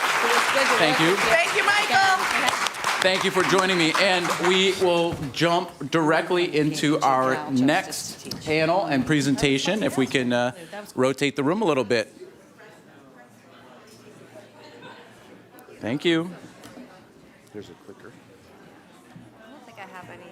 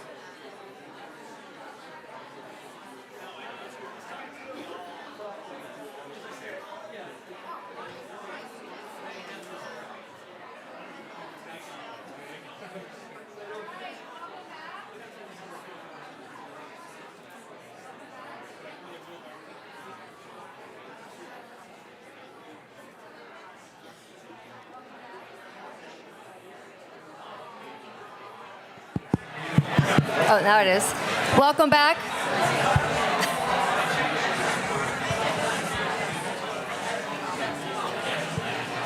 If you can hear my voice, clap once. Oh, I love a room full of teachers. All right.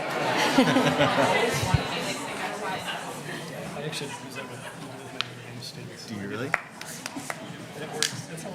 That's awesome. So I am really excited for this next conversation for many reasons. One, because it's a great conversation, and the people we have up here to lead it, but also because it's the last formal conversation we have before our civics connecting time over back at the Hilltop Tavern. So let's jump right in. They don't have. Oh. This was such a fun conversation to prep, meeting with David Campbell and Lance Holbert. So I'm going to give it very little preamble, and we're going to dive right in. David Campbell is the Packey J.D. Professor of American Democracy and Director of Notre Dame Democracy Initiative at the University of Notre Dame. I did my master's at the College of Notre Dame, so I always pronounce it that way. Notre Dame, Notre Dame. But. Yes. Many Americans are surprised to learn that Notre Dame actually is French. They think it's Irish.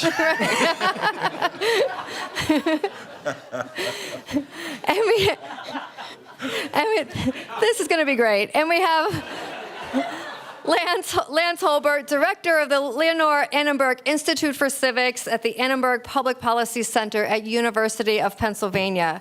So we started this morning, and we've been focusing a lot on what happens in the K-12 classroom in civic education, but we have heard about the different roles that forces of civic learning outside the classroom have on students' civic learning in general. It does not happen in isolation. I think the panel that William Obrakta moderated so skillfully really highlighted that, we're all looking at the same thing but from very different angles, and sometimes we have to study it from a very discrete perspective, but that's not how students experience their civic learning. It happens intentionally, unintentionally, all over the place. So that's where we're going to start. I call this a false dichotomy, but so we tend to segment all the different facets of our learning. Is it a useful distinction to distinguish between the home influence and the family influence and what happens in school? We'll start there with your thoughts on that. And then we'll get into the roles of the two, and then all the other things that are part, like the intersection between those two things that really shapes civic learning for students. So you two already know who wants to go first. There you go. I think it's worthwhile to think about the full range of different socialization agents in the context of which political socialization can play itself out. We can think of them as complementary, like how do they complement one another. We can also think about it in terms of how one is making up for the lack of another. All right, so the idea that it's going on in both places would be complementary. The idea of it's only going on in one particular context, let's say the home, but not the school, and the idea of how that functions, and also the idea that it's competitive. The idea that there could be messaging that exists in the house that doesn't function or go in alignment with that, which is something like a school. Just before I get to answering this question, I did want to say thank you to everyone involved here. This has been an invigorating day, and it is, I will say, a daunting task to not only speak at the end of the day, knowing that we are between you and the drinks, but also, Lance and I are up here as a bunch of pointy-headed intellectuals talking about blah, blah, blah data, and you are actually living it, and I really do appreciate that, and it's been fantastic to see how this idea of civic education plays out. I also just wanted to note that this is a historic event. You may not realize how historic this particular panel is. You have 2 academics on a panel and no slides. It has never happened before, and it will never happen again. Yeah. But none of that was your question. You asked something. Neither of us had an intention to make a slide. And this is why we don't need slides. So go ahead. So, false dichotomy between home and school. This is what I will say. When we think about what young people, or really anyone, learns about civic life and what it takes to get civically engaged, it never makes sense to isolate any one. Lance used the fancy pants word of socialization agent, meaning a school, home, church, extracurricular activity, all that sort of thing, because all of it works together. And the theoretical frame, the way to think about that is a healthy democratic society requires a seedbed of social capital. The idea that people can come together in communities and develop a sense of trust with one another. They develop a sense of reciprocity with one another. And that in turn fosters that psychological change, that mental change, that you no longer think only of yourself as an individual, but you think of yourself as a member of a community. And when that social capital is built successfully, that community actually is pretty capacious, it's pretty big, it's pretty wide. It doesn't just rest on your own family or your own religion or your own town, but you think of yourself as part of a broader community. But it often starts at the localized level, which is why the school is so important and the home is so important. Now, I say all of that at the same time recognizing that when you look in the academic literature, so the sort of work that Lance and I do, often you will find papers that focus on what happens in a school or what happens at home or what happens at church, only because you can't study it all at once. But any time that we venture into any sort of discussion where we pretend that what happens at school or what happens at home happens in isolation from all these other things, that is a fool's errand. It makes things complicated because it means that we have to think in terms of a system and not just individual pieces. But if we're being serious about trying to understand what leads to a more civically engaged population, we do need to think broadly. And therefore not only about what happens at school or what happens outside of school, but the connections between the two. Thank you.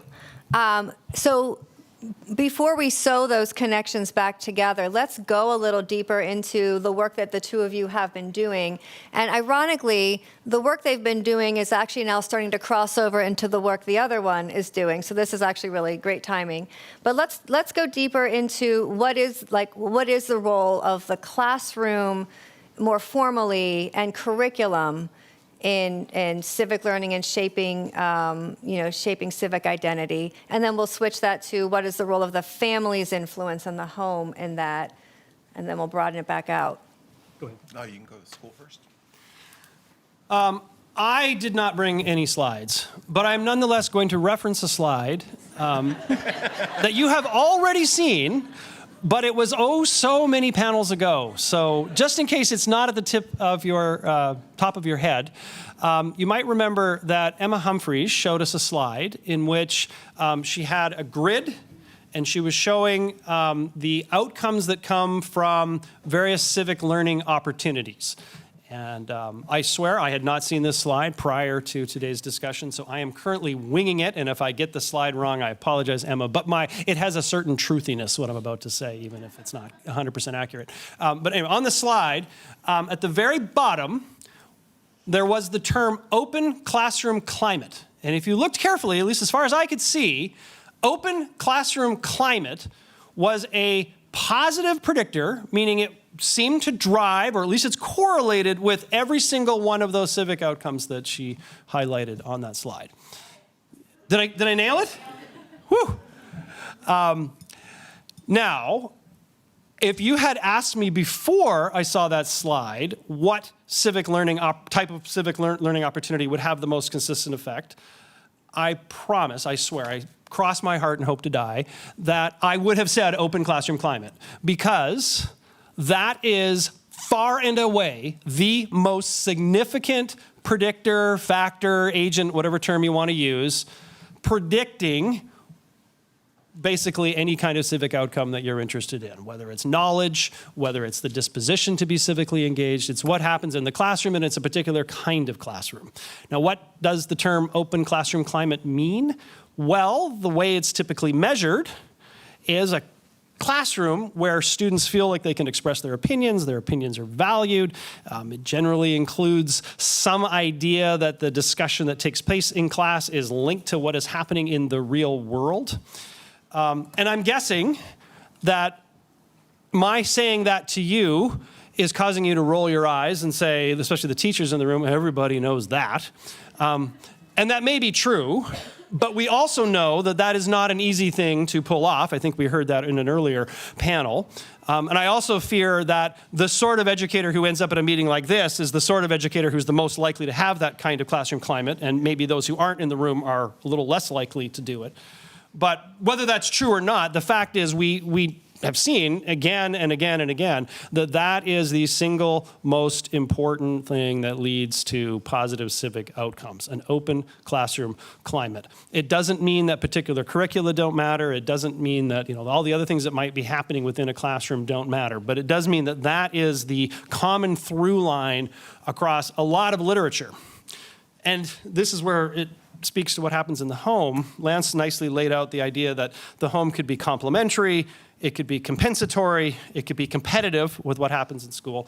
The open classroom climate, the evidence suggests, it can be a compensation. So for students who maybe do not have as much exposure to civic life at home, when they are in that sort of classroom environment, they are more likely than students who come from a civically engaged home. They're more likely to gain the benefits, at least in terms of the knowledge that they have and their propensity to be civically engaged themselves. So it's not just that open classroom climates matter. They matter most for the students, I would suggest, need it the most.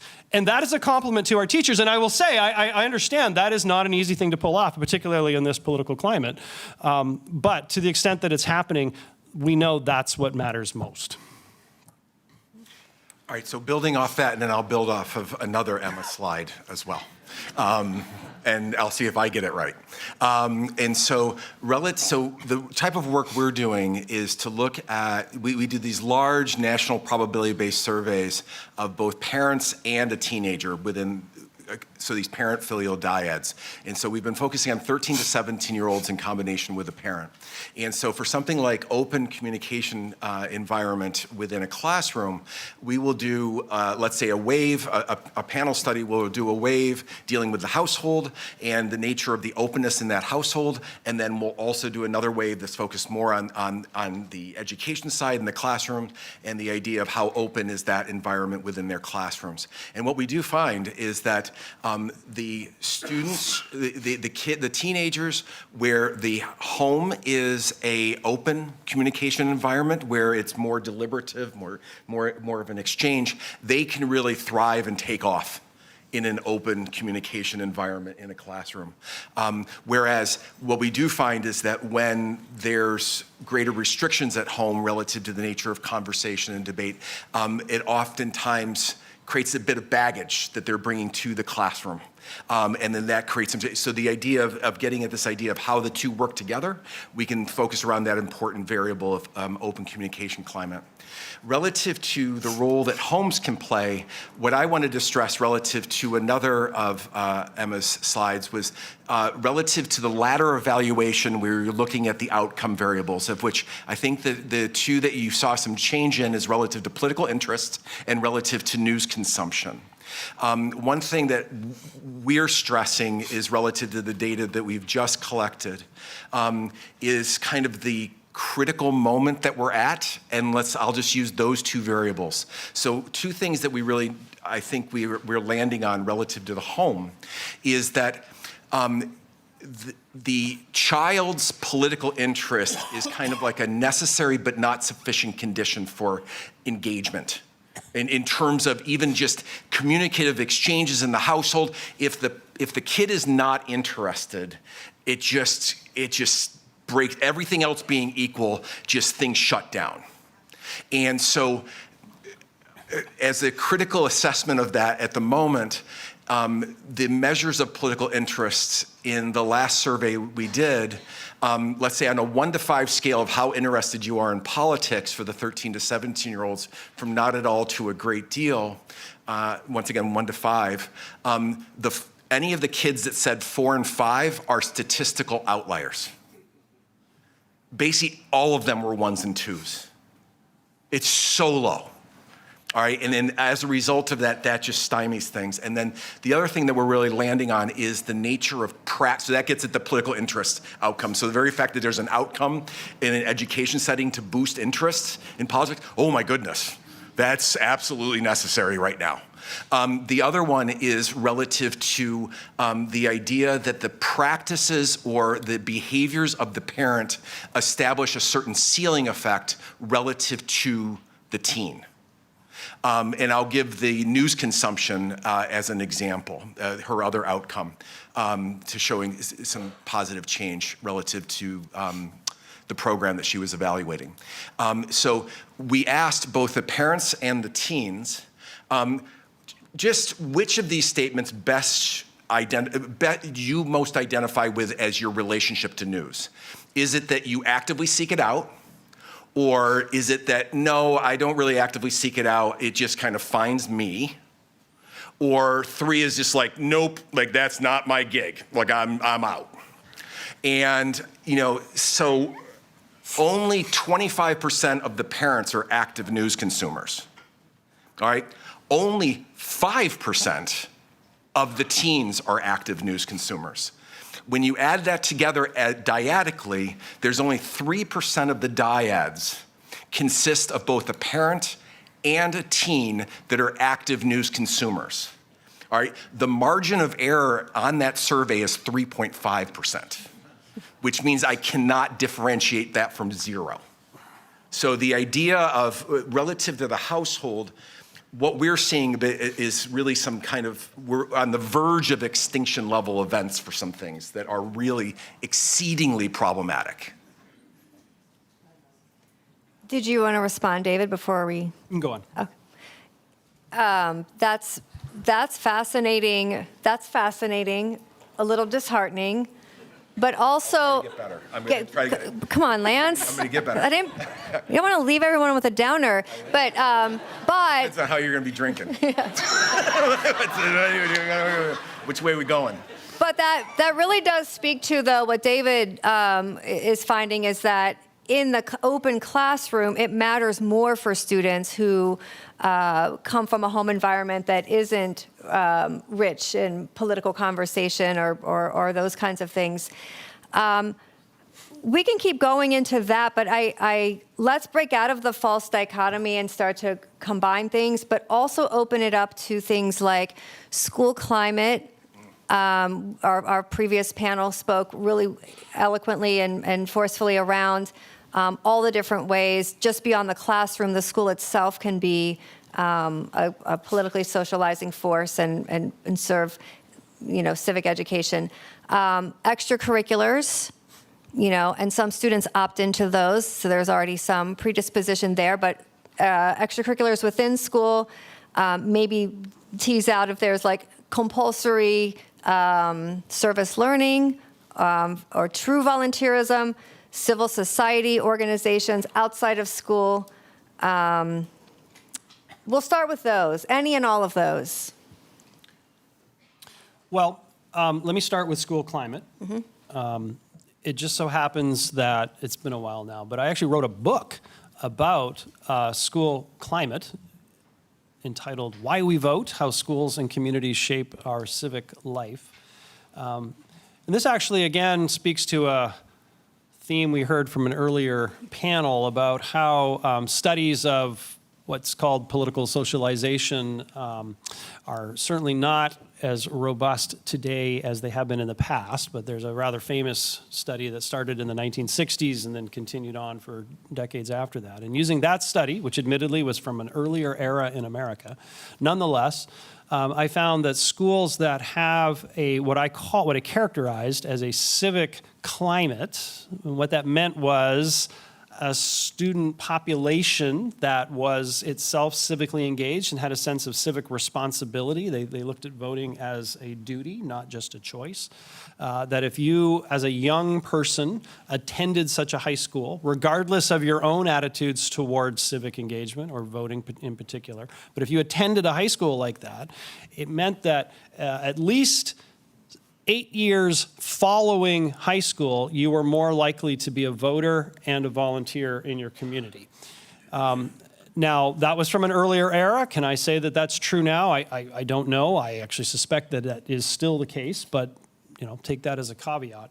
But it's a reminder that schools are complex organizations that are not limited to what happens within the classroom. And I think we can all speak, anyone who's spent any time in a school, from experience, knowing that when you have a healthy culture within a school where students feel like their voices are heard, where they can participate, where there's a general sense of belonging, which often means that you're rallying around, the school as an organization, that can actually have a pretty powerful civic effect. And I think we've heard that echoed today in many of the examples that have been given of these successful programs that have been implemented around the country. So that's on school climate. There are lots of other things you mentioned there as well, but I'll just pause because I suspect Lance wants to say something. Well, I am an academic, so I can say something. On school climate, we do find very much along those lines, it's such a powerful variable, and it's strongly correlated with the idea of something like an open communication environment, kids feeling comfortable to be able to speak in schools, but also leveraging on that the idea of us not just measuring the kids, but also the parents, is that one thing that we find is that as the kids' school climate perceptions increase, become more positive, they're more strongly correlated with the parents' perceptions of the school climate as well. And so the idea that there is not just an effect on the kid relative to how they feel comfortable and the democratic processes that are going on in that school, but it also does translate over to the parent as well. And there's a comfort level there. And the idea of then that translating over to the community or community support or whatever for the district or for the school, I'm sure that translates over to that. But we say that there's really strong associations, especially as the school, between parent and teen, as the school climate becomes more positive, as perceived by the parent, the kid. Okay, so, and then what about the politically socializing nature of student groups, extracurriculars? Again, the evidence is pretty clear that extracurricular activities, whether formally extracurricular in the sense that they're sponsored by the school, or other activities that students might be involved with that happen outside of school but are not necessarily sponsored by the school. So think church youth groups or some sports leagues, that sort of thing. Whether we're talking about one sort of activity versus the other, all of those provide a taste for young people of cooperating with one another. Those are all ways in which social capital can be built. And that is the good news. Extracurriculars do matter. But that good news is tempered with some bad news. And I don't mean to be a downer, but we do need to be realistic. So here are a couple of things to keep in mind about extracurricular activities. As Don has already mentioned, one of the hazards of relying solely on extracurricular activities to foster more civic engagement among young people is that, of course, extracurriculars are extra, and therefore the students who opt into them are not necessarily the ones who are most in need of the impetus for greater civic engagement. In other words, these are kids who are likely going to be civically engaged anyway. That's why they're participating in those groups. Now, that's always been the case, and there's probably nothing you can do about that because, by definition, these are voluntary activities. The truly disturbing news is that over the last generation or so, a very wide class divide has opened up in terms of extracurricular activity. Volunteering is a good example. If you look at overall rates of volunteering among high school kids in America, it's actually relatively high, and that's one of the indicators that people like myself often point to. Oh, look, volunteering, is still actually a pretty healthy segment of civil society.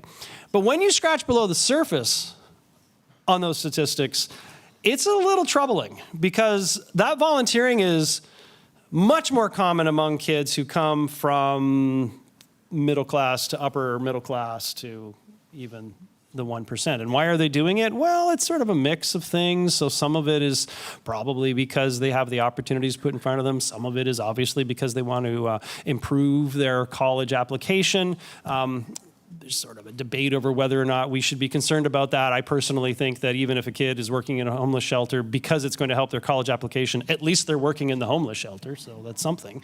And that class divide has opened up dramatically. And in particular, in the two areas where in a previous generation we didn't see the class divide. The first of them is sports. Now, there is actually a bit of a debate in the literature over the extent to which participating in sports as distinct from other extracurriculars has the same sort of civic effect. But even if it's smaller than mock trial or Model UN or student government or the student newspaper, even if it's smaller, if it's something, I still say that's worth doing. And sadly, what has happened across the country is that increasingly school districts or Little League or sports leagues that are not tied to schools employ a pay-to-play system. And so an activity that used to be open to everyone has increasingly now been closed off to those who can't afford to pay to play. That is a tragedy, and that is something we should all be concerned about. The second downer is the one area of civil society that has always, or at least until recently, kind of withstood the whole phenomenon of this decline in social capital or the fact that Americans are bowling alone, if you know that metaphor. And if you don't, it's enough to know that Americans used to bowl a lot and now they don't. And when they do, it's not in a league, and that's bad. I just summarized a 600-page book. Don't need to buy the book now. That's like, yeah, exactly. Anyway. The one bulwark in civil society was religion, right? Americans go to church and synagogue and temple and mosque. That was the one thing that held out. Until about 25 years ago, when, as you are probably all aware, there was and continues to be a rather dramatic turn away from organized religion in America. That includes our young people. In fact, if anything, it's pronounced among our young people. And so even those church groups or temple, synagogue, mosque, ward groups, that once were the counterbalance to the pay-to-play on the sports side or the other extracurriculars that maybe kids weren't involved with, even those groups are also in decline. And I wish I had, at this point, a slide where I could say, and now this is what we do to fix it. I don't. But at the very least, we need to start by recognizing that we cannot simply assume, kids are going to learn all this stuff somewhere else, or they're going to learn it at home. They're not, which is why we all have to be in this together and not think only about school or home or church or Little League or whatever else. Yeah, relative to the extracurriculars or different type of civic engagements through volunteer work, a couple things. One is, I completely agree, the idea that they're out there, that they're engaging, interacting with others, having some form of behavioral contact with folks that they don't normally see is exceedingly important. And it serves as just the basic contact hypothesis, the idea that you have contact with folks that are not like you. You'll begin to find that you have some similarities that you didn't initially assume. And then that can prove to increase trust or build trust, and those are all good things. So relative to things like, the underlying motivations for a 13 to 17-year-old to engage in extracurriculars or in terms of volunteering in a community, yes, it really comes down to the nature of attribution. Is it an internal or external one? Are you internally doing it because you want to do it and make yourself better and help out others or whatever, or is it external, more of like, I want to get into a good university, I want to get, and then once that goes away, that external agent goes away, then so does the volunteering and all of those things, unless it changes. So that idea of that movement more toward that internal attribution is exceedingly important through those processes. And even if the teen doesn't have it initially, that's part of what we have to educate them about. And then I think the other thing is, yes, relative to something like sports, especially since I raised a couple athletes and had to do a lot of coaching with a lot of travel teams. Like the privatization of that and moving that rather than it being public and the pay for play and all those things has really reduced the unintended negative, positive consequences that can come from that type of activity. And then there's more privatization that exists in a whole bunch of other areas as well. And with that is producing some unintended negative effects. It's really striking me that we're coming back around to then the sacred role of the classroom, because that is the one place where all students land, that kind of mitigates for some of these differences outside of the school. But before we go back into there, we were talking about the role of state-level policy and what that can do to shape civic learning and civic effects for students. Do you want to go on that? We had an interesting finding recently relative to more in the media literacy arena. And so what we found was a state-level policy by school climate interaction. In that if we asked the teens a litany of different news-related classroom activities, and have you done this school year so far? That tell the difference. Have a lesson or discuss the difference between news and opinion. Keep a news diary. Write your own journalistic piece. Whatever else, a whole bunch of them. And what we find is that in those states where there is either legislation on the books or significant movement toward the creation of legislation on the media literacy front, that teens in school districts with really strong school climates, all of a sudden there's a lot more of those activities. They stand out relative to the schools with the poor climates. Whereas in the states where there is no news literacy policy, the difference between good schools and bad schools is nil, nothing. And so it's an interaction between the two. So what we have found, at least in that particular arena, is that quality state-level policy in combination with school climate allow good schools in states with that legislation are allowed to thrive. Well, my example of state-level policy is one that I suspect will be met with a mixed reaction in this crowd. And even within individual people, they might be of two minds about it. And here's the finding.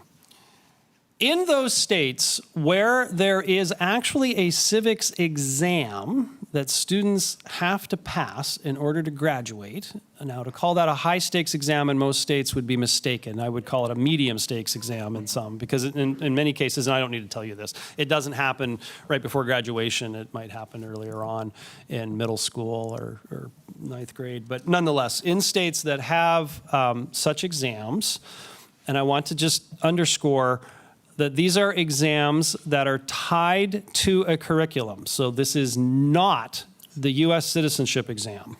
Our findings do not apply to the citizenship exam, those states that have adopted it, but instead, states where there is actually a civics assessment that is alongside the other assessments that earlier were lamented that came from the No Child Left Behind era. In those states that have those exams, you do actually see, according to the NAEP civics exam, so the nation's report card, that's high quality data that came from the Education Department, rest in peace. No, actually, to their credit, my understanding is that NAEP civics is going to continue.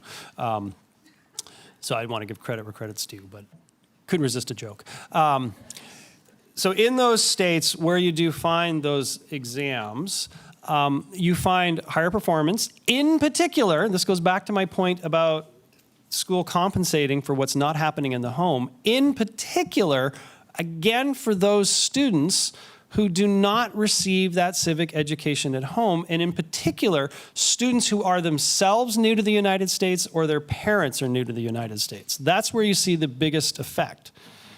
Now, as I said, to some teachers, that sounds great. Wow, when we take civics seriously, we actually see better performance. On the other hand, it does mean I'm talking about a test, which some people maybe would not be so excited about, but that's what the data show.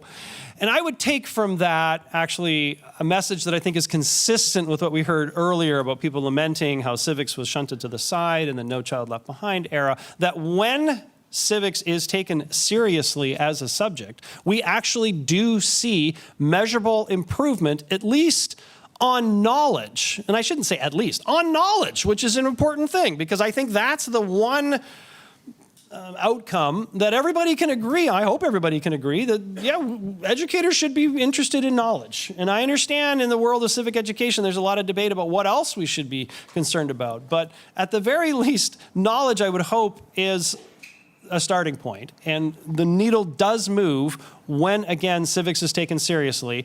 And I just want to underscore again, that's when it's a civics assessment tied to a curriculum, so not the citizenship exam. That is not the implication to take from what I just said. Could I add one more thing?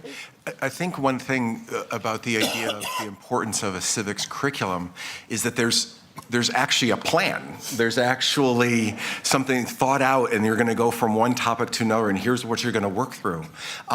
Relative to what we see at the home, which I would say that when we study 13, as an example, 13 to 17-year-olds, if there was a socialization plan with parents relative to, you would actually see a trajectory towards suffrage, right? You'd see there's a difference between the 13-year-old and the 17-year-old. And there's not at all. How they engage, what they engage, how they interact with the parents around the broad democratic framework, there is no difference. There is no plan. It's just certain kids happen to be in a household that is politically engaged or civically engaged, and there's those that are not. And that's the way it works, but there's no plan at all. And so the very fact that there's a school and there's a curriculum and that there's a plan is a good thing. Can I add a point to that? Because we don't want to be total downers here, here's a little positive note. One of the things that has been found in a variety of studies, so this is not unique to just one idiosyncratic study, but you actually see this across a number of really clever pieces of research.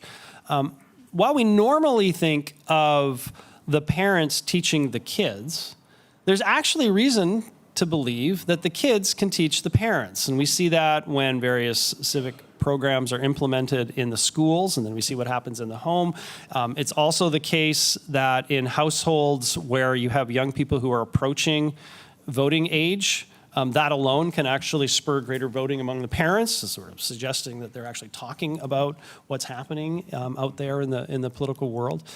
And so in other words, while the picture that Lance is painting of what happens in the home might be a little dismal, there is actually reason to think that what educators do at school can, again, move the needle at what happens at home, which I think is an encouraging note and something that is worth highlighting because there's a positive coming out of this conversation. I'll add to that. And so that speaks to the evaluation and assessment that was mentioned earlier and the importance of it, is that we are starting to engage in thinking creatively of how to evaluate education programs. And one thing that we're finding, especially, so at the moment, we're evaluating a couple civic education programs at the elementary school level to assess not just the influence of those programs on the kids, but also on their parents. That the idea of one upside of going younger relative to civics is that when you catch the kids when they're in elementary schools, it's before they're teenagers, they're before it's getting to like, get away mom, get away dad, and the idea of engagement, and the idea that if you have an intensive civics education programming at the elementary school, the idea that that could impact the parents and evaluating that. And if you don't evaluate not just the effect on the kids, but also on the parents, you're actually undervaluing what civics education can do. I love that trickle up effect. And I think that brings us full circle to the synthesis between the home and school, but we got there, we reversed the direction. We have 1 minute left. and everyone looks very thirsty. No, so final thoughts. I think you've left us with a lot of homework of things to think about and continue to have a conversation about. And you maybe unwittingly are teeing up our conversations for our panels that we're having tomorrow, which is really, really great. What else should we be thinking about as we wrap up this afternoon and go into tomorrow as well? I realize what I'm about to say might sound completely unrealistic for those of you who are in districts where things are contentious, but it is my long-held view and experience, and the data does show this, that we should not shy away from exposing young people to the real world of politics. And I would go even further than that and say one of the problems we have in this country, why we experience affective polarization, the idea that people just have a strong dislike, animus, even hatred toward those of the other party or hold a different political philosophy, is that we have ceased to learn how to disagree with one another because we have pushed politics to the side as though that is a dirty thing. It's sort of like sex. We're not supposed to talk about it. Well, whether or not you talk about sex in your classroom, that's up to you. I'm not going to touch that. But we should not shy away from the reality that we cannot just use euphemisms for civics. It's about politics. And that is, I realize, a hard thing to do. But that's why the teachers are paid the big bucks, right? So. Yeah.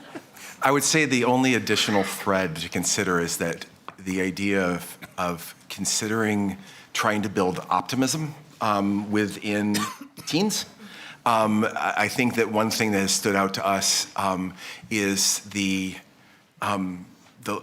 cynicism or pessimism that exists at the moment, or really fear of the future that exists within teens at the moment, and the idea of just beginning to address that and then having that as some thread that exists through various lessons go on in the classroom is important.